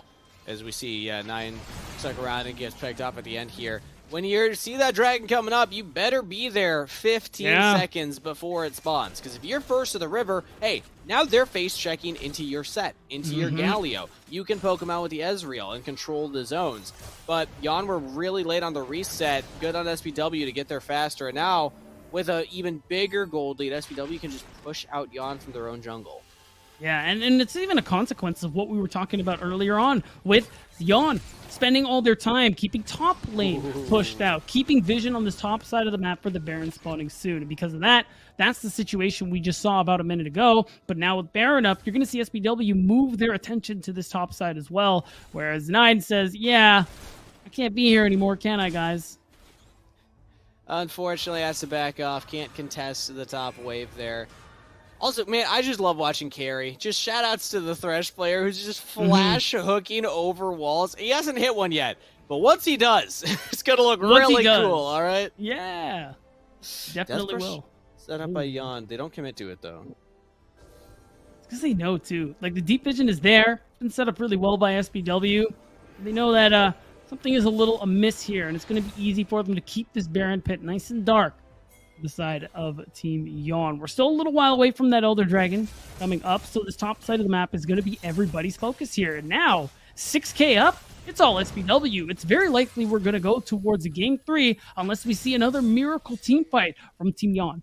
It'll have to be something crazy set up by 9. A big Moonfall can turn games. If you pair that with the Galio Grand Entrance on top of it, that can win games. But it's actually the arrow onto 9, and nobody's nearby. 9's completely caught out here, pushing the side lane, and SBW capitalize on it. That's another pig. Will flash away. Actually, 9 gets out. The flash used, and now Johto, I think, went a little too far forward. Johto has Doesn't have the team damage. behind him, and Johto barely takes a scratch. Survives aggressive flashing. Oh, so much value is coming out of Too Young here in these enchanted crystal arrows. Now you have the numbers. Now you can go for the Baron, and Yawn can't do much. If they want to steal, it's going to be at great risk. It could be the game. If your dumb can get in there, ult somebody into the pit, and then smite, steal it, that's the win condition. That's how Yawn have to play this. Your dumb just flashes into the pit. He steals it! Your dumb with the objective steal! And now SBW, they can look to pick up a couple of kills, but their health bars are low. They're dealing with this Ezreal over the wall. True Shot Barrage not quite landing on enough members, and Your Dumb does die, but he did his job. That is a stolen Baron. Incredible play coming through, and now them stopping the backs here from Carry. Even more important here, you're really messing with SPW's tempo, and it means you're going to be able to more easily push out this mid wave, and you could see it. Yawn getting zoned pretty well here, but Your Dumb knows the window, knows his limits, and he knows how to steal an epic objective. Yeah, I think that Chaos might have panic smited there. Oh, Zenith might get caught right now. Avir gets the slow, chases down. Zenith is dead. Big pickup right before the Elder Dragon. Oh, and that's just going to be secured, it looks like. Again, although Your Dumb is up in 5 seconds. 9 could look for something big. Yeah. Oh, just walks into Carrie's death sentence. Now lands a Moonfall with the taunt. It looks cool, but where's the damage? Chaos is low. They actually pick up Chaos. It's Joey that gets the kill. Joey, can you steal the dragon? They steal it again! You're kidding me! Your Dumb gets it!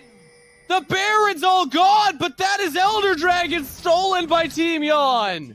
Okay, but it might not matter. These are very long spawn timers, and it's starting to look like with the 2 cannons coming through. Zenith will be up. Avir's going to tank this one. I don't think you end if you're SBW. I don't think you have the wave.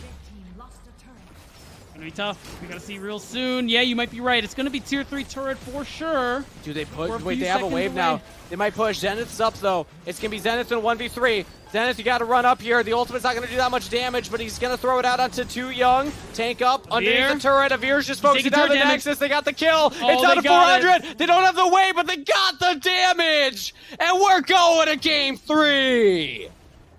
I can't believe it. SBW are keeping this one tight. They managed to pull it back nicely, Kangas, because we are certainly going to a 3rd game there. What a great performance from the squad. Realistically, from at every point in the game, I think we're doing pretty strongly. Crazy that Your Dumb steals a Baron and then dies, respawns, runs the Elder, steals the Elder, dies, and they lose the game. Yeah, like how ridiculous is that? Also, Kangas. Yeah? Kangas. I know we're not on screen right now, but look at me. Okay, I'm looking. Too Young is the star player. Agreed. Okay. What? No. Carry? No. On the Thresh? No. Maybe? No. If he landed one of those splash hooks over walls, maybe. But no. It's Too Young, man. The Ashe was too valuable this game. Every play that came through was from landing an arrow, and we don't have any stats, but I'm sure he was landing 9 out of every 10 enchanted crystal arrows. Please tell me, I saw a couple miss. I saw a couple miss. A couple, because there were more than 10 throws. Sarah might have to be the differentiator. I'm still going Carry. You're going Too Young. What? Sarah, do you have a tiebreaker? I'm gonna go with beatdown on this one. I'm sorry. Woo! All right, I'm gonna head out. We'll get Alex to come back in and fill in on the desk. 2 colors, eh? Interesting. I'm sorry. I just want to say too, I'm so pumped that we're gonna get a game 3 out of this series because I know that SBW had a lead for a really well, actually, looking at the graph, all of that game, but the steals, back-to-back steals by Yawn, I actually thought for a second that this was just going to be closed and done. I mean, they definitely made a point for it, Kangas. It's so rough because you get those steals as you're dumb, and then you're looking at your team like, who was getting picked around those objectives that I just saved for us, guys? Come on. Why are we just giving over free kills before these are taken? Because they're putting themselves in situations where Yadam has to go for those steals. Not an ideal position to be in. So I think Team Yon definitely need to look at that one and really take a second look at their positioning before the objectives actually come up. Yeah, well, the fact, too, that we're getting a Game 3 out of this, Beatdown, what do you think is really the biggest part in it? What was it that SBW was able to switch up in the second game to even make this go to a series?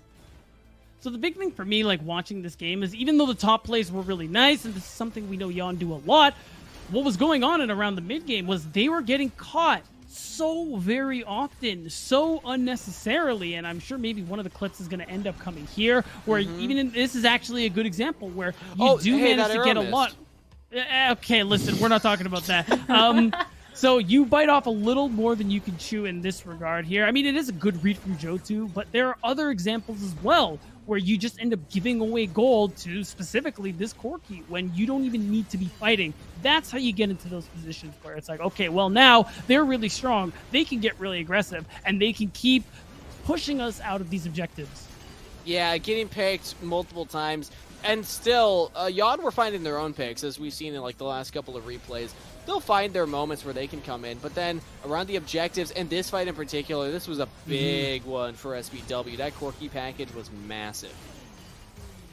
The fact, too, just these fights, there was a couple times you even brought up, you were talking about the mistakes that Yon was making, sometimes over-aggressing. The steals were really nice, but ultimately, also, just a little too late. Yeah, that's the thing, especially when you have to give your life for that cause as well. Didn't end up using, I'm pretty sure the blast cone is up there, but the point ends up being that, yeah, you end up losing the fight. Things look really good here. Joey was a few seconds faster and able to output damage to respond with all the CC. Maybe we see it come through, but it didn't end up working. Yon were too far behind for too long, and that's what resulted in this. Yeah, well, I'm going to put the spotlight. Oh, sorry, you go ahead. Oh, I was just going to say, there was a really good arrow at the end there, so I'll eat it. I'll eat it. That arrow out of the Ezreal in the pit was clean. All right. It was. Well, the fact that it's too young for the star player beatdown, you were very passionate. You were getting heated when Kangas disagreed with you. Go into more about why you're so adamant this is the star player of this matchup. So much for me was the Ashe pick, and we highlighted it in Champ Select where, okay, you don't have a lot of engage on this team, or a lot of more consistent engage, and because of the Ashe arrow, Enchanted Crystal Arrow coming through, that's what I had my eyes on going into Game 2 to see how SBW were going to be able to set up these fights, and I think he did an amazing job at doing exactly that. Landed so many arrows, and of course, farther the distance, the longer your stun. Insane plays in the side lane were also coming through, because you can set up that arrow while the team is walking up still. So while they're stunned, your team's already traveling, they're in the area, because again, Wild Rift, smaller map, the transitions from lane to lane are a lot quicker as well. You know what else you can do, Beatdown? What's that? You can roam as a support, which Carrie did a lot in that that's game. true. So I just want to say, let's give equal recognition to the two what would you call players. It? The orbital? The planetary award. The planetary. Okay. Tertiary award there for Carrie. Oh, we'll give him that. All right, okay, because we'll go further into that. If we could give out a second star player award. Why? Sure. So the reason that I'm impressed with Carrie is, first of all, if Carrie's not on the Thresh, very different player. Doesn't roam as much, will usually stick around the 80 carry more often. But when they're on the Thresh, that's when they say, all right, first off, level 1, I'm just going to walk up, flay them, get flash out of Joey, already win the lane for my 80 carry. Yep. Then I'm going to roam top level 2 and help turn around and play up there. And then I'm going to roam mid and get a kill there. And then I'm going to go back down bot lane. Like Carrie says, I am not a laner. Like, as a support, I don't just exist here. The map is my lane. The whole rift is my domain. And I like those kinds of players because they can just take over a game on their own. Carrie kind of like, okay, I'm going to be a problem today, and I'm going to be everybody's problem. Catch me make it every their lane, problem. everywhere. I mean, is that also then what you're looking for in this next game? Because it is back against the wall. It's so cliche, but it is that game 3 is the last chance qualifiers. This is a lower bracket. Yeah, this is it. This is it for the spring season. I mean, if you lose here, one more game for both of these teams, and it doesn't matter all the work that you put into it up until this moment, season's done. And that's a big moment to be in. A lot of pressure on these players. If I'm Team Yawn, I'm banning Thresh. I'm saying get Carrie off of that. Do not let Carrie have this pick again, because you just played into it twice. Sure, game 1 you were able to come back, but you were still behind because of the Thresh. Game 2, you couldn't come back. Yeah, that's fair. I kind of lean a little towards the Corki as well. I think that's actually just been a pretty good pick for them overall. But I think, like, really, if I had to pick one, I would probably agree with you that it is the Thresh. You want to remove some of that early playmaking, because it has been, I think, in both games, a reason why Yawn were falling behind. They were just able to come back in game 1. Yeah, well, talked about as well, just there was a couple mistakes that Yawn was making. There was a couple times where they pushed back a little bit too far. Is that just something, if that's eliminated, it could have been a different result? Or you just think in that game, Kangas, that SPW is just a step ahead? I can, some of the times that it happened, I can understand. Like when 9 gets picked in the top lane because he's trying to push in a wave, like literally he clears the wave, starts walking back as people arrive. So it's like, if I was like 1 second faster on the clear, I'm safe there. And those kinds of micro decisions, really tough to actually call. Sometimes it comes down to the team saying, give up the cannon minion. It's not worth it to die. And it's about playing safe and not going for that little bit of extra gold. But then there's also moments like Zenith getting picked off at the very end there. I think we're in a replay of the Baron steal when we came back to live and he was already getting picked. So those kinds of moments, I don't know the setup for it, but it's just making sure that your front line is the one checking for the objective, not your Akshan. And then you beat down. I want to put you on the spot here. We've seen a little bit from both of these teams now. We've seen that they both have a path to victory. How do you think this third game is going to be shaking up with all that in mind? I think the third game is going to be Yawn. I think I'm more of the opinion that Yawn in that game 2 honestly had a good handful of very fixable mistakes in like a short period of time. There's just a lot of situations where I think genuinely, if you don't get caught out in situations where like a lot of players know, it's like, okay, I shouldn't pressure here. Like there's literally a play where 9 had like 20% health, walked up into the Corki as Diana. Like you can't do stuff like that. And if you remove all of those going into game 3, if you remove all of that from game 2, we'd be going to the next series. It is tough, though, because like it's easy for us here, of course. In our high chairs, watching the whole map, we have no fog of war, and we're like, this is how you play the game. Obviously, this is what you need to do. But That's true. If you're in the moment, if you're these players, it's a high-stress situation. We were just saying it before. This is elimination on the line. And there's always that human element. Like, these aren't just names on a screen. These aren't just characters controlling themselves that will always make perfect decisions. These are humans behind the controls. And that pressure can mount and affect your ability to perform in the game. Yeah, well, I mean, there is a name on our screen right now, and this Planetarium Award that you're wanting to... Planetary Award. Yeah, production made it happen, so there you go. Congratulations, Kangas. Appreciate it. Thank you, production, for just humoring me. Because apparently we don't like to recognize support players on this desk. Beat down, you're the first color caster that doesn't talk about supports.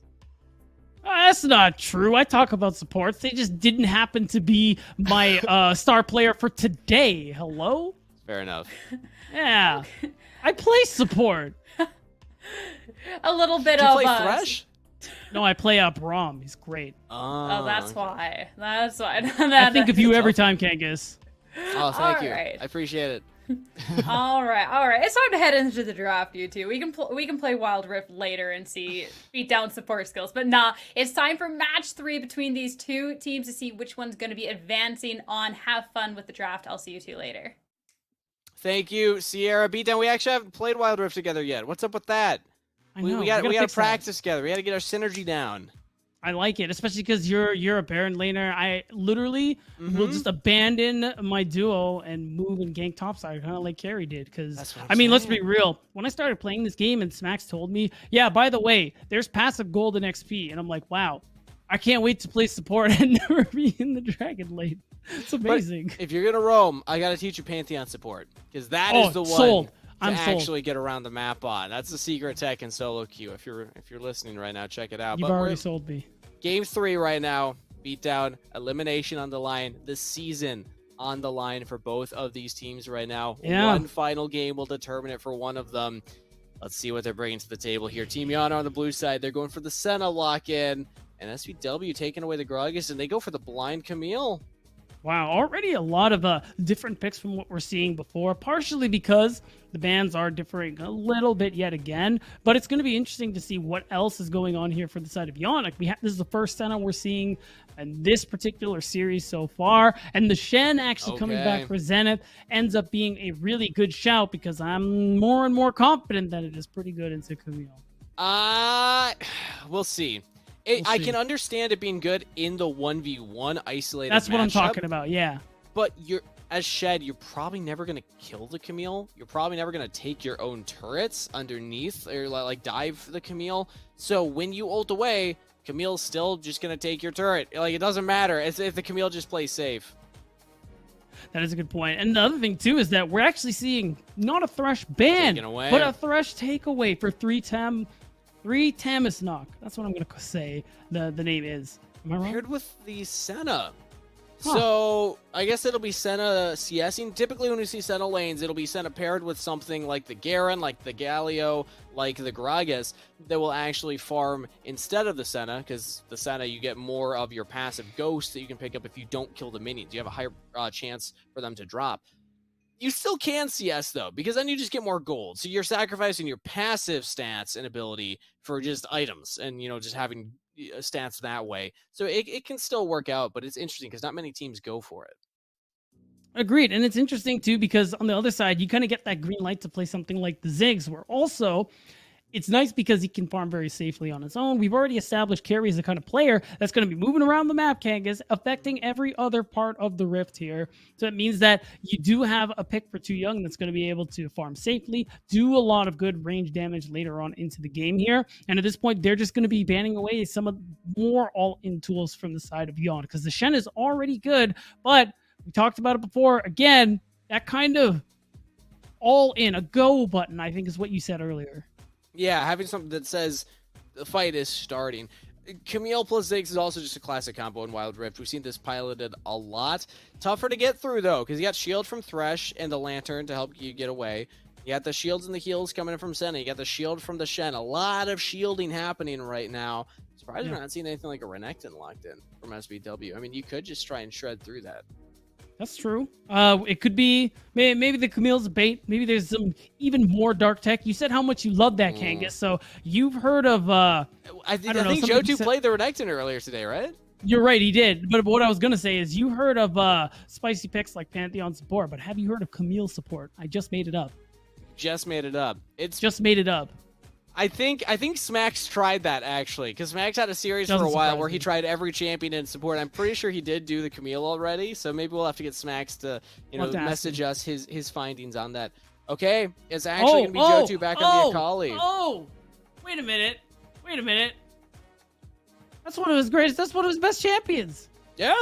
In the game 3, Kangas, we're seeing the Akali come through. They're trying to close it. Joe2 ain't messing around right now, Beatdown. Joe2 ain't messing around. Definitely wants to pick up this one, and it's into the Ahri, one of 9's signature champs as well, based on what we've seen so far today. Yeah. AP versus AP. This is a classic matchup. We're just getting all the comfort picks coming through here for this potential last game at this point, and that Jace lock-in really throwing me for a loop. I'm not gonna lie, Kangas. Is Shen jungle a thing also? It's probably Jace jungle at this point. That's another one that you can see. Not the best ganker, but you can just power farm and then show up at objectives and poke people out. And then if you have something like a Thresh that can land a hook or a charm, then your laner set you up for the gank at that point. And that is a lot of burst, actually, the Ahri plus Jace combo. And that can surprise you, especially if you're a Akali who's pretty short range. And saving the jungle pick for last, it's Xin Zhao for SBW. Wow, so I mean, you're gonna have better dueling potential into if it does end up being the Jace jungle. We still definitely gotta wait a sec for that one. But the Xin Zhao is something we definitely see a good amount of. You got a lot of all-in potentials here. You have a good amount of CC as well. So everybody wants to be going in here on the side of SBW, and I think it's a pretty solid just basic front-to-back composition here. You got a lot of people who want to dive. You have the Ziggs, who's just chilling back here, playing like catch with his dad. Like, that's Ziggs. Like, I don't care what anybody says. That's all he does. Played catch with dynamite. That's a way to keep it spicy, keep it fun. But the Zinja also crucially, that ultimate will just completely nullify the center range damage, the Jace range damage, the R range damage. So it is a counter into a lot of the champions that have been drafted by Team Yon. And I usually going into a series, going into a game, I like to give the composition that I'm favoring. I actually think that I'm favoring the side of SBW right now. And I know Sierra is the only one that predicted them to win the series on the desk. That might just happen because everything comes down to this one game to end the entire season for one of these teams. Right. It all starts here. Yon potentially getting reverse swept, or will they stop SBW in their tracks, tell them their season is over? Either way, that is going to be the case for one of these teams here. It is the Jace jungle, as you pointed out. So the interesting thing for me is whether or not we're going to see Chaos go for some of these invades here. It's actually scary. Yeah, I mean, whether he's on the Thresh or not, sometimes he'll play the Enchanters, but on the Gragas, he's just doing the exact same thing, helping out this mid lane so that you don't get shoved in. This will help give your jungler more priority around the Scuttle, and the Ziggs can farm from just fine at super long range, but we have a pretty scrappy top lane here. Avir and Zenith trading evenly. And that's kind of what we were expecting, even though one may be a little better. It's going to be a lot of skirmishing going on here, especially for Avir, because if you get that shove in, you could be setting yourself up for a dive with Chaos moving to this top side of the map, or at the very least, you can move with Chaos for the invade if you get the wave in. And you can say statements like, oh, Shen wins this matchup, but it all comes down to comfort. You know, do you know how to win the matchup?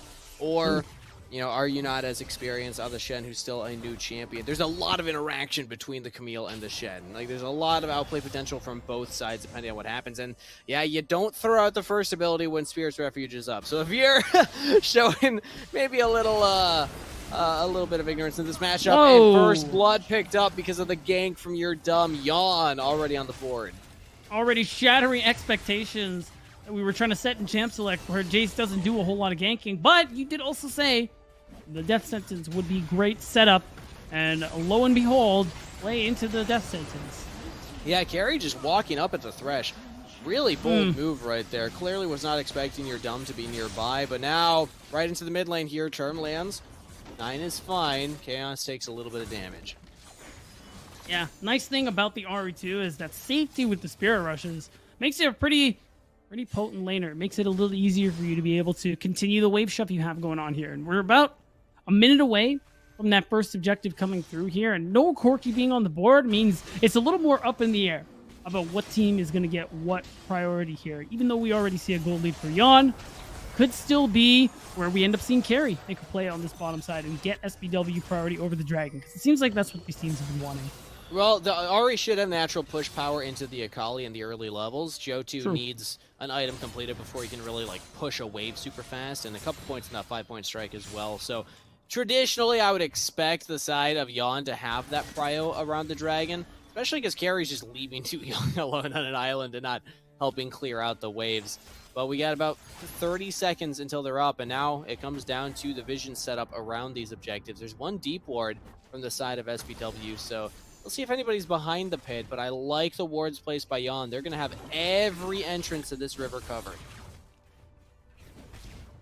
Beautiful thing, too, is they are going to have that stand united as long as Zenith can position himself well and avoid the hook shot. It means that we saw it in the previous game, or rather in game 1, how you can turn those fights with that numbers advantage. Interesting setup right now as the lane swaps come through. The mid laners are in the dragon laners are in the mid lane.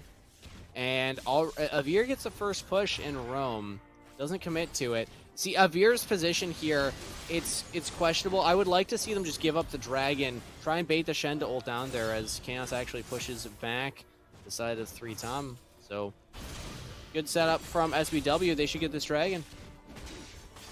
Yeah, it's going to end up being pretty easy. With your dumb moving up top side, as you can see in the picture-in-picture, you're going to just go ahead and take the Rift Herald. It is known SPW.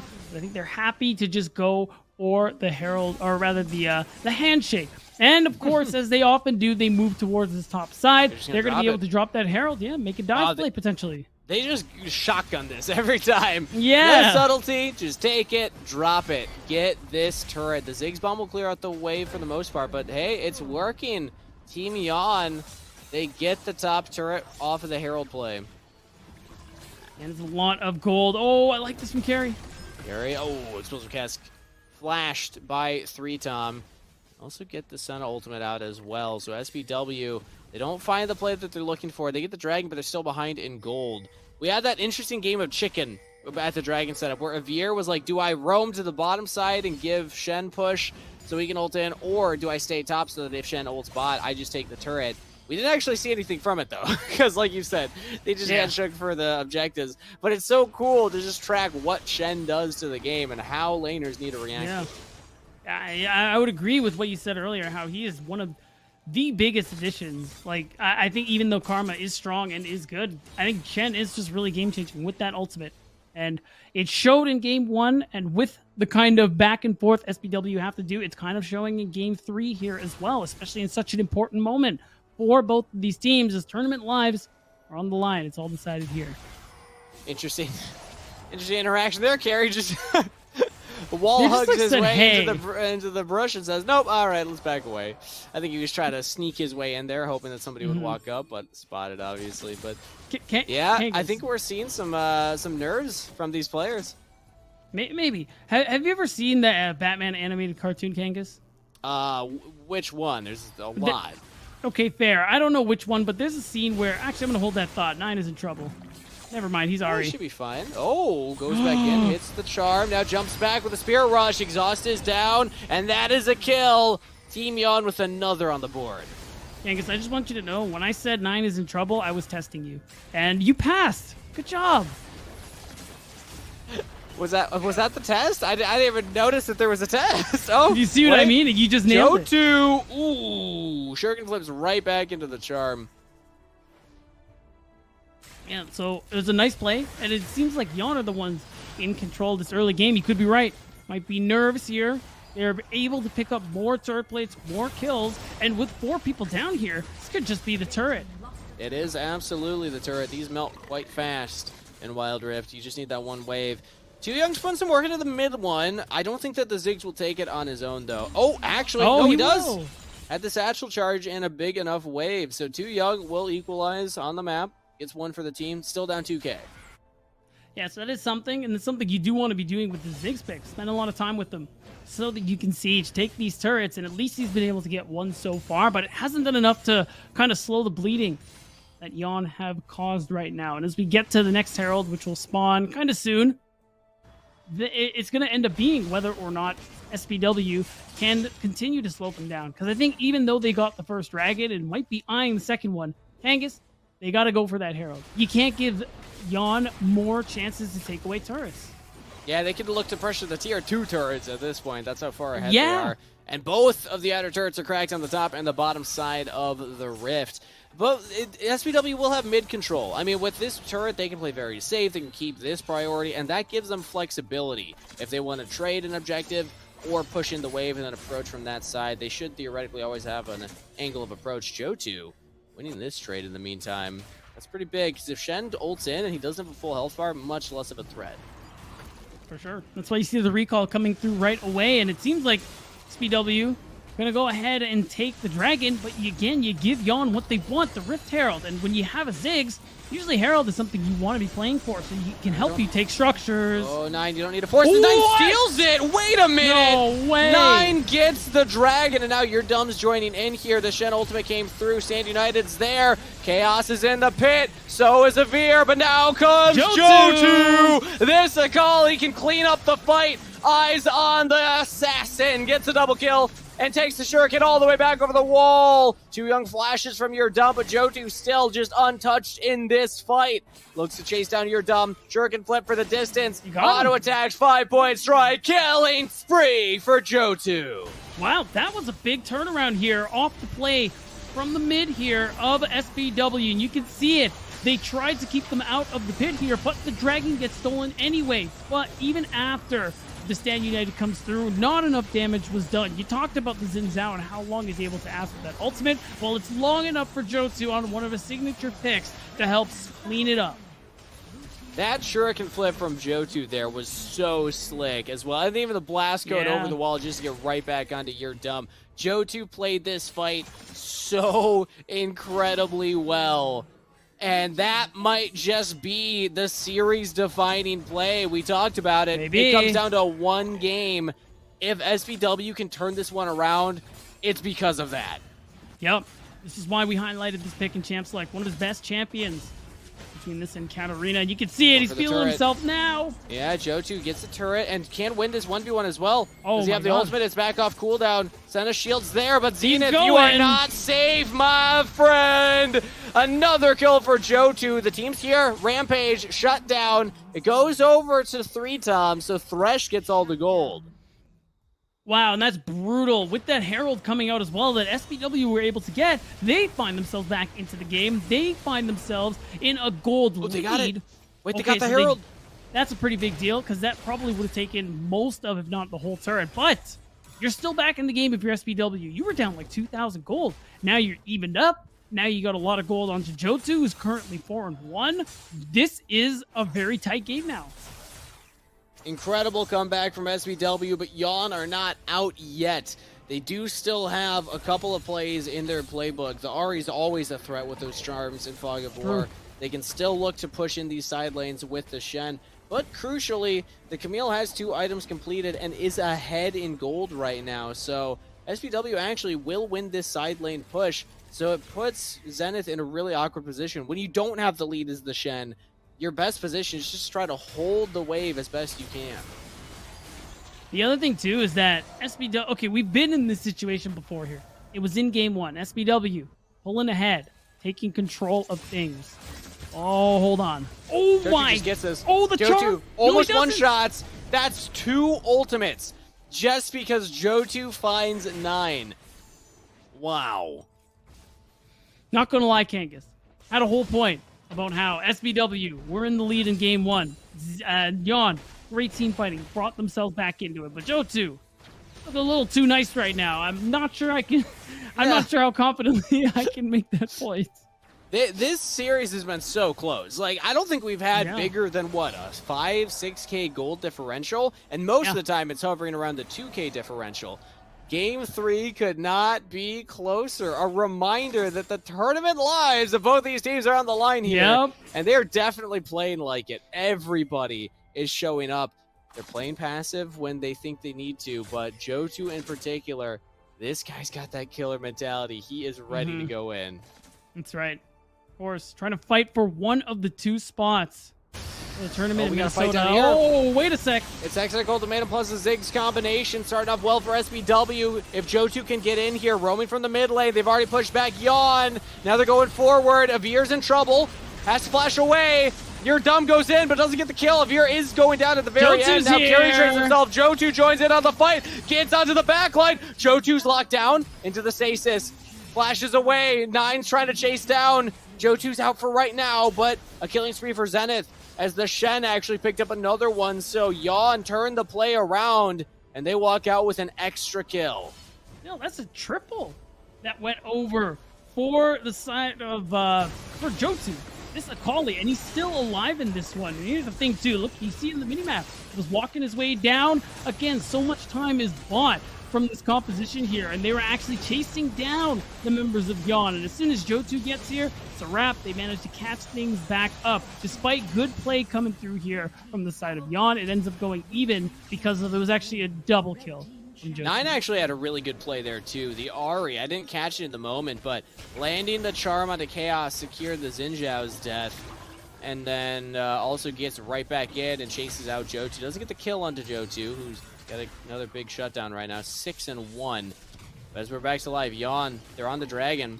They have the inside track on the river here. Charm lands on the carry, who no longer has the second ability, so the Drunken Rage shield is not Nice there. root. Who's gonna get the dragon? Jotu's on They got it. It's your dumb that secures it, but what can Jotu do in the fight? The Akali's going forward, rooted down. Joey's got the damage on Jotu. Jotu's trying to jump around, but Jotu's got down! Joey untouched in this fight! And that means that Yawn are winning it. Avir might trade one back on a Zenith. No, the Flay back to double kill to Joey. CC the assassin, and you win the fight. Yawn walking out huge. When they needed it most, Kangas, they win the fight. When they needed it bad, now they get to take this turret, go for the Baron, and manage to take the lead back into their hands here. Spawn timers are long enough. SBW can't do a single thing about this, and Yawn potentially could have the fast track to loser semis. Oh, Too Young's here. Okay, gets rooted. Does not get charmed.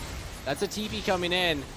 That's his lance. He's taking it. Oh, he's going. This is good. Yeah, push Too Young out. If Too Young tries to steal this, that would be the way that they turn this game around. Oh, the barrel does not land a steal either. Too Young's ultimate just came off cooldown.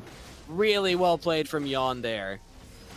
This is wonderful team fighting coming through, and this is kind of what I was alluding to. Game 1, this is the position they were in. They were down gold, but they team fight so well. They play together so well. It's gotten them back in Game 1. It's getting them back here in Game 3 when it matters most. And now, that Elder Dragon coming up soon, the Baron buff in their hands. They could do a lot of damage to the map, maybe even put this series away.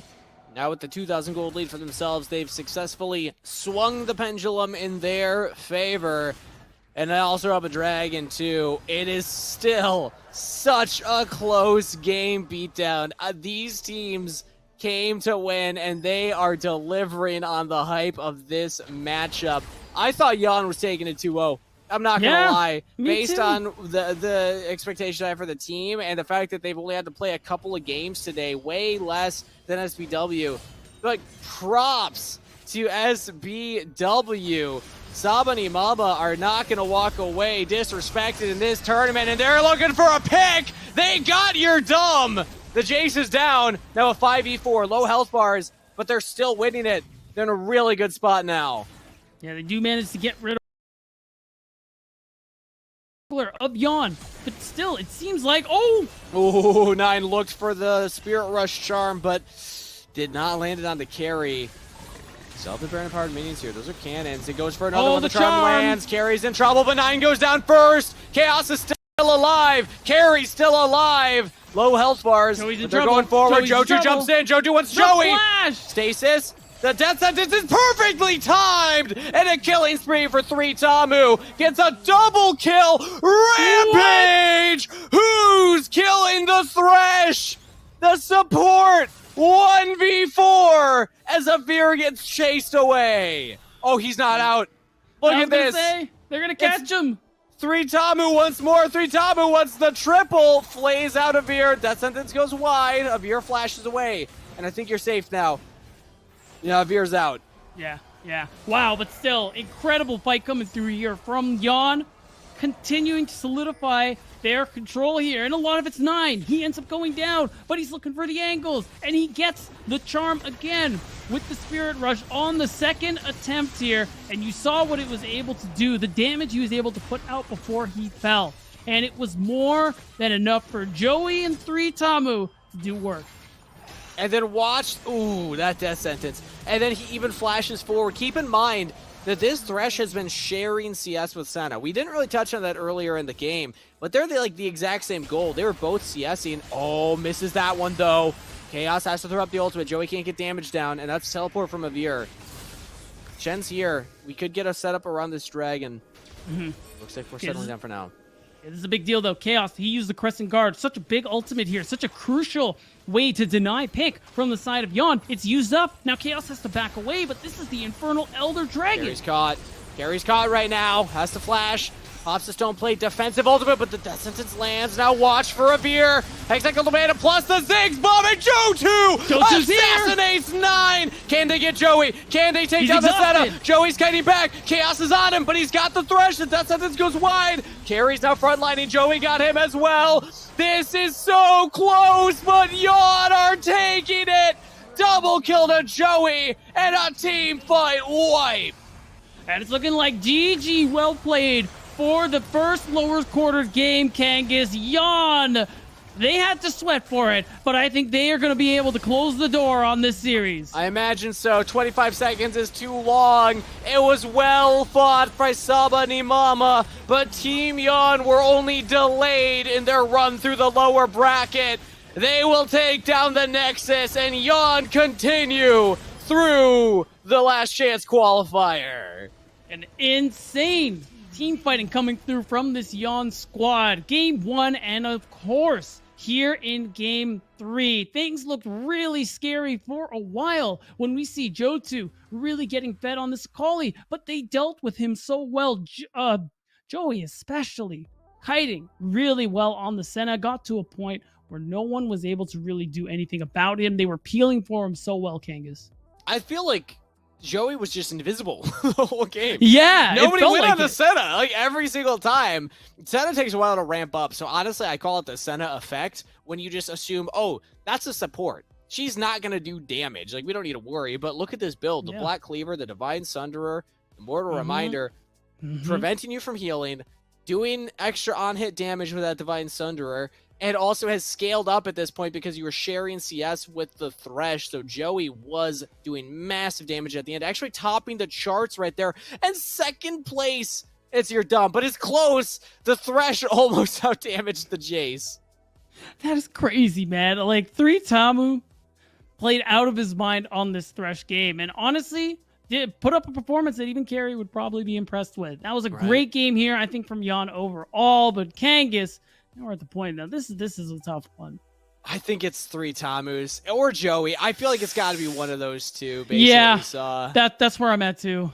All right. Wow. Well, we disagreed on the last one. Do we want to? How about we say 3, 2, 1, and we'll see if we say the same one. All right, 3, 2, 1. Joey. Hey, let's go. Y'all in agreement. I love this. I come back to the desk. Everyone's friends. We're all having a good time. We just watched an amazing match of Wild Rift. We did. The vibes here, immaculate. But that was a fantastic Game 3 to be ending off the series. I mean, that went all the way to the limits, and honestly, so back and forth that I didn't know who was going to take the game beat down. Right?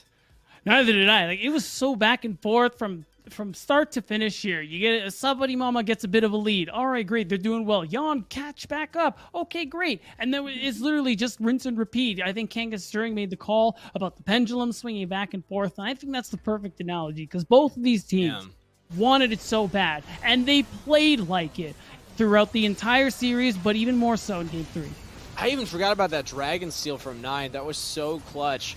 Even though they don't end up winning out on this fight, if I believe. Because, Johto comes in. Johto's Akali performance, even though you lose this game, this is one of those ones where you go back and you pay an editor and you make a montage reel. All right, Johto? If you want to get on a team, this is what you show them. Because this kind of performance was absolutely insane. Your back's got to be feeling pretty sore after this one. Yeah, I mean, just over and over, and the fact that we're seeing on the Akali on this on the screen there too, I do want to give shout outs because Johto on that pick was absolutely phenomenal. I think a big reason too why SPW things were as close as it was here. I think that it was the pick potential from the Akali fighting these kills in the side lanes and also then showing up to the fights late. Once we saw these kinds of fights beat down where it was actually the side of Yawn setting up the play first, that's when they actually started winning.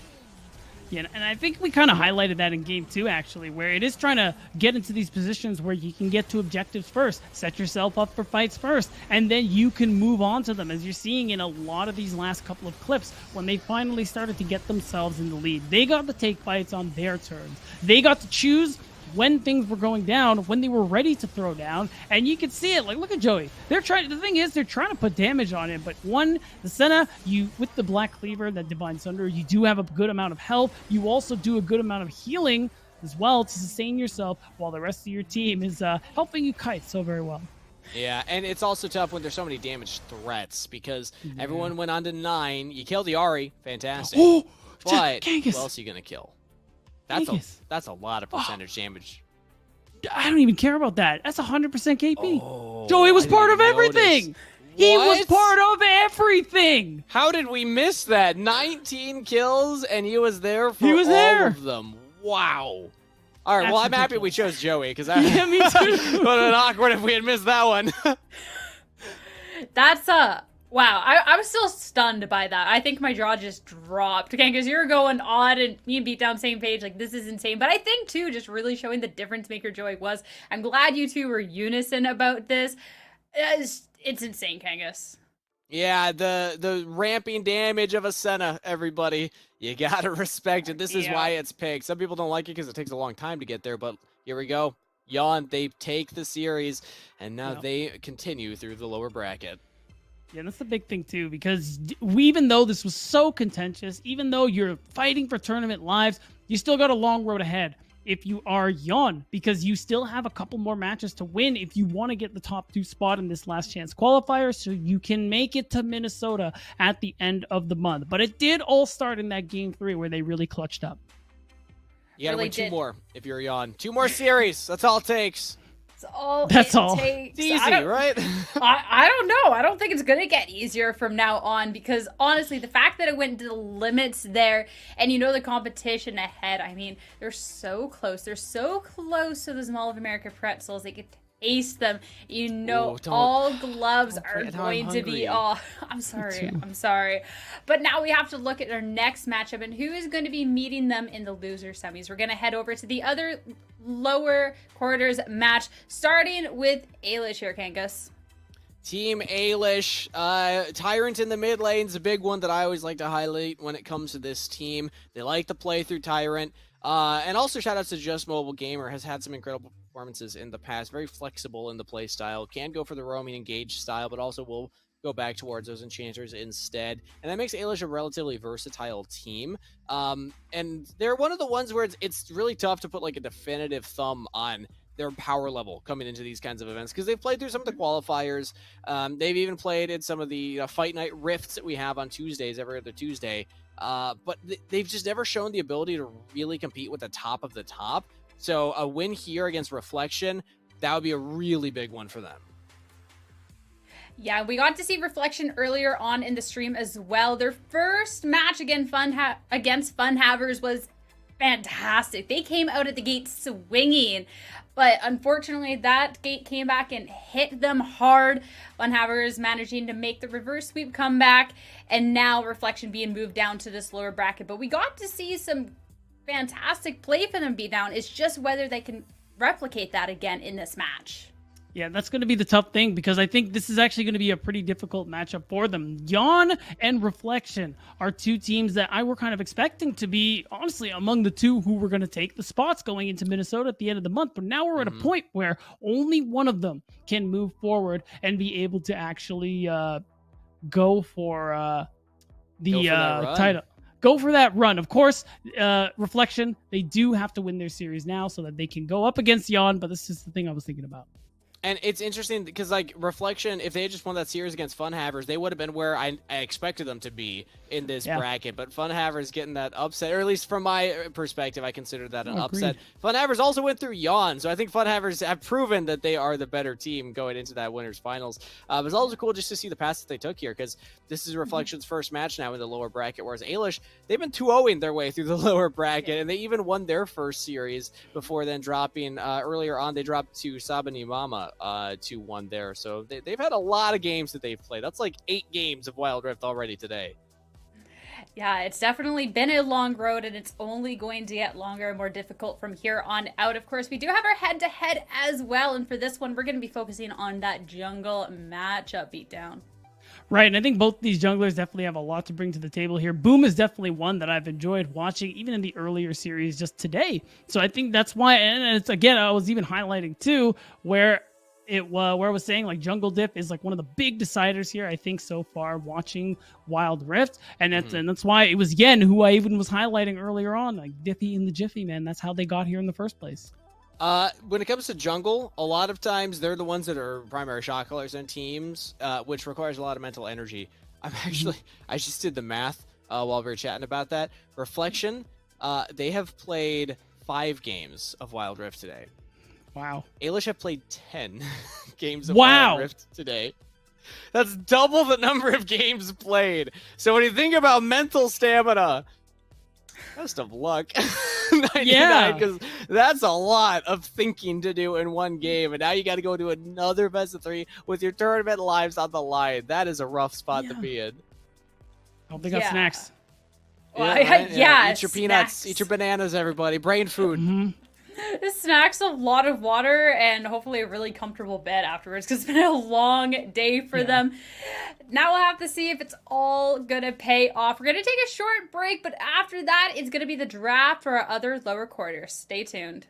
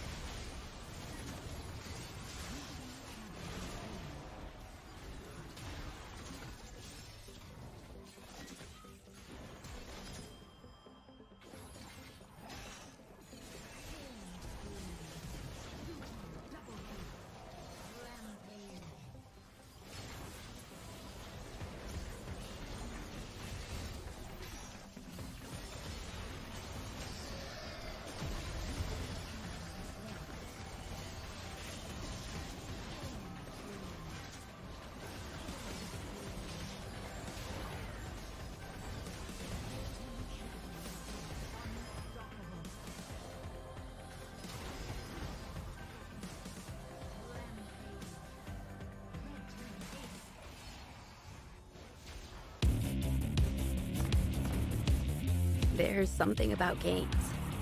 What you're doing there gives you real chills. There is one thing that can't be stopped. Feelings. And if you can feel it, It must be real, right? and that's That's real magic.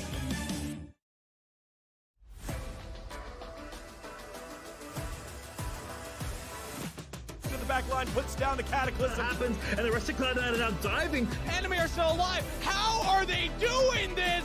Let's bump it Sobel. Look at this, the submarine malfight. Good. Now the engaged by Iraqi Zoro, pushing Jackie Raider, pushing Truth right into the rest of the fight. Niels is just gonna make an absolute delight out of it. But it's catastrophic for the side.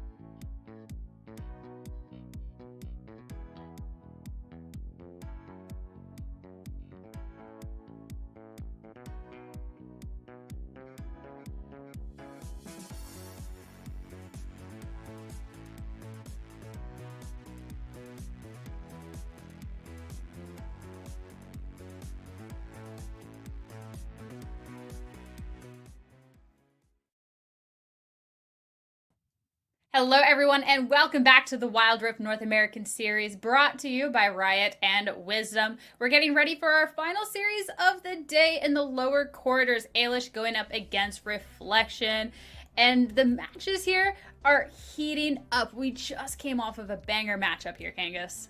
Exactly. That last series went the distance, all 3 games, and I don't know about you, B-Done. Do you have any dinner plans? Because if this one goes 3 games too, it's going to be a late night. Do I have any dinner plans? I mean, dinner ended hours ago on the East Coast, as I'm sure Sierra can also tell you. So I got nothing to do except wake up my family. So let's do it.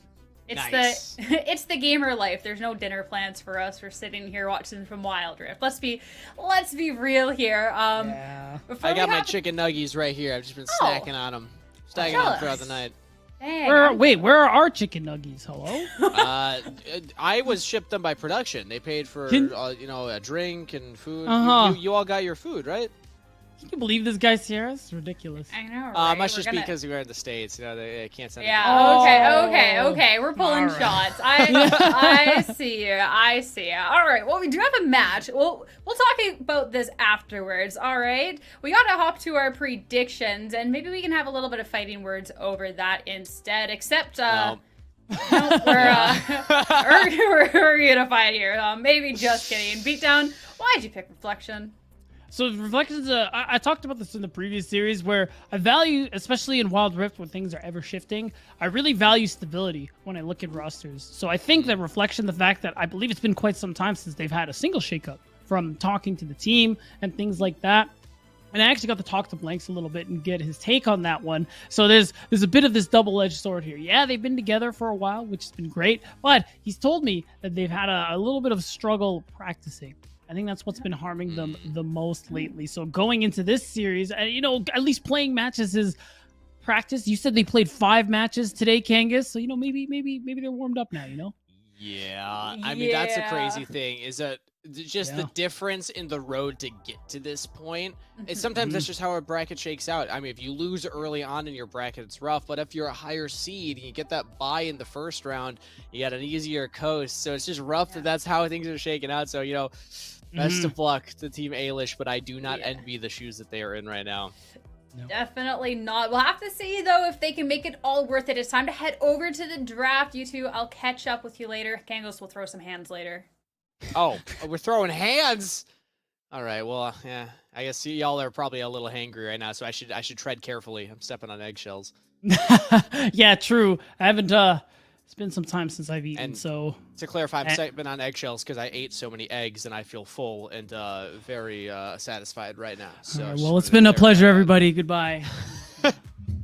I just got to solo cast the pick band right now as Beatdown has been ousted from the cast. Senna locked in first pick here. We're just going to keep it casual. Let's just have a quick ASMR stream, everybody. Maybe Twitch chat can co-cast with me. Get up here and give me your thoughts on the pick All right, band. nope, never mind. I was going to give you some time, see how long it took you to say something crazy. Involving Twitch chat? No. That was it? That was a straw already? I can't let that happen. I didn't last long. Well, thank you for coming back and saving me there, because I had about 5 more seconds of calm composure before I started freaking out. Damn it, I just had to wait a little more. Just a little bit. You were right there, Beatdown. Galio and Graves are the response, though, from Team Ailish. A reminder, 5 games have been played today from Team Reflection. 10 games have been played today by Team Ailish. There is going to be, presumably, a difference in mental stamina going into this next one. Endurance is tested right now. And what a test it's going to be against Reflection, who a team, like I said earlier, as a team who I was thinking would be one of the top 2 who were going to make it to Minnesota at the end of the month. So having to face them at this point in the lower bracket, after playing 10 matches, by the way, is definitely going to be the test to end all tests here, as we're getting a little deeper into this draft here, as we're seeing some pretty common picks here, I think, on Reflection side, especially for them as a team. I've seen Booms Lee Sin. I like it. I'm a fan of Senna Gragas, if that ends up being Gragas in the support slot, so pretty good. Yeah, we see that a Reflection, the Gallery's taken away from them, so they can't pair that with the setup. But I think the Gragas, that's fine as well. Yeah. Garen would be kind of that third string option if you really needed to dig deep. But like you said, the Lee Sin too. They have some scaling. They have conditional engage. Nothing like super convincing though, because they don't have anything that's just like an easy to execute one. Lee Sin and Gragas, their skill shots, it's kind of tough to actually land them correctly. Whereas on the side of Ailish, they have more of a kite backside composition, so they're gonna wait for you to come into them, and then they can taunt you, then they can apprehend you, and then just kind of grind you up from that point. Yeah, and at that point, since we don't know we're pretty unsure what the like the mid lane is going to look like here. I think for both of these squads, that's probably where you're going to see at least some of these bans go towards. Because with that, what you're talking about with Ailish's comp, I think being able to get to objectives first really important. Because I don't know if you've ever had to face check a Darius Galio, but I have from time to time, and it sucks. Not fun. Yeah, no. It's and an Ari on too. top of that with the charms coming in too. This also gives them a little more proactivity because I mean you can use Galio flash taunt engage as well, but if you don't have that flash, sometimes it can be tough for the Galio to guarantee those engages. Ari just Spirit Rush Charm, that's a little easier to execute there if you especially have that vision set up like you had been talking about. But Ailish weren't banning out mid laners, they're banning out Baron laners, and now they blind pick their mid laner. They could have held this a little bit longer. And now we're seeing the Shen. Okay. Wow. And you know you get to... no, it was... at least, I'm not sure if they played it earlier, but I know we did see it in the... Yeah, he played Kennen in one game. I got it here. He played Kennen, he played Renekton, and he played the Riven. So this is going to be, I think, Extrapate's first Shen game on the day, unless he played it on the off-streamed game. Yeah. At the very least, it's going to be the first time on broadcast. I mean, we've already talked so much on the day about how valuable the Shen pick really... We did it! Wait. We got it! Wait. Beat that, it's there! It's there! It's the Yasuo! The Gragas Yasuo! Oh my god. I'm not convinced. I'm not convinced, by the way. Usually I'm excited about the Yasuo pick. Picking this into Galio, Darius, Graves, that is ambitious. Typically, I'd say Darius and Galio are two of the worst champs to play this into, because unless you're landing specifically your ult on top of them, if you jump in, you're probably not coming back out. Oh, and that's kind of why I like that Morgana pick, because it's one, you're just adding to the checklist of sucks to face check the composition. And it's even more rough because you think about champs like Yasuo, very mobile. Well, if you lock them down with that Dark Binding, they're going to be stuck for, what, 6 seconds? Yeah, so it doesn't build Merc Chance. So you know that's not getting reduced. That's a long time. Maybe a bit embellishing. It's not often. It's like two seconds at max range. Is it really? Close enough. Close enough. But it will also be the CSE and Morgana. So Dragon Lane Morgana with the Galio support. Yep, there we go, as they correct them. So it's also going to be Morgana packing a big punch. This ain't your support Morgana that's going to tickle you. This is the support Morgana that is going to punch you. And that means that you have to be respecting of all that AP damage. And also, a nice spread. I mean, Ailish have AP, AD, frontline, backline. They kind of have it all. Yeah, I mean, it's honestly just pretty straightforward front to back here. It is a little more about leaning towards the kind of setting up areas of the map first, letting them walk into you, but I think they do that beautifully. And the thing, too, I'm looking on the other side is it's a lot more playmaking. You have team fight options. You got good late game tools, don't get me wrong, but it's a little harder to execute. You definitely got to do a little bit of weaving, a little bit of finessing. Sure. And they, the one thing I'll say, Ailish have a lot of pick in their composition, but as we load into the game, you'll recognize again that Shen, it can be very strong at stopping the pick potential with that Stand United. Let's see if it works out for Reflection. We're relatively fresh coming into this one as we're into game number 1 of an elimination match. The entire season again is over for one of these teams after this best of 3. I just want to quickly say, Kangas, you said I'm going to say one thing. You said 7. Just throwing that out there. I said 7 things right there. You said 7 separate things. No, right. Wait, now I feel bad. Just point out my flaws live on broadcast, Beatdown. Thank you. Appreciate it. Now, keep me humble. It's good for me. Oh, wait. It's not good to die in lane, though. Yeah, the bleed. He gets it. And Jetnar gets the solo kill at Extirpate. Love that. Solo Bolo. Already things starting off for Ailish with the draft we highlighted. Had it all. Seems like that is coming true as... hi, Boom. Does he? Justice Punch. Flash used by Just Mobile Gamer. Gets to safety. All right. I think the other thing, too, that's interesting to me is this mid lane matchup. You can get a lot of threat early as the Yasuo, as we're just going to go ahead and see. It's just the auto attacks. You know, Darius level 1. Just be like that sometimes. Yeah, it literally just all ends. The Ignite's not enough, and then Darius hits level 2. The Ignite maybe would have gotten that kill if he didn't hit level 2, so that was really close. But now we have a contest around the Scuttle, which Ailish do not want. They do not win this one. So Reflection, they're not resting after that solo kill. They are still getting back around the map, but this is a good start for Ailish. It's nice. I like that they move as a unit to do that as well, because they know 99 God's on this bottom side of the map. That means Boom actually gets the double Scuttle here. Get us a nice advantage in terms of gold and experience. It means he's going to get to that level 5 mark sooner, have access to that big playmaking tool, because I think that's the bigger spike here when you compare Lee Sin and Graves. So I'm looking for Boom once he hits that level 5 mark to be able to do a little more playmaking in this early game, because so far, like we said, not a whole lot of action, just a solo kill top lane, but he's going to have the option now. And Boom so far ahead in the jungle clear speed. Will look for a top gank, but spotted on a ward. Clears out the ward. Good job sweeping there. He actually look for more right now. Yeah, and Jetnar walks up, dodges the Sonic Level Wave. 5. The taunt goes wide. So that's Dragon's Rage defensively. You got to hit those skill shots if you're going for the gank. So Darius survives. Wow, and I like the move already. We're seeing blanks rotate around the map with the rest of the team here. Osu also using some of that pressure on this Yasuo. Now that the last breath is up as well, and that Wombo combo, it's up and available here. Of course, you are looking mostly from KT. Actually, no, they won't go for that, right? That's crazy. Yeah, good read from Extrabate there. I don't know if that was warded or spotted out, but just quick reaction time, taunting away from the Galio. Yeah, you don't go for a dive here, right? That would be a little ambitious, so just warding up the top jungle. But Extrabate's job here, survive the Darius. Do not give him a lead, and actually only 400 behind after giving up first blood. That's not bad.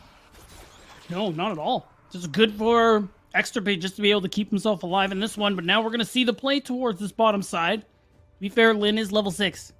Do you have that ultimate available? So diving this Morgana, a little dangerous. Also really hard to set up the play, because Black Shield will stop the explosive cast. Yeah. That means that there's no knock-up, so Osu can't just immediately follow up. And that's what the final pick from Ailish does. It really shuts down this Yasuo engage style, because that's just one person that you're never going to catch out as long as Lin is correct in the use of that Black Shield. But they reset, so this is a free dragon for Reflection. Yeah, you did end up having that pressure and priority overall, because even though the Black Shield will definitely save one person, yeah, there isn't much it can do about multiple, so the play is here. Oh, but we have a fight afterwards. In goes Tyrant, but just immediately focused down. The Ari's got to jump out. Oh, the Galio's here. Stand United's used. Galio just as punches in. Ailish are winning the fight. Double kill, and the flash over the wall from Engetnar means that is 4 kills for 0 in favor of Ailish. Okay, Boom trades one back. 4 for 1. And the dragon, but still, Ailish gets so much for that.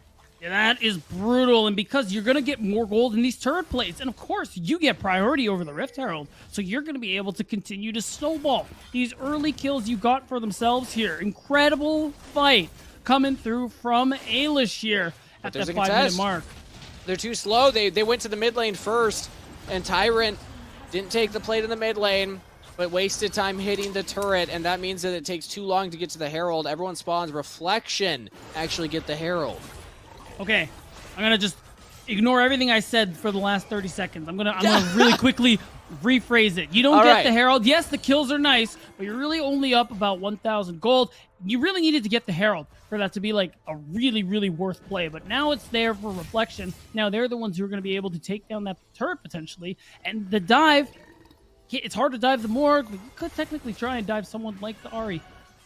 It's those moments where you have to have that snap decision as a team. Everybody's got to make the call together. Are we going for the plates mid for the initial little bit of gold, or do we have confidence to take that Herald? They split the call, and now Tyrant's in trouble. Kicks into the last breath, and that is exactly what Tyrant is experiencing there. Herald's dropped. Reflection with the big pick.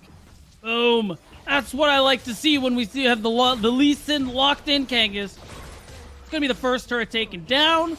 Nice chunk of gold into Reflection's pocket, and it's as if the dragon fight never happened. They made it disappear, Kangas. Swept it under the rug. It doesn't matter anymore. Shh, we don't talk about the dragon fight. We talk what about dragon fight? After. There is no dragon fight in Ba Sing Se. That's right. And now the gold league goes back in the favor of Reflection. Yeah, one of those little things that the Lee Sin kick is technically a knockup. So you can actually isolate somebody. And Lee Sin plus the Yasuo damage, turns out it's a lot. But now Taunt lands onto Blanks. The explosive cast back in. Overextension from Just Mobile Gamer. Thought he had the pick. No, instead, he ended up getting picked. Means that. Oh, Charm. Oh, it lands. Boom walked right back into it, but they didn't have vision, so Boom should be fine. You're seeing the Stand United come through as well. That is, I'd say it is a big deal, but we're still a bit away from any actual objective coming up.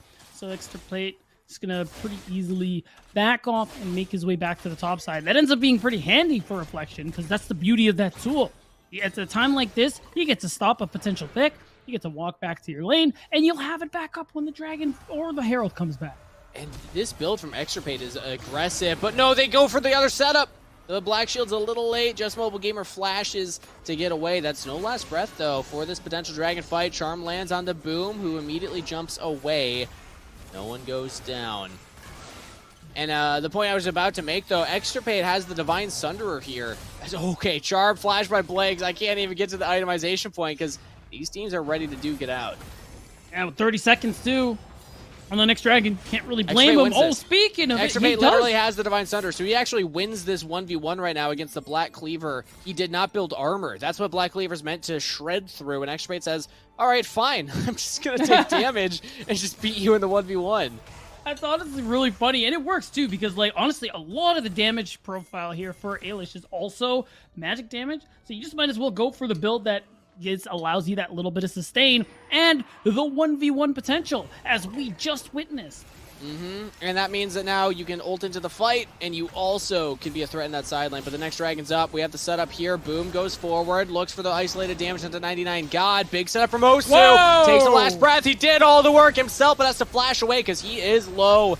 Now everyone's jumping in. He has to flash out of the pit as well. The Darius is getting the resets in the pit. Doom has to jump away and now focus on the Dragon. Katie, the team abandoned him, and the Spirit Rush from Tyrant for the double kill. Ailish showing up big at these Dragons 2 times in a row. And this is what we see from this comp, the front to back, the 5v5. It's so strong, and that's why they keep winning out here when it's just clean front to back play for the side of Ailish. And you can see it right here. The thing is, too, that sucks is that Osu goes in on his own with the last breath. And it means that not a whole lot is able to be done by this Yasuo. And you can see how split this fight is only for the members of Reflection. Ailish, they're clumped up nice and easy and able to do so much work here. 99 God played that very well, kiting out all that damage. Tyrant as well on the Ahri, dancing around the battlefield. And that is a secured Rift Herald now for Team Ailish. Reflection heavily on the back foot from this point in the game. They have some scaling in their composition, so they're not out of this game yet. But if they let this snowball continue, they're looking for a play here. Boom goes forward. He's getting CC down. Oh, the collateral damage misses.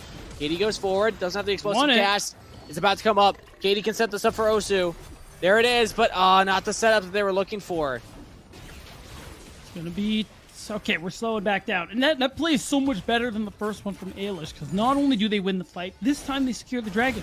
This time, they secure the Rift Herald, and as long as 99 God gets to walk away while farming mid, they have a Rift Herald that they can use anytime they want to be able to knock down a structure and continue to snowball this lead they have for themselves. 2,000 what they're working with. And this is a much better lane assignment from Ailish too. Put the Ahri into the shed. You can clear out a wave very quickly. You're never really in danger of getting taunted on or getting, killed by the Shen. If you're Darius, you have to walk up to hit the waves. The Shen can just walk up and taunt you through it, but Ahri just says, I'm going to push and then roam. Push and roam. Push and roam, and I'm never going to be at threat of this Shen. So this is really kind of capping what Reflection are trying to do with this composition. Oh, no! It was at 1 health. Moment of silence. For the pick right now. Immediate kick into the wall. The taunt misses. Tyrant's cutting this one out. Spirit Rush, not enough. Kill to Boom. We just have a moment of silence for 99 God. Yep. Just losing out on that just for a second. I mean, he got it. He just had to go back for it. I know, but if you ever play Jungle, man, that's tilting. If Roth is watching right now, he's pouring one out for the homie. 99 God even loses his Gromp. Oh, yeah. That's brutal, man. That's the life of a jungler. Your camps are never truly yours. Osu, his Nars life might not be here. his. Osu does not expect this. A level down, but the Deathmane Smash misses. He popped Ghost, too. Yeah. Didn't end up fully committing. I guess he got the info that Blanks was on the move, so he was no longer showing in mid. Things could have gotten very dangerous, and you don't want to risk the lead you have as Ailish. Things have been going well so far here, and now that they've gotten that second dragon for themselves, they still have a Rift Herald, Kangas, that they got to use at some point here. As soon as they get a pick off, which might be here. This is big. Osu sets it up, Uh-oh. though. Send a Look who's shield here. to Stand United. There's just no shot that Angatnar can get that kill, and Darius is picked in the side lane. That is brutal. It makes it hard, too, to do what Darius wants to do. As the 1v1er, as a bully, when it comes to dueling, if you're dueling anyone other than Shen, well, guess what? No, you're not, because Shen will also show up. Yep. And he was already losing that Shen matchup, so things, even though he's 2-1-7, this Darius is actually in a rough spot in a side lane. Katie going in here onto Lin. Chad! Did he get the final auto? Lin's still alive. They turn it! The shields come through. Morgana survives, and it's KT that dies. That's the pick you're looking for, Kangas. Ailish, they're going to drop the Herald. It is going to... No, it's not going to land. It is going to... Oh, it's not going to land? Wow, okay, No. That's pretty brutal. I'm not going to lie, but it will get you that priority over the Drake here, unless... Oh, Tyrant goes forward. Looks aggressive on the boom. And now here comes the Galio. Taunt onto 2. Whoa. The pullback. Apprehend. Osu does no damage. It doesn't even matter if you're the Yasuo. Yeah, knock up 4 members. It looks flashy. But a double kill to Lin regardless. That's the problem. You need to stand united when you're skirmishing like that, and they don't have it available. Extirpate is only just now getting it. Problem is, your team's that's already Baron. gone. Yeah, They're on it's Baron right too. now. They're going to take it. KT and Extirpate are up. They can maybe contest. Baron does a lot of damage. It's very early for Ailish to actually take this, but Reflection aren't walking up. I actually think Reflection, with no mana on Ahri and these low health bars, could have looked to do something to stop that, but it is a secured Baron over to Ailish. Yeah, the problem is you have no vision. You got to walk in slowly. Nah, the Ailish are happy with that one because they take that Baron pretty quickly and they just continue to advance their gold lead. We talked about last series how the gold lead was rarely above 3,000. Well, now Ailish are sitting at 5K over on Reflection. 10 matches, no problem, Kangas. They're ready to smash 11. It is absolutely crazy to think about that. Half of the games played and Reflection are still getting outplayed right now by Ailish. I don't necessarily consider it like a big macro game outplay. It's just come down to the skill check. Like, they're just not tired. They're still inputting their buttons correctly in these team fights and finding these picks. That's a lot of damage on the KD to start, who's got armor but no magic resist. You already identified a lot of magic damage on Ailish right now, so they can chunk out this front line. Right, you use that cask to at least do some wave clear so you can slow down the turret siege coming through here. But it's tough. Multiple lanes affected. Not a whole lot you can do because he said in the team fight, Osu can't do a lot of damage. And look at that! Gone. Blanks just walks in range of the Darius. Apprehended back and dies. Now Tyrant still has Spirit Rush, could look for a charm, but meanwhile this Darius looking for a reset. Boom goes down, a killing spree, heroic entrance, that's 3 down. Reflection are crumbling, and Ailish brought a sledgehammer. They're smashing their way into the base, and this is gonna be game if they go for this push. There's not many members of Reflection up. Osu and KT. Ailish aren't confident though, they're gonna go for the inhibitors instead. I really thought they could go for the end here, but the low mana bars, low health bars would rather just get full use of the Baron buff because there you got turrets going down, but turrets going down top, and they're at the point now where supers are spawning in at least 2 lanes. This is basically over.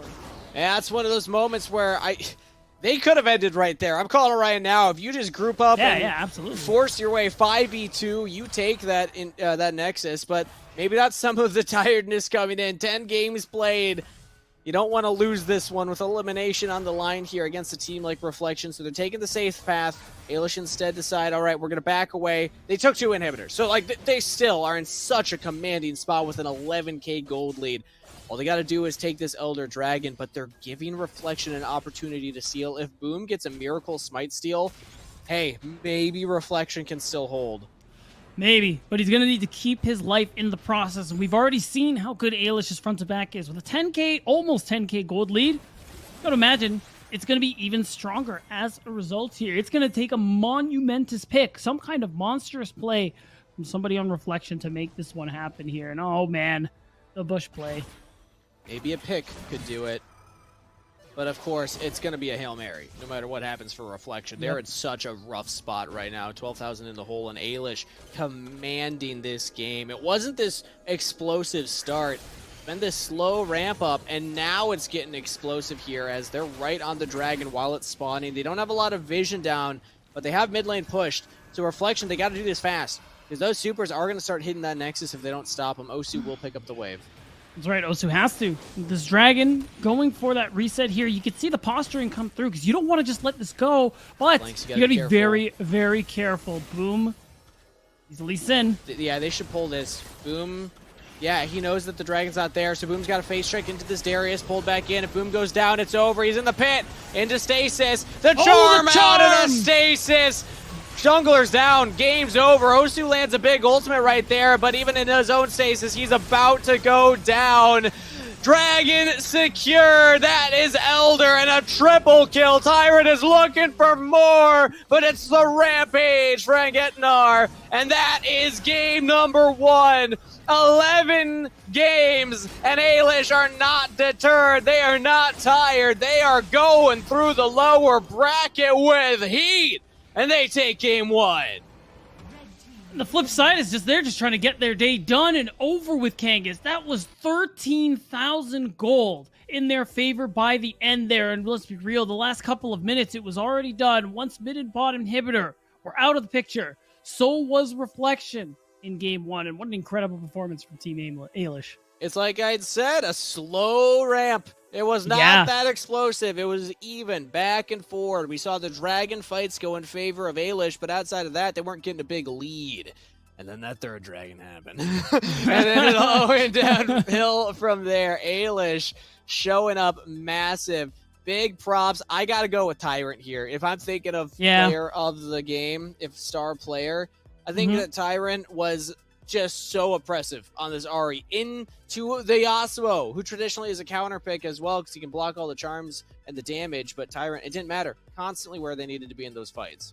100%. I'm with you there. Tyrant played the Ahri so very well. And honestly, you saw it in the KD. He died very few times, but in those plays was able to land the clutch charms. It was in the early plays, and it was even in that Elder Dragon fight coming through there, where you time it from boom stasis, and you get the charm to make sure this Lee Sin ain't stealing nothing. I just props to Ailish for 5 gamers that have been gaming all day.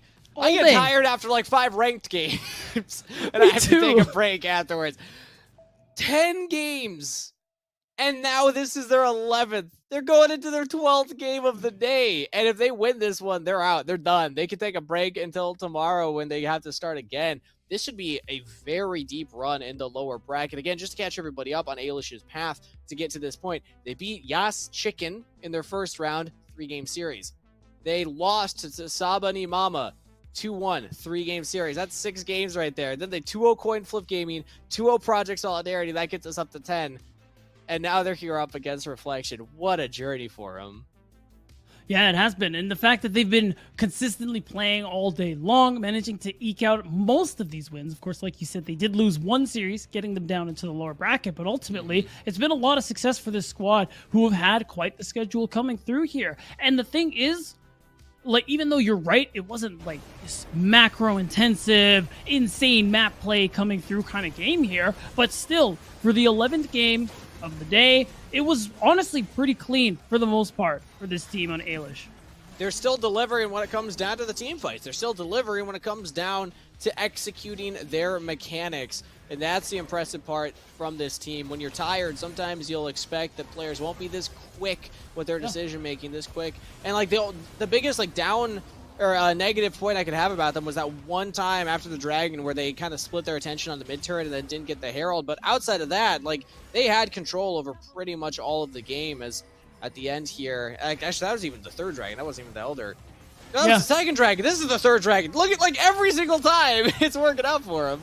Yeah, the team fight was good. The draft ended up being just what they needed to keep things going after such a long day, and it's just been working out so well for them. I think now, too, we do got to talk like going into this next game, you are going to see, I'm certain you'll see Reflection mix up the priorities just a little bit there, because I think the biggest problem they had in their comp was damage. Realistically, nobody was really falling. You're waiting for Senna to get to these later parts of the game, and you have this damage profile, which, I mean, it's just all AD at this point. You don't have any real solid magic damage, so it makes it easier for your bruisers to itemize against what your the damage you do, and it just makes it harder for your champions like Senna, who want to scale to the later parts of the game, and your only mid-game damage dealer being the Yasuo, and that's not good enough. And maybe also there's an argument to say drop the Shen pick, because I love what Tyrant did. Tyrant just says, put me against the Shen. I don't know who called it. Maybe it was Engetnar that called it. But somebody said, put the Ahri into the Shen, and then what does Shen do? You just have to catch waves at that point. That Divine Sunder is doing nothing. You're not taking turrets. You're not oppressing the Darius, who was the matchup you expected. And for those reasons, you see the characters on the screen, but that is Tyrant, the player. Impressive stat line, but even more impressive impact in those key moments of the game. Absolutely. And that's it. Like, it was showing up in all of the clips in the replay package that we were just watching while talking, Kangas. This player did perform very, very well. And going into this next game, got to consider whether Ahri is something you're going to allow to go through this draft. And again, I think draft overall, something very heavily going to be revisited by the side of Reflection. And the thing is, I have all this information on what Reflection had played in previous series, because we had seen them on stream before. I didn't see any of what Ailish had been piloting. In their 10 games, like, we're coming into this one relatively fresh of like, all right, what are they choosing in the draft right now? But I got to imagine that it won't just be the Ahri. And I know that Tyrant does also like to play things like the Akali too. So any of those AP mid laners, I think Tyrant could pilot. It's tough if you're Reflection right now, because you just lost a series that a lot of people had favorited up against Funhavers, and now you're down in this series, one loss away from the end of your season. That's it for Reflection, who have been a mainstay here in a lot of the qualifiers, going for the second and third majors, and we're oftentimes one of those teams that we expected to make that run. Right, and it seems like they've really started to taper off towards the end of the season here, and it's starting to show this is their last chance, especially now going down 0-1 in this series. We talked about it last series. We're going to keep talking about it until the night is over. When you're in this lower bracket, of course, this is your last life. This is your last chance, and it's even more so for the 0-1 Reflection. Everything before was practice. Everything is now leading to this moment. It comes down to delivery today in this series. You have to pick up the win. All those wins in the past mean nothing, except that they gave you the tools and the tool belt to actually pull out here in this series. So I don't think Reflection's out of it. I still did. Actually, I think I might have said it was a 2-0 in my prediction, so I'm already wrong there. But I still think Reflection have enough in the tank to bring it back. They're not a team to sleep on by any means. For sure. And it's definitely not over just yet. I think the main thing is we just praising Ailish for such a strong start despite the day they've been having, and just having such a convincing win in game one. Of course, the adaptions need to come through here. Our first series already went to game 3, so why not another one? Again, we're gamers. We don't got plans. Sierra exposed us. We might as well just lean into it. I mean, you speak for yourself, Beatdown. Maybe I have plans, okay? You know what? I'm on the West Coast. It's 8:12 p.m. Okay, I could be going out and doing fun things. Really? I'm probably just gonna play some Yu-Gi-Oh after this. Yeah. There it is. That's what it is. Thank you. See, man, I give the illusion though. You got to give the illusion to the people that you're a cool guy. They know. Yeah, probably. If they follow my Twitter, they definitely know. But okay, speaking about it critically from Reflection side, I want to actually do some theory crafting of what we think they could do to correct the course of the series so far. In their win that they had against Funhavers, it was a much more aggressive composition. They still had Blanks on the Senna, and they still had KT on the Gragas. I'm fine with that. Blanks is not the carry of the team. When they put Blanks on things like the Jinx, it usually doesn't work out for him. So I'm fine with going towards like Ashe, Senna, things like that. But Osu and Extirpate were on the Jace and the Renekton. And Boom was playing the Pantheon in the jungle role. That's a much more aggressive top half of the map. Different from the Shen. I think the Shen was a one-off. I would like to see Reflection no longer lean into that because it did not work for them. You got to play away from the Shen lane at that point. Pick something that Extirpate can carry on. That's my advice. Yeah, I agree with that wholeheartedly. And I think it's just overall drafting you need to diversify the damage profile a bit and get some more damage overall. Because again, you have a late game scaling bot laner in the Dragon lane, and you have a Yasuo who didn't really have a lot of an opportunity to shine, and a Shen.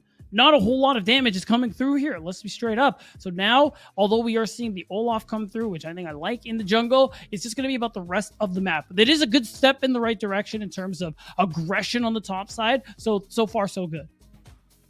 Boom on the Olaf, a very aggressive jungler. That is one of the things that you can start to look at these other aggressive laners in the mid lane and top lane, and the Olaf can follow up on that. I'd also love to see maybe a Yuumi picked up. Yuumi Olaf is such a gross combination. And typically Katie will prefer things like the engaged champions, the Grogguses, the Gallios, but we'll play enchanters occasionally. Yeah, KT's usually, like, when you look at how Reflection play and draft, KT's usually the go button for the squad. He's always the one picking up things like the Leona, Nautilus, Leona, Alistar, Thresh, things like that. Just trying to find ways for this team to be able to fight it out. And even though we do see the enchanters, I think in a situation like this, you gotta go tried and true, Kangas. When it comes down to it, when your backs are against the wall, actually, I guess Ailish, their backs are not against the wall. They're in a much more comfortable spot. They're chilling. I got just right back to that Graves. It works in the last time. I don't think it has as big of a matchup or as strong of a matchup against the Olaf. I don't think so either. The Lee Sin really spikes at the level 5. Olaf does too, but Olaf also is just like so scary in the first couple of levels. Although, I mean, even as I said, Lee Sin's also just giga broken levels 1 through 5. So it's either way, you're hoping to scale up as the Graves a little bit more. But there's that setup for Blank. So also back to comfort for Reflection. Yeah, okay. Here we go. That's exactly what we were looking for. Literally, you called it, Kangas. Like we played earlier, the Renekton. It's nice on 3 because it's that, who's really going to take it? Is it Osu? Is it Extirpate? Who knows? Keeping it flexible. And not showing all their cards right now. Ailish will have to lock in something. I think you could just go for a Baron laner at this point. That way you don't get banned out afterwards. And I guess the Darius is already banned out. I didn't even notice that in the bans already. So Garen, okay. All right. No, so it looks like Angetar's style so far is just kind of these classic tried and true frontliners. Yeah, I think that's fine. It seems like it's been working really well. I think overall you've already gotten yourself a nice front line on the side of Ailish, which was really working for them well. I liked mobile gaming on the Galio. He did get caught out once, but I think for the most part, playing things really well with things like the Justice Punch, that Hero's Entrance. So getting that one secured and kind of like you said, making it so that you don't really get pinched out in the solo lanes anymore, or at least in the Baron lane specifically, is perfectly fine because now it's them just trying to pinch out support options from KT. I wouldn't be surprised if they actually ban out 2 supports just to make 2 engaged champions. Maybe look at his Thresh, maybe look at his Leona, something like that. They take the Garen, which compare with the Senna. The Gragas is already banned away. They have the Galio. There's not many options left. I mean, we did see a Thresh Senna combination today in the previous series, actually. Yeah. Maybe they banned that away. Like, there's not many more things that will pair ideally with the Senna, unless we go like all the way back to summer meta and do like Nasus. Like one of those crazy long, like hard scaling bots. I don't think that's really viable in the current meta, though. No, that's okay. No, we don't do that here, Kangas. Yeah, you weren't casting with us back then, Beatdown, but that was a dark time when we had to send Nasus bot lanes. Yeah, that sounds terrible. It's pretty gross. It's pretty gross. And I like the Fiora ban from Extirpate. It's gonna remove one of those strong picks, strong duelists for the side lane there. So it's not going to be the double support ban. And they're really taking their time with this one. I'm really interested on the last. Oh, wow, the brand. Okay. That's that's some deep knowledge. Like, you're like, oh, I know some things. That's the kind of band that is. I think they also realize that they have a lot of HP stackers in the Renekton and the Olaf, and they don't want the percentage HP damage. It's AP because there's a lot of physical damage. You'd have to build a lot of magic resist at that point. So I don't hate this one. The Fiora confuses me because you already see Renekton and Olaf, so it's not going to be jungle, not going to be Baron lane unless the Renekton's flexed mid. But either way, that's what they chose to go for. Now they go for the Ziggs for themselves. So that is still AP damage in the Dragon lane. Yeah, and we did see that exactly, the Renekton mid actually earlier on the day. So I think that's why they're just a little unsure about where it's going. I like the Seraphine. I got to imagine that one is going into the Dragon lane with the Senna. That ends up being really nice just because it's double ranged. It's great for team fighting. And in KT's hands, we talked about it, CC, all of these things work really well for him and his team. I'm trying to think if there's another flex that they could do between mid and Dragon lane. No, it doesn't look like it. So Diana going into the mid lane, it's pretty standard. I was hoping that maybe they could do one final flex just to see what the mid lane matchup is, because then they could always put the Seraphine in the mid lane, but there's not much more that you would want to pair with that Senna, so this makes a little more sense. It's a big go button. The big red, we're fighting. That's what you slam down if you're Diana. Yeah, that's the thing that's nice too. You got a lot of CC, a lot more aggression available to you on Reflection on the other side of the map. And on the other end, like the mid matchup is, we got a Zed. I like it. Bold move right there, locking in that Zed. Tyrant is feeling himself. Because Diana's tanky. Diana's going to have a health bar and shields. Seraphine's gonna heal up. Senna's gonna heal and shield up. Renekton's beefy. Olaf's beefy. Who are you assassinating? It's gonna be one of the Dragon laners, Senna and Seraphine. But good luck getting on them. This is an aggressive pick. It is. So the thing is here, you're hoping to get a lead so that you can just threaten pretty much whoever. So if you do end up falling behind on the Zed, I think Tyrant's going to have a lot of trouble in this game too. And this is like a, I'm trying to stop playing Wild Rift today pick. Like they're trying to just end this game, end this series here and now. But it is a risky one, like we're highlighting. If you fall behind, you're going to end up losing out. And I think especially because Reflections draft looks so much better here in game 2, it's not a risk I would take. I'm just catching up because we actually were just sent here the previous pick and bans from Ailish throughout some of the previous series. And Getnar's been playing only Darius. 4 games of Darius out of the 10 that were played up until this moment. So now on the Garen, maybe that's the big play here for the side of Reflection. Get the Baron laner off of Comfort. That's always a way to get in the heads of your opposition. But 1 win away from Ailish to continue. 1 loss for Reflection to be knocked out as we're into game 2. We've already so accurately set the stakes here. I like this. Level 2 already. Tyrant is going to put down a little vision, hit the orb to get, I'm pretty sure he ended up seeing Boom. That is a big deal because you talked about how scary this Olaf is in the early levels, how impactful it can be even before level 5. So getting that bit of information, it's going to be really crucial for Ailish, so that they don't end up getting snowballed themselves, kind of like they did in game 1. 99 God might go for an early gank. Oh, he's spotted though, yeah. The Tribush Ward does stop the aggression. Extrabate gives respect there, but Extrabate was still pushed up even though he saw 99 God, so I thought maybe they still just go for the play regardless, but no early plays. That is wasted time though for 99 God. Right, we're on the other end.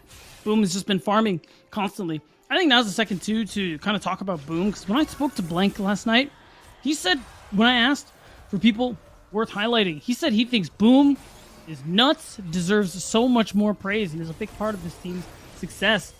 Often draws a lot of bans. I think, honestly, the play has definitely reflected that, and just want to give a quick shout out to Boom because of it. Shout outs to Boom on the Olaf right now with the double enchanters around him. This is the scary combo. It's not quite the Yuumi plus Olaf, as I think Yuumi actually might still be disabled in competitive play right now, but it's bugged, still right? The Seraphine plus the Senna combo, so it's going to be hard to kill this Olaf no matter what. And the nice thing with Olaf Seraphine is the way Seraphine's ults work is when it passes through allies, it's extended further. So when Olaf is just sprinting to your enemy, all you got to do is run in front of your Seraphine so you can ult and get the extended range. So it ends up still having a little bit of synergy of its own. It's a pretty interesting way to play some of these champions out. And so far, though, no kills have come out. It is still going to be about early game, I think, here for Reflection, just because of how much agency they're going to have. You just got to see the ganks come through as Boom is now hit level 5. They do still have a little bit of scaling, however, with that Senna Seraphine combination. So even though, True. like, traditionally you think of the Renekton, the Olaf as not these big late game scaling champions, well, they still do a decent chunk of damage. But now we could see the first little bit of action. Taunt lands, knock up on Extirpate, Flash is available, but he pops Dominus instead and saves the Summoner spell, holding that for later. It's a little brutal. Won't have it in time for the Herald fight if that's what Reflection wants to be going for. So it ends up being a nice roam from Just Mobile Gamers overall. And it's nice because that's an advantage you have when you have an engaged support versus an enchanter. You're going to be far more effective when it comes to roaming. And I like that Just Mobile Gaming is consistently using that pressure. And that's part of why you see the Ziggs can farm safely on their own while their support does support things. This Just Mobile ends up getting caught out. The Galio's got free reign on the map because there's nothing a Senna Seraphine can do to really pressure the Ziggs. He can just farm from range. And now Dragon's up in 15 seconds, so Just Mobile Gamer goes for a reset. Tyrant looking for the reset as well. That signals to me that they want to go for one of these and passing up topside. So it might actually be the call to go for the Herald. Now, as I said on the minimap, Just Mobile Gamer, he's dancing. Where's he going? Is he going top or is he going bot? I don't know, Kangas, but it's looking like Reflection moving up to this top side. With both of these teams, they want it. The resets are through. The gold is spent. We already have a little scrapping in. They're late, though. Lin and Engetnar are a little slow on their resets, so Reflection, quicker to the Herald, faster to the commitment. They will get this one. Looking to be traded for the Dragon, as Ailish do start that up. You do see Reflection walking their way down. Actually, the Dragon is gonna be taken very quickly, so there is no chance of trying to fight for both objectives. Instead, sprint topside. Boom. Keep seeing Go this. ahead and, yeah, I was gonna say they're taking a page out of last series' book, just dropping the Herald, shotgunning, as you said, top lane, but they're not gonna shotgun it actually. Not quite. Tyrant was there to deter the dive. Hard to dive a Zed, so they decide not to even give it an effort. You don't want to give kills over to Tyrant, especially after what happened in that last game. So a very slow start here. No kills, trade of objectives, very even gold state at 5 minutes.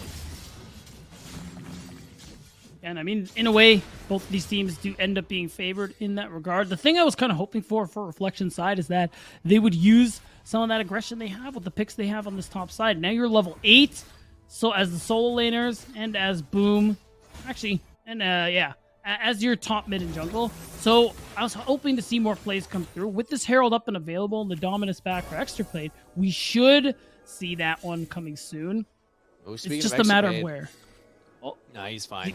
Okay. I saw the sharks heading in the water. They smelled blood, but unfortunately it was warded blood. So extra fate is fine. He gets out because of that Scuttlecraft vision. And still, slow burner for a game 2, everybody. Strap yourselves in. I can feel the anticipation. When will it all break open? We don't see these big go buttons on either side other than Osu. That's the one big champion that can say, we are fighting now. So it'll come down to Reflection's mid laner to get a lot of these fights started. Might get the chance. Osu is in the area. Oh, and they're all here. Herald is out, but I think they're going to just let this Garen walk away. Of course, tankiness is there. Oh, they're not even going to try and get much more. They're just going to be happy getting the first Drake, getting that nice spike of gold to finally kind of break the even state we found ourselves in. I like it because Lin was threatening the mid lane, and that means that they can deny the Ziggs taking a turret, or at least even plates, as a trade. Yeah, they saved the plate there, so they still have 3 plates in the mid lane. They get a full turret bot side. That's a big injection of gold as they're now 1,000 in the lead. 99 God walks up as the safety of the Galio to stay behind. And very preemptive heal from Katie there, just trying to stop everybody off. Yeah, the poke coming through from Lin is honestly pretty potent for one item coming through here, so you do have to be very careful dodging those bombs. Things are just, again, constantly slow. I think... Well, we're at 7 minutes, Kangas, and it's 0-0, which is kind of insane. Bets. I've never seen it Place get... your Who's bets. gonna... All right, okay. When does first blood happen? Over, under 8 minutes? I'm going to say 9:30. 9 minutes 30. A full 2 minutes away. That's ambitious. Especially because the Herald and the Dragon will be up by then. Yeah. So do we want to... Wait, How about do let's we say want to this say one? who's gonna get it too? Oh, who? Okay, yeah, sure. I'll go first. I think it is Boom. I think Boom gets first blood. Okay, I think it's Tyrant. Ooh, that's a good call too. Mm-hmm. I was just looking at the gold and like items completed, and Olaf's just so strong with his one item completion. But yeah, Zed 1.5, something close All it enough. takes is it's a misstep, you know. All someone's got to do on reflection side is misstep a little bit. You know, Tyrant's gonna pull that trigger. Thing Absolutely. is, you're still yeah. playing Assassin Burst into 2 supports, so you got to get onto one of those supports if you actually want to get that kill. Mm-hmm. Oh, wait a minute, Extirpate's all alone. We might have both been wrong right now. No, he's fine. We've never been That's wrong in our damage. lives, Kangas. Clearly not. Yeah, don't think about it. I'm definitely wrong with the over under 8 minutes 30 because that is already taken. And now is another trade. Herald drop mid immediately. Looks like they want to go for the turret. Dragon bursted down. It is secured right now, but we have the fight coming out. Who's going to get it? That's a big moonfall. Whoa! Engage! Osu onto 5. And now onto the backline. Extirpate has free reign. They will shred through Ailish. Reflection have found their fight. Tyrant can't even find one. Boom's the only member that goes down as Tyrant trying desperately to get away here. Slow. Extirpate's here. Slice and dice. The stun. The Cole the Meek. And an ace for Reflection. The funny thing is, Kangas, you were right, and also I was right. So, good on both of us. We're Wait, even. Boom got, I don't even know who got the first kill. It was Boom. It was Boom. Yeah. Let's go. So it ends up being Boom. It ends up being an excellent fight, and kind of what I was expecting during the first Dragon, where it is that Herald grab and then that attempt at getting both objectives. I didn't quite catch who ended up securing it, but honestly, I don't really care who got the Dragon anymore. Reflection got the ace. They got so much gold in their pockets, and now they've blown this game wide open and are on the path to that game 3. It's the fact that the objectives were staggered in their spawn time. The Reflection gets the objective and then can contest. Now turret goes down. Big Ziggs bomb. That's a nice setup for Tyrant, but he does have the damage. Osu and Boom are too tanky, but now the cavalry comes through. Osu falls. Boom gets out. But that is paltry to what Ailish have lost so far, Kangas, That's all and it turrets. is a lot. All outer turrets. Yeah, no plates taken, it looks like. 5K down. And just like that, in one stroke, Reflection are in control of this game here. We talked about the scaling tools, how good double support can be, especially when you're ahead in terms of the healing and shielding, and it's going to be ridiculous. No one's going to be able to take down Boom. Ooh, a lot of damage, though. That's flash out of Boom. Big encore from KT as Lin on the receiving end in a killing spree. And Gitnar goes down to Extirpate, who gets the Cole to make over the wall. Reflection. It was a slow start, but they are roaring out the gate now. Now they're in full control. It's just full speed ahead here for Reflection, trying to get to this game 3 as quickly as possible and finally try to come back in this series. Game 1 was brutal and not at all in their favor. So being able to bounce back like this is such a big deal for the squad here. As now they're just continuing to hold strong. And God, it's 8-2, up 5K. Yankees. You know, I said that it was a slow start, but now they're roaring out the gate. I guess the gate is the start. So they're roaring around like the second bend, the second lap. We'll say second lap. I like that. Yeah, we're on the second lap, and we're hitting the gas now. We're Yeah. getting into it, everybody. Kangas, I have some bad news for you, though. Yeah? You're going to be playing Yu-Gi-Oh! A lot later than you expected. Well, we didn't have to remind everybody that was my evening plans. But Yeah, but I felt I needed to. I think you might be right, because Reflection have a pretty big lead right now. It's 6,500. They're over the wall right onto Engek. They want more. And that is a kill picked up. Not as effective on the Garen. We might have found the Kryptonite of Ailish. They don't get that Darius pick, but they're hard committed for an engage right now. They're over the wall. Tyrant doesn't have the damage. They can't get on the enchanters, and if you're not on the Senna Seraphine, you ain't doing anything. Reflection win another fight.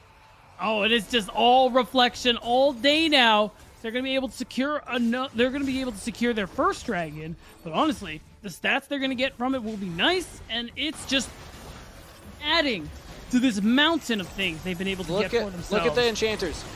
Look at the enchanters. Okay, Full they almost health. had Katie, but they flashed away. Yeah. And they never got on blanks. Like, if you don't kill these enchanters at the start of the fight, you lose the fight. You're right. You're absolutely right. With those bruisers, those big HP bars in the front line, unless you can bypass them, there's nothing you could do here. And that's part of why we saw the Zed come out. But Tyrant hasn't been able to show us any of that here in Game 2. And it's unfortunate when you're the Zed that's 0-3. There's very few options for you to get back into the game other than maybe finding an isolated target. Again, ideally an isolated enchanter, but there's just no reason for Blanks or KT to be anywhere where they're either not next to each other or ideally next to Extirpate or Boom. They're on Osu right now. Tyrant is not even winning this 1v1 because the Crystalline Reflector. And now Osu flashes. Osu with the outplays. Gets flashed out of Tyrant, but still in. Tyrant has to dodge around and Osu is out. Osu with the outplays. Tyrant gets back to base, but that is a retreat to base as Extirpate now at a 1v1 against 99 God. 98 now as one goes down. Oh my god, Kanga's Reflection are taking everything, and it continues with the Baron as they're going to be able to grab one of the strongest neutrals left in this game and Extirpate. He's going to grab another kill. Oh, he's right on to him. Yeah, this one's about to be wrapped up. The Ziggs does not steal the Baron. It's a Reflection with a massive gold lead. Roaring after the second lap. They are putting pedal to the metal now. And they are close to closing out game number 2, bringing us to a game 3. Saw it in the picture-in-picture. Nice Oh, play. Blanks. Flashing, gets the root. Doesn't have vision, throws on the exhaust. Doesn't quite get the kill. Oh my god! The dawning shadow snipe as Lin zigs then zags back into it. Blanks. Man, what a snipe coming through here. What a nice play. And it means this Ziggs isn't here for the wave clear for another 30 seconds. It means that, oh, wait a minute. 99 God, yeah, you're not really safe anywhere. That's illegal. You can't be in your jungle. Flashes away, stalls the collateral damage, so saving the damage for a potential fight right now, but as I say it, he's got to jump away. And this start's not long for this world. Reflection. So much improvement shown between games 1 and 2. Like, night and day. A difference in approach to this one. Much more aggressive top lane, aggressive composition that took, you know, a couple levels to scale up, but now they can just get anything they want. Oh, they're taking it. Oh, and that's just Lin dead. you see him. Moonfall lands. No flash. How do you even respond to use your satchel charge? This could very well be the game, Kangas. Yeah, this is absolutely the game-ending push right now. Ailish will have to pull out a miracle to stop this. 2 full waves, 4 cannons, 5 cannons hitting the Nexus. It's been a long day for Ailish, and it's gonna be longer. We're going to game 3. Man, what an insane turnaround here from Reflection between games, changing things up, playing a draft that we've seen them have success on in the past, putting people like Extirpate, like Boom on champions we've seen them play so well on. It just makes all of the difference here, Kangas. And all of a sudden, when we saw Ailish were the ones who were playing out of their minds, now today feels like, or now in this game, it's Reflection. It feels like one of those games where, if going back to that race analogy, they were drafting each other. It's like they're neck and neck, and then suddenly Reflection just like pulls the anime, you know, race car move where they like spin in a circle and activate their turbo and it's taken off at the turn. And as Extirpate leading the charge there, this Renekton massive in the side lane, in the team fights, in the engages. It's kind of tough to call player or star player, but I would be leaning Extirpate's way. I would be too. I think it's really hard. I agree that it's hard. I think everyone played really well, but Extirpate was just, once he really started going on this Renekton, he was a monster. He was able to 1v1 so well. He was able to deal with pretty much anyone who came his way. Hello. First off, Kangas, anime race car race? Is that what I heard? I was trying to make an analogy, and I'm really bad at those, so sometimes they just kind of fall flat. But you know what? I think I saved it at the end. You know, I made a cool race car sound, so I'll call that a success. Okay, it was a cool sound. I'll give you that. Thank you. But Man, at this point, I'm not gonna lie. I thought we were gonna be Speed Racer. headed... That's the name of it. Sorry to interrupt, but that's what I was trying to think of the whole time. Speed Racer. Well, I thought we were gonna be speed running our way through this broadcast at the end. I honestly, after that first game, thought this is gonna be a 2-0 for Ailish, but no, Reflection with a fantastic bounce back beatdown. It was. And I mean, it all starts with the draft. It's a draft that is a lot easier to execute, I think. You're going to see it in the replays coming up pretty soon, where you have things like the Olaf really able to be active or early on into the game and at pretty much any point. And it's even, Kangas called it many times during the cast, and he was right. You have this Senna Seraphine, who if you can't get on top of, the sustain is going to be insane for the rest of the fight. And when you have this fed Renekton and Extirpate, well, if you can't deal with Renekton, if you can't deal with the supports on the team, you can't deal with Reflection. Notice how the replay package starts when everybody's level 9 and level 10. It's because it took that long for anything to happen in this game, but once it did, that was an ace. That was a dragon. And then suddenly from that point, Reflection, there's just no stopping this snowball. Yeah, just everyone taking a little bit of time to warm up, you know. Of course, Ailish looking to secure the victory, but Reflection not wanting to make any mistakes. And wow, but seeing this fight and seeing what you all said about the draft and stuff, was it just a draft diff that came out here? Because the team fighting was a complete game changer, Kangas. Exactly. This play in particular, Katie getting that clutch flash away. You could tell the Tyrant saw an angle to get onto one of the two enchanters and just couldn't even kill that one because of how far behind they were. And yeah, I mean, the rest of this, it's just rough because it's just Reflection constantly bullying them. Oh, now I realize why Lynn stepped back. I think Lynn saw Extirpate on the flank and got scared of the crocodile and stepped back into the dawning shadow. That's rough. Well, I mean, good reason to be scared too. Of course, Extirpate going to be our star player for that one. Talk a little bit more. Tell the viewers why specifically this individual beatdown. He's such a pressure point all across the map here on this Renekton. Once he really started to go get online, really get the lead, he was doing things on his own. He was a reliable lane for his team to play to. He was a rock this game where he didn't die a single time, and he was part of so much of their success. And even more so when they found, there was one particular play, I think it was in the replay package, where he gets 2 1v1s, where he gets one and he catches someone else out, and it gets the team the Baron while he's continuously pressuring inside. The amount of attention he's able to pull on his side of the map that game was incredible. Didn't die. And a fun fact, of the games that we have recorded from Reflection, I don't know if he played it in the first series, the 2-0 that they got, but 13-0 and 13 on Renekton right now. Because he was 8-0 and 8 on it in a game earlier in their win against Funhavers, I believe, was that match for him. And now 5-0-5. Not too bad. Yeah, not too bad whatsoever. But then how do you think he's going to adjust if it gets banned out in this next match? Because it's all down to the wire. I think you just ban the Darius again. Just keep your opposition off of that, because the Garen clearly did not look nearly as impactful for Angetnar. And throughout what we've seen so far has only been playing the Darius from the information I have, which isn't all 10 games. It's only 4 of those 10 games. But 4 Darius games makes me think that that is the comfort pick for this player. And when you're at this level of competition, sometimes that does have an effect, especially when you're this tired. They're going into their 13th game. I mean, this is insane for this team.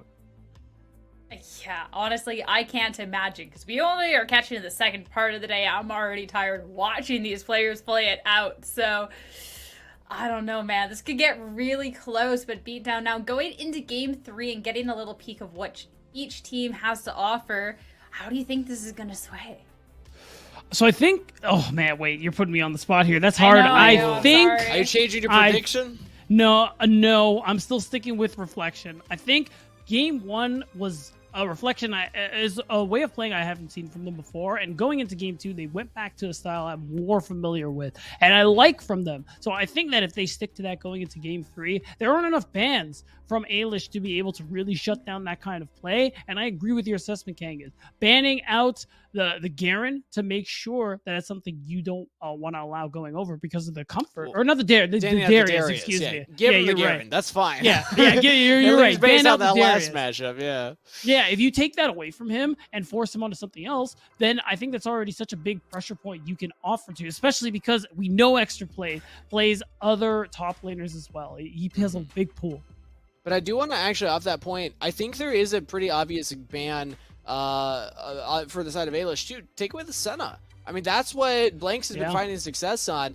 If Blanks isn't on Senna, I mean, played the Kaisa and the Jinx earlier today, and I didn't, get a chance to actually like hard analyze those games. But I remember the Kaisa game was all right. The Jinx game, Blanks' Jinx just has not been finding a lot of success in the last couple of series that he's played it in. So get away the Senna. Get away from those enchanters in the bot lane, and maybe that's another avenue for success for Ailish.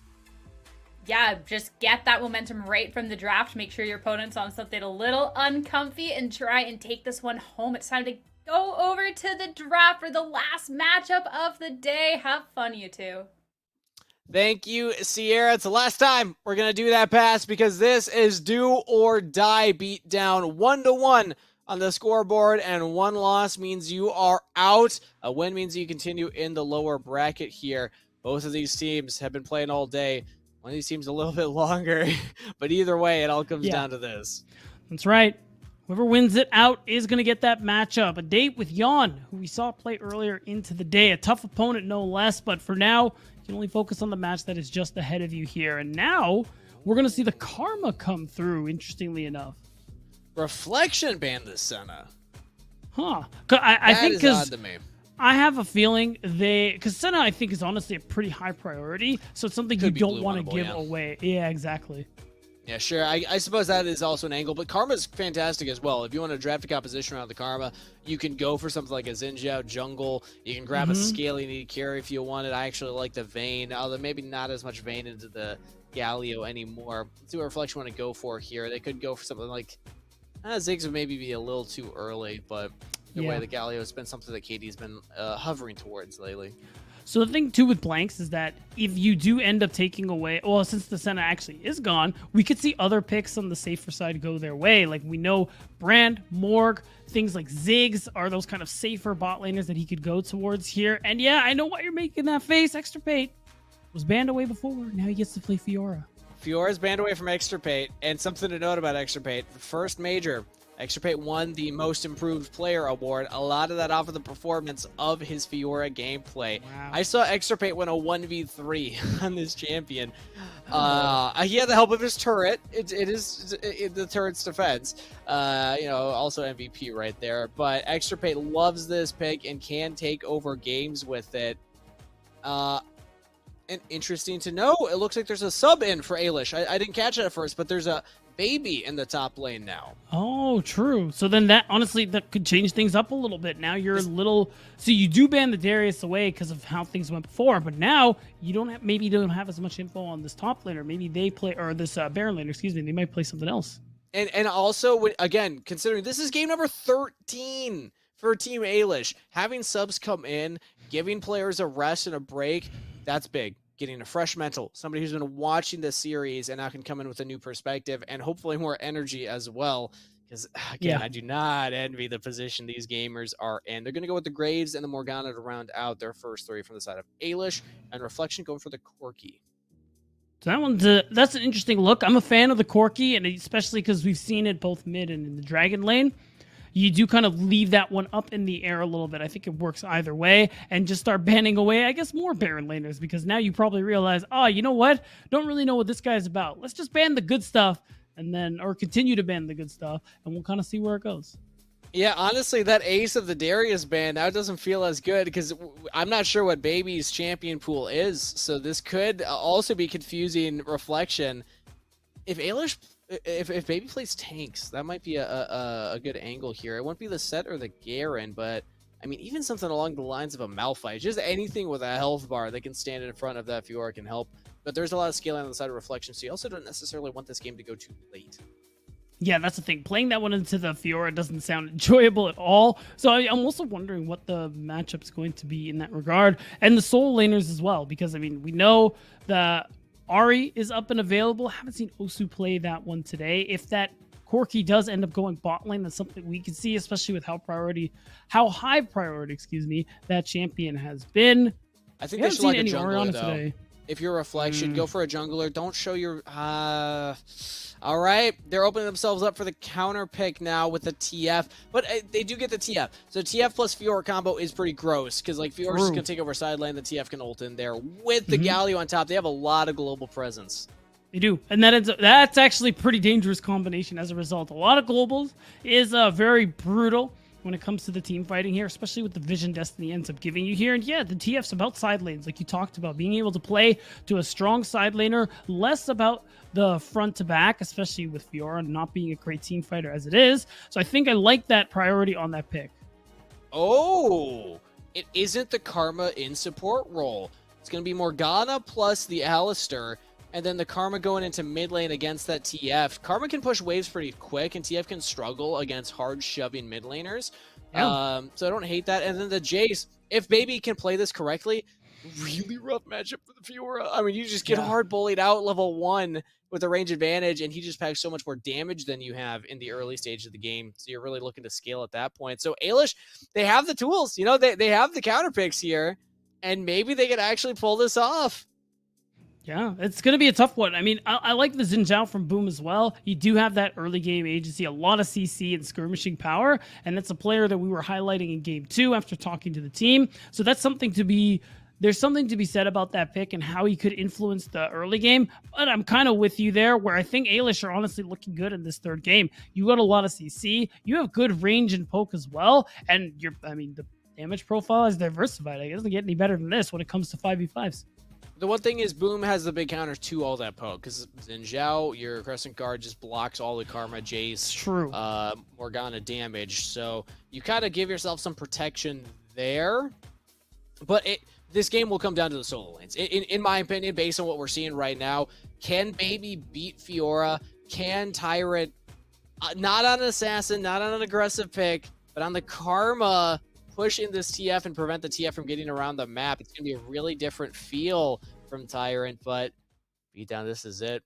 We're going into game number 3. Everything on the line, and a season worth of work and effort on the line for both of these teams. Winner takes all.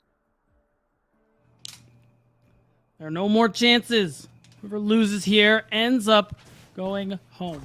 We now have a pretty high CC bottom lane coming through here for Team Ailish, and we already talked about in draft how Ailish, they have a really good shot with this draft they have going for themselves, but our eyes are on Baby in the top lane. A sub at the last moment here in game 3, getting the counter matchup that one would hope for. He's just got to perform on it. Exactly. The eyes will be on the Jace. And Jace is a tough champion to pilot correctly in Wild Rift. Historically, has been a tough one to get your hands on, get a hold of, but this is what you can do. Like, Fiora can't really stop you in the early levels. Really rough matchup for her. You really want that parry, but even then, it's a long cooldown on that, and Jace will have basically double the abilities as you have to pull you around with. Oh, gold card early in the mid lane. Get this knock up, but no, Tyrant's safe. So this one's actually pretty interesting. I was wondering too, because even though in isolation, you kind of said this in the first series as well. Yeah, in isolation, matchup could go a certain way, but when you have jungle intervention and support intervention, evidently, things can change it up. So having that move, pressuring Tyrant on the Karma, and allowing Osu to have a little bit more freedom in this matchup can be a really good way to unlock this Twisted Fate, because it is important that you get yourself the position to be able to make those cross-map plays that you pick the champion for. Interesting to see that Extirpate actually hit level 4 before Baby somehow. Looks like he just spent some of the health bar to shove in the wave back at the Sheen, so hoping to have this extra little power spike. Let's see what Baby's decision is. Do you try and freeze the wave or push it back? KT's also roaming up to the top side, so they could look to get aggressive, but spotted out on a ward that 99 God had dropped down after he counter jungled, and that means just wasted time from the Galio and a good reset from Baby. And this time around, it's Mobile Gamer also on the move here. You can see it with the Alistar. He has just as much CC. just as much ability to influence other lanes. And that's what these supports are going to be looking to do throughout this game, because it's so important getting some of these early advantages so you can snowball to a win here. Having, in this situation, to play from behind Kangas, that is stressful. Honestly, X-Ray's done a decent job in this laning phase. Already hits level 5, and now you're through the worst of it. Now you're through the point where the Jays can literally just, bully you around. And 99 God plus Just Mobile Gamer are hanging around here to help out, baby. Now they're really playing into this Jace, but Extirpate's just not playing into their trap. He's got a nice freeze right now. The wave will hit his turret, but still, you're in a really comfortable spot as, ooh, boom, headbutted backwards. So nothing has really happened in these first few minutes except for a bit of skirmishing here, but no lives lost. I actually think going for this first objective fight, Reflection are really, really feeling good about it, because you have 2 global ultimates. You have the Destiny, of course, that's going to give you that vision of the enemy team, and you have the package that's going to be up in like 20 seconds. So as long as Ailish don't start an objective right away, Reflection should have their pick of the litter. They could look for either side. This is big for Baby, shoving out Extirpate. And now everybody else from Reflection are coming up here. So it could be a trade if Reflection commit to this Herald. We see multiple members of Ailish down around the Dragon, and both sides are actually pinging each other where they are. So I think that they both have the same read, but Reflection, they're approaching. They want to fight. They have the tools to be able to do so. They're going in onto Tyrant. That's not a gold card, though. And now the engage comes in from Alistair. The The package over. It splits the fight. Grand entrance as well. Now, grand challenge from Extirpate. Fiora can't get on anybody, though. Baby picks up the first kill. Extirpate goes down to the collateral damage. 1 for 2 trade as Ailish come out on top. A lot of damage absorbed by Just Mobile Gaming with that Unbreakable Will. The whole combo, Reflection. They blew their load, Kangas, and not able to find the kills and advantages they were looking for. So they're going to lose out in terms of kills and the Dragon. And you can see it here, too. Again, it's Alistar able to absorb all this damage, able to walk away here, and the package just didn't do as much damage as they were hoping. And the thing is, the package split the fight. It split the side of Ailish in half. But Reflection weren't focused on one half or the other. They were also split on the same package. So it didn't really do much in terms of like, oh, we isolated 2 members away and now we can win the 5v3. It was, okay, we just drew a battle line and we're going to stay on our sides of the line and do our 3v3 on our 2v2. And Ailish coming out on top there. Now back to live. Herald is the next objective.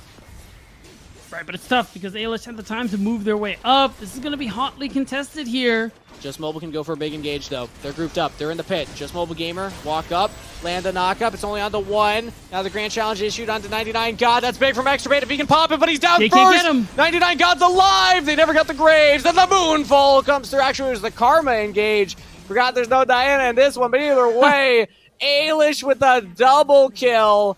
And that is 3 more on the board for them. Osu flashes, but cannot get the kill. Doesn't have the damage.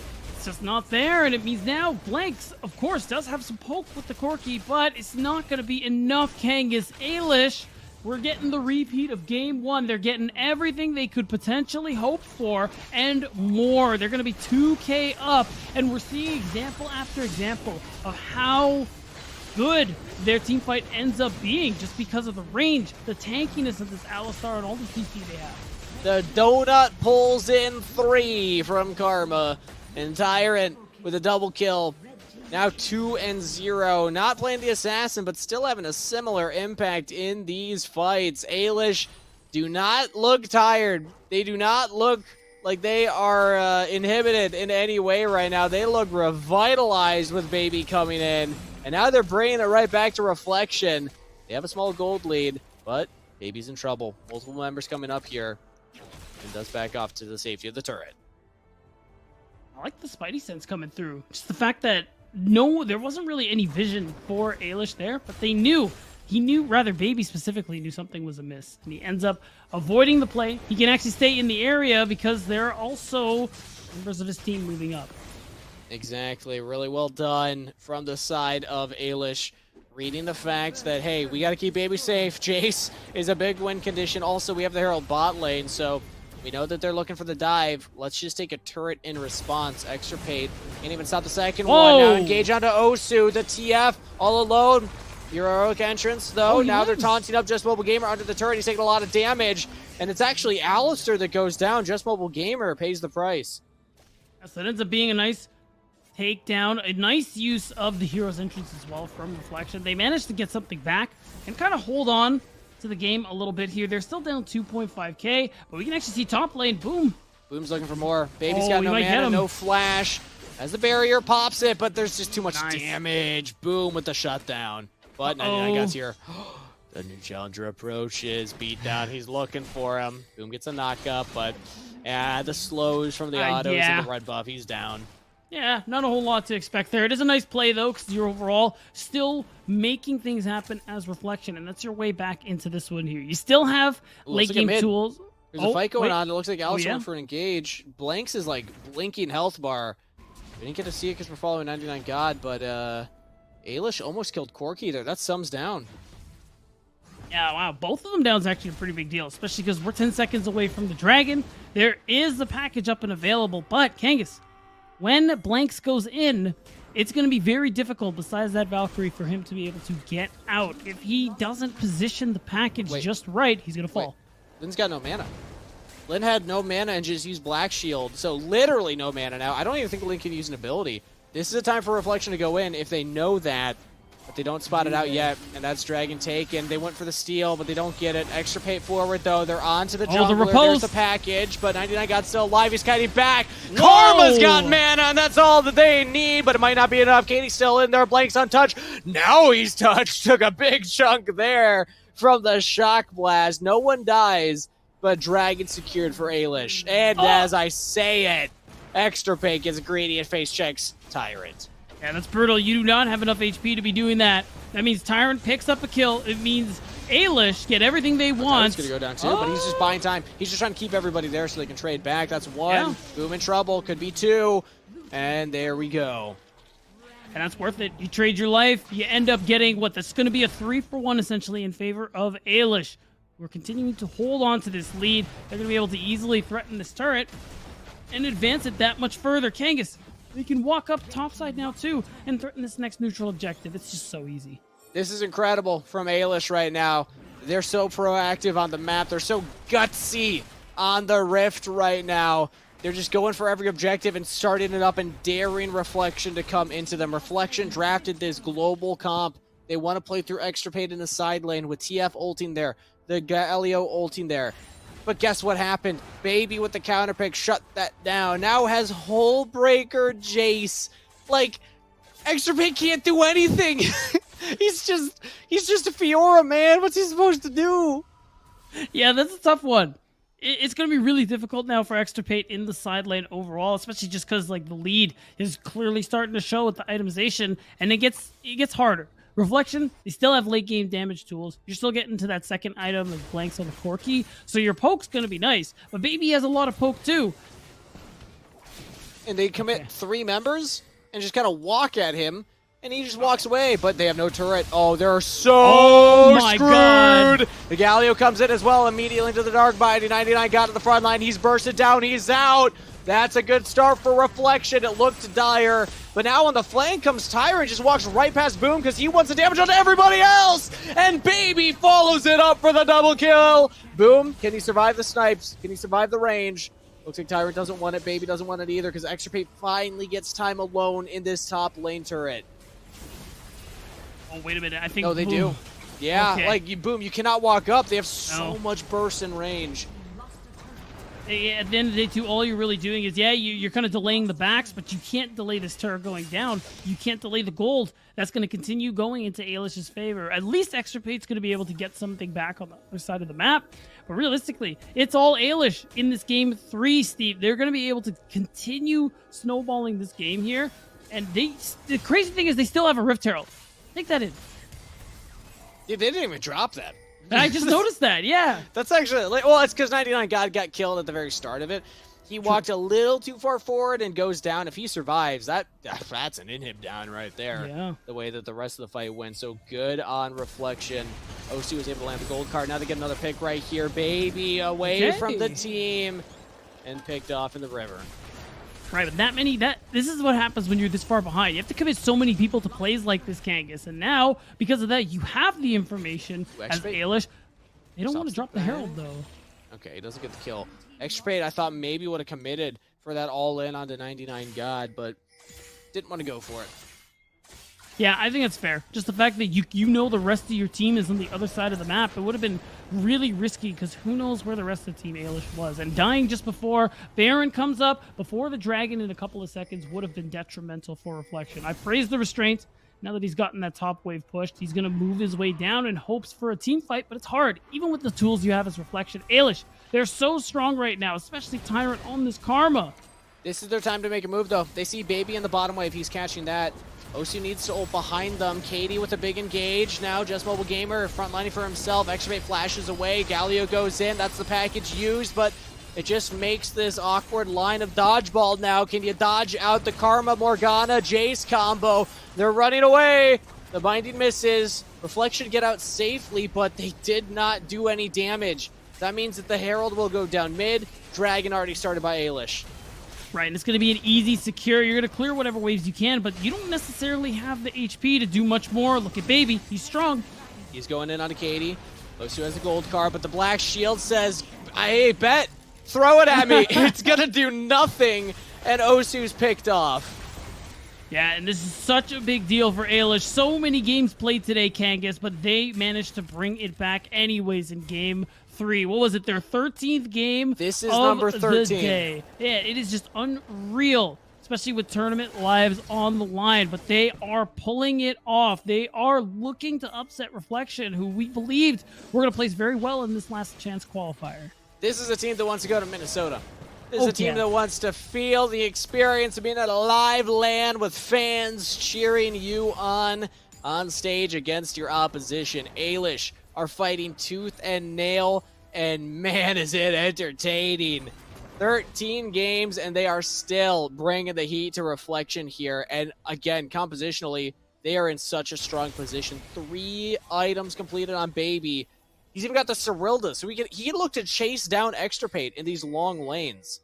Yeah, you get getting the slows makes it that much easier. Of course, lack of information. I think Baby's just been playing so smart all game. Rarely gets caught out, and especially is really good at reading when something plays like that are happening. Like, recognize that Boom might have been in the area, and he actually was. Because of that, he's still able to maintain control of the bottom lane while Ailish pushed for mid. Dude, Lin having the Leandries, like that pool just did a 5th of Osu's health. That's just silly to see. Bindy lands out of KT. Osu also in trouble. KT has to flash, but Lin's taking a big chunk of damage. If that Dark Binding landed on the Blanks, that would have been massive. But Blanks does stay alive, so go for resets now. Yeah, it's his Tyrant, seeing what he can find, getting some poke out. But not a whole lot else is going to be done. There will be vision over the Baron, but it may not be what teams are looking for at the moment. You got the Elder. It's coming up very, very soon, Kangas. And with this mid lane, this bot lane especially constantly pushed in by Baby, and even top lane, it's really hard for Reflection to be able to walk into their side of the map. And it's going to make it harder to fight for these neutral objectives. Blanks just reset, but chose to not pick up the package. I was wondering, do you go for the package and fight at the Baron? Maybe try and rush it or sneak it, pull them into you, and then engage? No, they're going to save it. So, yeah, you're right. It is coming down to the Elder. Just Mobile Gamer had a death rush, but he was worried that he was going to be the one dying, so had to back away while he had the opportunity. Such a tense moment in this game because it feels like Ailish could just force this Baron if they wanted to. Force Reflection into them. The Reflection are just hoping for that pick. There's a gold card on the 99 God. Damage onto him, but he's out. Yeah, the shielding from Karma. So useful. Going to be able to also pick up some honey fruit on his side. And that's it. You're hoping for a pick like this if you're Reflection, but you're going to have to find someone more caught out than that. When you're down 5k, it's going to be hard. You have to commit numbers to a play, but now that we're getting this late in the game, Kangas, everyone's grouping up on the side of Ailish. Who are you going to be able to catch out realistically? It's funny because now it feels like the double enchanter comp for Ailish instead of Reflection. That's true. as Blank says to Valkyrie away. 99 Gods finds Boom in a 1v1. Here comes a Destiny. Gold card in onto Tyrant, and wild card as well gets some damage, but that's it. That's actually really bad, though, for Reflection. Kangas, that's 2 key team fighting ultimates. No Crescent Guard, no Destiny available, and look what the objective is up in 15 seconds. True. We talked about it. The Elder is there, and Blanks they has don't to get really back have a and way get to this check. package. It's Yeah. 10 seconds. Ailish have a Death Brush. They can check with the cards. Blanks is backing now. This is their only play. If Reflection can get a clutch package fight, maybe they can actually hope to weather the storm of a 5,003 dragon deficit. Maybe. It's a Hail Mary, but I feel like that's their only play right now. Yeah, luckily, Boom, he has the ultimate back and ready to go here, Crescent Guard, to be able to go in and make a play. But you can see it, Ailish are posturing. They don't want to go for the turn. They want to see if Reflection will walk into them. Want to make sure the health bars are full. It's actually, the dragon is aggroed, though, but it's looking like it's going to reset at this point. They're pushing mid. They know that if they have priority in this lane, Reflection will have to go answer that. Maybe a little bit of hesitation. They're losing their priority top wave. I think that Ailish could do this a little bit quicker. Just start it up. But they're also waiting out the package timer, so maybe this is the right call. Just back off. Sure. True. Okay. Why not? You know what? Actually, I kind of like it. Just Yeah. don't risk the fight when Blank says package. Wait for the Corki package to time out. Yeah, then you're seeing enough preliminary vision laid down so that nothing is going to get done and snuck under your noses. As long This as could be the pick. Oh my Tyrant's God. just everything thrown at him. Goes into the stasis, but he should die afterwards. He flashes, he's alive! He's and in! now the re-engage from Ailish. Just Mobile Gamer finds the flank on the Alistair, and with extra pate down, now the Dark Binding landing onto KT. Everybody chased out of the jungle. Reflection have to retreat, and Ailish have done it. They got a massive pick, and they're right onto the Elder. beautifully done here, as you called, waiting for the package timer and then going for the opening that they had for themselves here. Boom. You're not stealing anything, buddy. I'm sorry. That's the Elder Dragon secured, and they could just look to finish things up. KT and Blanks both teleported in, hoping that they could find the angle, but they just teleport to their deaths. Ailish, after a long, grueling gauntlet of games, they have gotten the Elder. They're starting up the Baron, and with a 7,000 gold lead, you have to believe that they're closing this game out. Boom's just headbutted away, and Ailish are looking to make the miracle run happen through the lower bracket. Ailish are just one step away now. Elder in their hands, Baron in their hands, and all they need to do is win one more fight, Kangas, and they will keep the dream alive. They'll keep the lower bracket run alive as they take down Reflection and end their season here and now. Look at the gold spend, Kangas. Look at the gold difference. This And is look all at but Baby. over. We're following him right now, and I agree. Yeah. The ringer coming in. Exactly what Ailish needed when you've had this long of a day. Just getting a fresh set of eyes, a fresh set of thumbs. Sometimes that's what it takes. The Baron Siege starts. What is the answer from Reflection? They look for the play in the mid lane, and it's a 5v2, and they just lost it. Katie gets picked. Actually, a 4v2 as extra base looking for the side lane push, but they are in shambles in the base. Baby on the rampage, double kill. The Nexus goes down. 13 games, the dream. Ailish continue the lower bracket run. An insane matchup coming in here in Game 3, Kangas. They pull it together after a rough Game 2, and Ailish make it happen, and they're looking really good going into Yon tomorrow. I'm not as sure of that matchup as I was at the start of the day. That's all I'm saying. I mean, I definitely expected it would be Yon versus Reflection. I did not think it would be Yon versus Ailish, but Ailish proving the doubters wrong. They had such an incredible turnaround. Game 1, slow start, rapid finish. Game 2, dominant from Reflection. And then Game 3, Ailish say, hey, let's bring in the sub. Let's just do it. Yeah. Let's get a fresh player in here, topping the damage charge just barely, because Lynn was also doing an insane amount as Morgana. But I think clear star players got to go to Baby, not only for their performance in the game, but what it did to the team and what it means for their run in the lower bracket. Absolutely. I couldn't agree more. We got to look at Baby when it comes to Ailish here in this game. 3, an insane performance. And it's just getting that sub in at the 11th hour like that, Kangas, and being able to perform speaks so much to you as a player. And for him to be able to do so very well, get that counter matchup and perform, it's a great thing to see.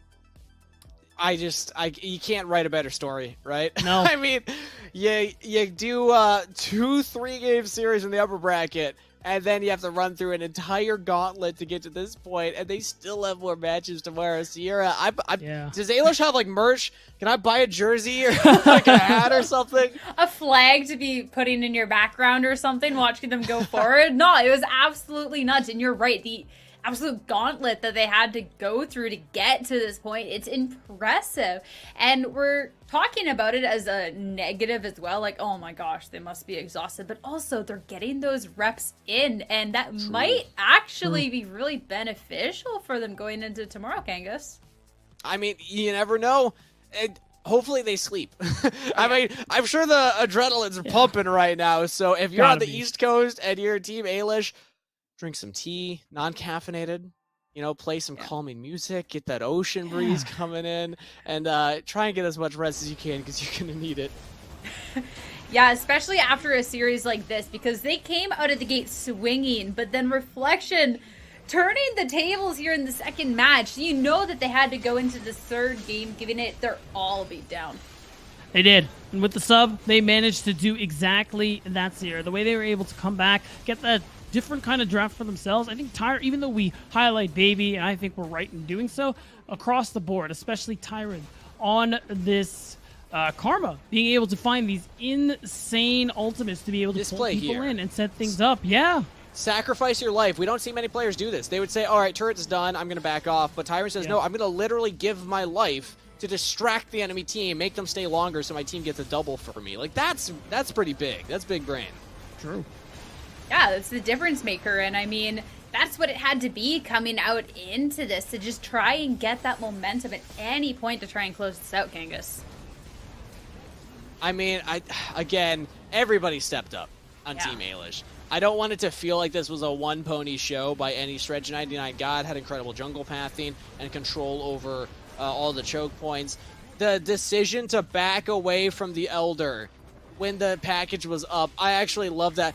Initially I was saying, like, I think you should just start it up. Like, at this point, you're losing control of your top wave and shoving in. But then they said, no, why would we fight at the Elder when they have package? Like, we could just walk away. It's fine. And I was like, wait a minute, that's genius. Why did I never think of that? I honestly think, too, like, I really like the position, or rather just the decision-making we saw from Ailish all series long, especially in that last game. It wasn't just the players being very skilled. I think they were actually playing a really smart game, and especially Baby, who did a really good job. I think only died twice, as I have the KD right in front of me. And I think for the early game, did a really good job of avoiding ganks, even in the side lane. Only time you see him get caught out is with an insane presence from Reflection. I'm talking 4 members to try and take down one Baron laner. Yeah, no, this performance was absolutely insane coming out. And just huge congratulations to Ailish once again. Just playing all day, making a run through the lower bracket, is difficult. But honestly, with their play, they kind of made it look, almost, I wouldn't say easy. It was a good fight, but they didn't make it seem like they've been playing grueling matches all day, Kangas. Maybe that game too. Okay, maybe that one we saw a little bit of that. But there's something that we've been talking about a lot on the broadcast, because Wild Rift is still so young in its esport that there is we don't have legacy players, really. I mean, Tribe from last summer, a lot of those players are kind of considered legacy, but it's not even a full calendar year that they've had this legacy that they're competing for. We're still so young that, players are building the start of their legacies now. And when you see players like Tyrant having that level of performance, even in the loss was the one popping off, players like Baby stepping in and having that big of a comeback here, even if Ailish doesn't make a deeper run, even if they run into a wall against Yandamara and get knocked out, this is still such a big moment to have these kinds of performances, because as more orgs are looking to pick up Wild Rift teams and rosters, if you have these kind of stand-up performances, hey, eyes are going to be on you. So that's why it's so exciting when we see these unsigned orgs and players have these kinds of pop-up moments, because you're like, they don't even have a salary. Like, they're not even like, they're just playing for prize winning at this point.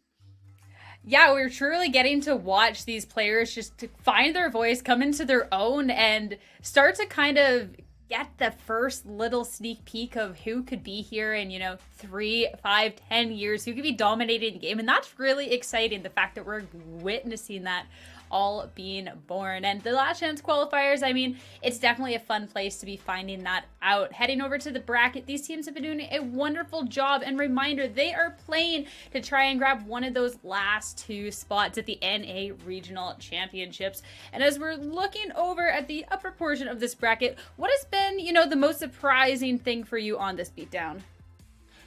Ooh, I think it's Reflection for me. Honestly, I didn't even expect them to go to the lower bracket as early as they did, and then I doubly did not expect them to lose the series that we just ended up witnessing. So I think it's 2 surprises from the same team. I think that's what really shocked me going into this tournament, because again, really thought Reflection would be one of the 2 teams getting those last 2 spots going into regional. What? I'm sorry. I'm just realizing the logo for Ailish. I drew that during one of the fight. Did you really? I totally forgot. It's supposed to be like two buff arms clasping each other. There's the A and then the I on the hand. Oh, and then like an L on the other the bicep. like the Predator movie, Like right? the meme. Yeah, exactly. Dylan. I honestly totally forgot that they do have merch, and I might actually have the rights to it. So this is great. I should print that out. When will you give up your casting career to pursue graphic design? Because that is people are asking me constantly, and I'm comfortable where I am. Okay, it's good to have healthy passions elsewhere outside of your work. All right. I can understand that. I love the logo, that I will say. I'll give you mad credit to that. But just to end off the day, we started off with a fun segment. We're gonna end it with a fun segment. We're gonna do a little bit of word association. Try and keep it, a little bit related to the broadcast. I'll put a little bit of a limit on you too, because I don't want it to get too out of hand. But I'm gonna say a word. She's onto us, beat down. I know. I saw how chaotic this was in rehearsal. All right. So I'm gonna say a word. Both of y'all, just the first thing that really comes to mind. Help us, sum up the day for anyone who might be tuning in. So first off, Ailish. Miracle. Upset. Tyrant. Cracked. Hoggers. Yawn. I was gonna do that. Not a word, day, by man. the way. It's been a long day. Great. All right. Corky. I'm tired of the Corky pig. I'm ready for it to leave the meta, please. Please. Oh wow. Okay, we got some opinions on this one. I kind of words wish I is knew that a little bit sooner. Well, the yawn was the word, but then it's apparently I can't yawn as my word, so I felt the need to add more. Hey, if we're gonna get a hot take, I'm willing to have a little extra words added to your association. That is for sure. All right, we're gonna keep moving on. Planetary award.